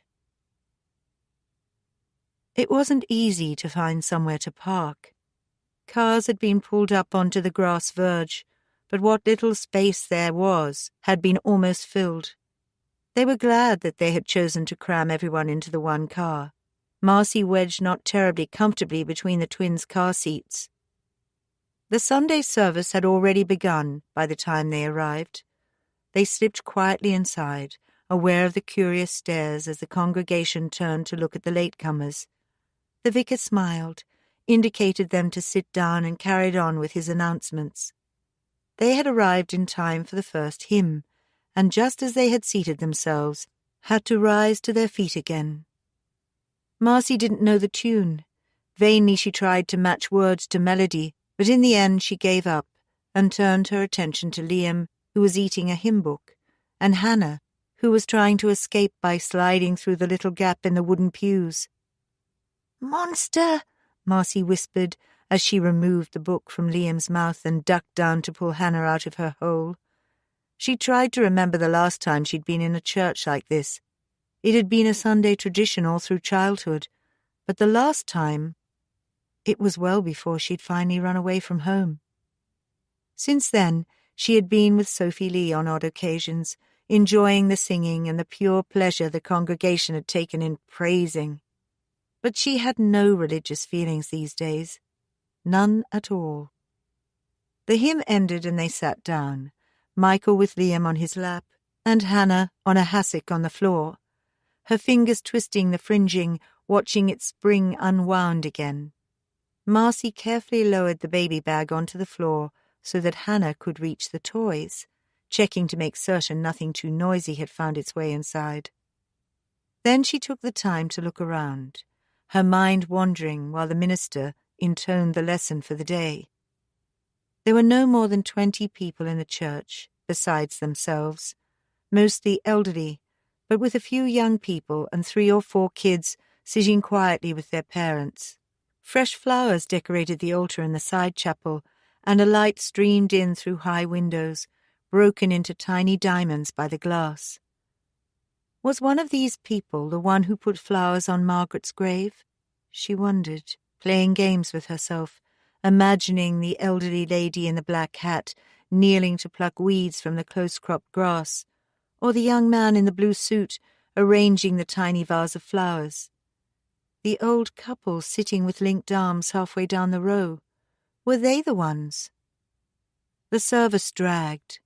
The hour that Marcy had been used to every Sunday, seated without thought of complaint between her grandparents, now seemed to stretch into eternity. Finally it came to an end, with a hymn that Marcy actually remembered. She sang this time, fervently, as though in apology for her inattention. Hannah decided that she would join in too. She climbed back onto the seat and stood beside her mother seriously intoning, "Ba, ba, black sheep," against a background of "There's a wideness in God's mercy." Marcy let it go. Beside her, Michael was trying hard not to laugh. Alex stared, eyes strictly forward, pretending not to hear. "I loved your version," the vicar told Hannah as they left the church. "You sang with real feeling." Hannah stared at him, then hid her face in her mother's skirt. "Are you on holiday here?" he asked. "Just up for the weekend," Marcy replied. "Our family came from around here. In fact, you've my father's little sister buried in the churchyard over there." "Really?" Marcy pointed to the child's grave. "Oh," he said, "little Margaret Armitage. Now isn't that interesting? You'll want to talk to Helen." He called out to a young woman shepherding her children towards the door. "Helen, these are relatives of Margaret Armitage." He turned to Marcy. "Helen's on our committee. We try to keep things up to the mark here. The committee split the work. Margaret Armitage is one of Helen's charges, isn't she? Always make sure there are flowers. So sad, a child's grave, especially with no family living nearby." Marcy's heart sank. So that was the solution. Just a church committee to keep the graveyard tidy, and a kind-hearted woman who could not bear to see a child's grave neglected. The young woman was smiling at her and holding out her hand. "I'm pleased to meet you," she said. "I hope you like what we've been doing." "Oh, I think it's lovely," Marcy managed. "Have you been doing it for long?" "Oh, yes," Helen said. "I enjoy it." They moved slowly towards the little grave, her children trailing behind, calling out to friends who were now leaving the church. "It's odd, really, but my family have always looked after this grave, and when the vicar suggested we got a committee together, well, I couldn't let anyone else do it, so I took this section over." "Always?" Marcy asked her, puzzled. "Well, yes, though I don't really know how it came about," she smiled, looking slightly embarrassed. "My gran used to do it, and then my mum. I couldn't let it get overgrown. It wouldn't be right somehow." She glanced curiously at them and asked, "If you don't mind, how are you related to Margaret?" "She was my sister," Alex said quietly. "My parents moved from here the year after she was born." "Oh, really? I hope you don't mind then. I mean, after all, she was your sister." "Please," Alex said hastily, "I think you've done a marvellous job, just marvellous. If you'll let me contribute towards the flowers." "Oh, no," Helen told him. "Mostly they're from my garden anyway. I'm sure the vicar would be grateful if you want to send something to the church." She turned back to Marcy. "You might like to remember me to your grandparents," she said. "Tell them the Greys looked after. They must have known my gran and my mum. Tell them, let me see, they would know my gran's name. That was Lacey. Elizabeth Lacey." It was time then to go back to Joe. They had talked further to Helen, but it had been obvious that Rebecca's story was not familiar to her, though she knew the name. "Oh, yes," she'd said. "I think she died in childbirth. Quite common then, my mum says." They found Joe, as they had first seen him, in the garden with the chessboard set out in front of him. "I know," he said, as Marcy confronted him with what they had been told. "Or at least I knew that Elizabeth tended the grave. It's good that someone still does." "But why?" Marcy asked him. "Did she feel guilty or what?" It seemed as though Joe didn't want to answer. Then he sighed deeply and said, "She couldn't bear it. Bad enough that her daughter was dead, But to cut her open like that, you know. The police wanted to know for certain how far gone she was. They kept it quiet, like, as long as they could, but then some newspaper man let it slip that the child had been preserved in case they needed it for evidence. That's what they said, anyway. But I ask you, Marcy, they could have looked at the poor little bugger, figured out how old it was, and let it go at that. Given it a decent burial. Bad enough she couldn't bury her girl, but to think of her grandchild pickled like a side of pork in brine, it was more than Elizabeth could take. "The break-in at Dr. Fielding's," Alex said. Joe nodded. "She came to me, told me about it. Got special permission to see me in the jail. Desperate she was, and I was scared as hell that she might get herself caught. But she was a determined woman, Elizabeth. She took someone with her, I believe, though she didn't tell me who, and they broke in through a back window. Took the child away." "What happened to it?" Alec asked. "They buried it in Margaret's grave, didn't they, Joe?" Marcy said. Joe nodded again. "That's right, lass, they did. Seemed just, somehow. 2 innocents buried together. It wasn't hard. She eased the turf from off the top and then dug down. It didn't take much of a hole. Took the spare earth and scattered it in a new dug grave. Watered the turf back down again." "And Elizabeth knew about Jack?" Alec asked. "She knew. Becky told her when she realized she was pregnant. Thought she could get Jack to leave his wife and go off with her, but he wouldn't have it. She felt she couldn't tell me that it was Jack's baby. I mean. Then when I found out, I went to her. Wanted to know the truth, and that's when she told me. All of it. She told no one else. I'm certain of that." "And she believed that Jack was guilty of the murder?" Alec asked him. "Believed that all along," Joe confirmed. "Spoke up for me in court, but she could prove nothing about Jack, you see. She'd only Becky's word. And there were plenty willing to call Becky a whore. She didn't want her name dragged further through the mud than it had to be." "Did you show her the letter?" "Yes." Joe nodded slowly. "I was mad as hell.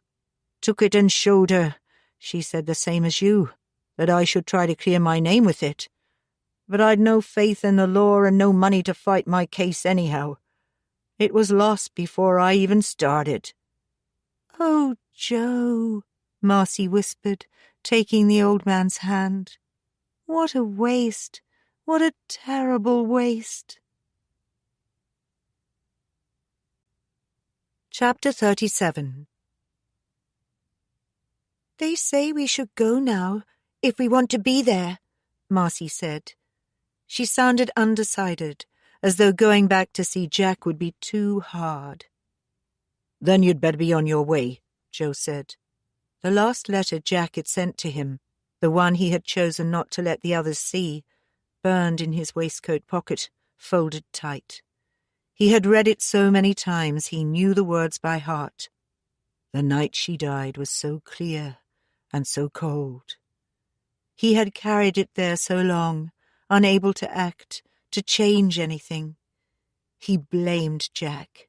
Jack had taken Becky from him, taken much of his life, too. "You'd best go to him," he said, and this time Marcy nodded. "We'll be back, Uncle Joe," she said, kissing him sadly. Joe smiled. "I know you will," he said contentedly. "I know you will." He watched them walk away across the parched lawn and smiled again. The one thing Jack had truly valued, truly loved, he thought, looking at Marcy, and he'd lost her. Joe patted the letter in the pocket of his waistcoat and nodded, satisfied. He could have shown it to her, but he chose not to. Something was owed, Joe felt, and Marcy and her family would well do in payment. As Marcy turned to go up the ramp and into the house, she paused, stepped back, and then stood still, as though something had caught her eye. Joe followed her gaze. Beneath the trees, where the children had played a little time before, a figure stood in half shadow. Black hair fell about her face and a hand protectively touched her swollen belly. "Becky," Joe whispered. "Becky." He looked back sharply to where Marcy stood, and their eyes met for a moment, and he knew that she had seen her too. Then she turned and walked away. When he looked towards the trees, there were only shadows, long branch shadows, laying themselves across the dried-out grass. Marcy had expected trouble when she reached the hospice, had expected that Alice and her grandmother would deny her wish to see Jack. But nothing happened. Mary and Alice had grown too tired to argue. They joined Alec and Michael in the waiting room, and Marcy went to Jack's bedside alone. "I've talked to Joe," she told him without preamble, "and he showed me the letters you sent to him about you and Rebecca." She paused, finding words hard. "How could you, Jack? How could you do that to someone you loved?" Jack could barely open his eyes. He felt so tired, and the light, dim as it was, hurt. But he didn't need to look to know that Marcy was there or to hear her voice. "Becky," he thought. She was talking about Rebecca. "How could you kill her?" Marcy said. "She was pregnant, Jack. Pregnant with your baby. What was it? Too inconvenient for you? Did you think she would tell Joe whose baby it was? Were you scared of him? Scared enough to kill them both and pin the blame on your brother?"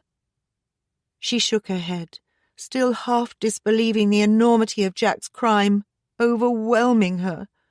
"How could you, Jack? How could you?" And then there was Patrick, Marcy thought, and her own ruined teenage years and the hurt he had caused to Alec and to Mary and to Lord alone knew who else. Marcy found she couldn't bear to be there beside him any more. In his half-conscious state, Jack could hear Marcy's words. "No," he wanted to tell her. "It wasn't like that. It wasn't like she said." But they were all there now, crowded round his bed, all hating him and judging him for what he'd done and what he'd been. They were all there. Becky, and the child, and the woman he'd seen hanged on a cold desert night in some place he could barely remember, and that boy who got Marcy into trouble. Jack knew they were waiting for him, but the fear of losing Marcy was the worst of all. "It wasn't like that," he wanted to say, as he saw Becky take the child by the hand and slowly walk away. "It wasn't like that." As the others faded slowly from his vision, leaving empty space filled only with Marcy's voice. "I'm going now, Jack," she said slowly. "I'm sorry, Jack, but you must understand that I have to go." Joe held Jack's final letter in his hand, the letter he had decided Marcy would never see. The night she died was so clear and so cold, and there was a bright moon, 2/3 towards full. I missed you, Joe, up at the farm, and so I'd kept watch in the house, waiting for you to come home. It wasn't hard. We could see the corner of your place and the road you'd come by from the kitchen window, and I'd sat there, reading, while Mary prattled away, keeping a lookout. It was Mary's idea. We'd hardly seen you since you got back, and she wanted you to come in for supper. Family-like. Rebecca, too, if she had to. I told her we should stick together, show solidarity. I thought it would soon pass. The trouble, I mean, and the village gossip. It wouldn't be the first child born with an awkward birthday and folk forget in time, or at least put their memories away. It was a strange thought I had as I watched the door open and Becky slip through, that at least the child would be family. It made me smile, and I had to take care that Mary didn't see and wonder why. She could be sharp at the oddest moments. But I admit I was scared. What if Rebecca had told someone about us? What if you found out in some way? A moment's carelessness or anger, and that would be that. When I saw her go out, I took a chance. I wanted to talk to her, to make certain that things would stay secret. Mary was a good match. I loved her. Not like I loved Rebecca, but still I loved her, and her family were not people to offend. So I made an excuse about trying to meet you on the road, and I slipped out after Rebecca. I almost lost her. I'd been carrying a hurricane lamp, but turned it low as I left the village, afraid she'd see the light. There was something in the way she moved that made me feel strange, and I was worried anyway, that we might be seen if we stopped too close to the houses. But she never looked back, just walked with her eyes fixed straight ahead and her coat collar pulled up high. She carried no light and moved like an awkward shadow. I almost lost her when she turned off the path. I'd gone by the gate and kept on up the road, thinking she was ahead of me where the road bent. But then, when I reached the straight and had a full view of the road as it went on up the hill, I knew she'd left it and cut across country, so I went back. There was a gate about a quarter of a mile back up the road leading off to Bale's Field. She must have gone through. There was no other place. I climbed the gate and skirted the field following her. Joe sat in his favourite place by the window, watching the evening creep across the lawn, Jack's final letter to him clutched in his hand. He looked up as she came into the room, and he saw this time that the smile reached her eyes. "Becky." She sat down opposite him, leaning back in the chair with a sigh, her hands resting lightly on the chair arms. She looked satisfied with herself, he thought, happy after all this time. "She's left him, then," Joe said, his eyes soft as he smiled back at her. Chapter 38. Marcy waited outside for Alec, aware that he couldn't just abandon Gran and Aunt Alice at a time like this, but feeling herself apart from it all now. She watched Michael playing catch, or usually miss, with their children, and thought, nothing. Her mind felt numb and tired. She wanted to go home, and there was still luggage left at the chalet to collect. It would be as easy to drive back there tonight as to go home, and make the longer trip the following day. Alec came out eventually, with his mother holding his arm. "We've sorted things out here," he said. "They don't think Jack will last the night." Marcy nodded. "You'll do all the arrangements for us, won't you, Alec?" Mary said to him, a touch of her old control returning. Alec shook his head. "If I can," he said. "If not, you'll have to ask Marcy and her husband if they'd mind giving you a hand." Mary was clearly dumbfounded. Alec didn't give anyone the chance to question. Instead, he looked straight at Marcy and continued to speak, his tone calm and unhurried. "There's something I have to do," he said, "and I don't quite know how it'll go." Marcy gave him a puzzled look. "I don't follow you, Dar." "It's about Patrick Simpson," Michael ventured. Alec nodded. "You were right," he said. "I have to grow up sometime, decide things for myself." Marcy hesitated, looking from her husband to her father. Then she reached out and took her father's hand. "This time, we're coming with you," she told him. With Rebecca beside him in the dimly lit room, Joe read on. "I didn't see her until I'd reached the top of the hill, and then I knew. She was standing there, on that low branch, and her arms around the trunk, and I remember thinking how hard it must have been for her to climb up there with her belly swollen and throwing her balance the way it must. But it had always been a good climbing tree, that one. Even a child could do it. Then she threw the rope over the higher branch, and I understood. She'd thought it out well, made a loop in the other end, so all she had to do was thread the noose end through and pull it tight. And I remembered how I'd showed her how to bind a whip handle with thick cord, pulling it through so it made a noose, then hauling the free end to make it neat and safe. She'd bound her death noose the same way, made it secure so it wouldn't fail her. You know, Joe, I remember I was proud of her then. Not many women would have gone to such trouble to get it right. I had to respect her choice, Joe. You do know that. I had to let her go. I sent you that letter, Joe, told you, but you did nothing, so I knew you understood. What else was there to do? But she haunts me, Joe, and I know she's waiting for me, like that other one. They've found each other, stand each side of my bed and wait. She saw me. She saw me.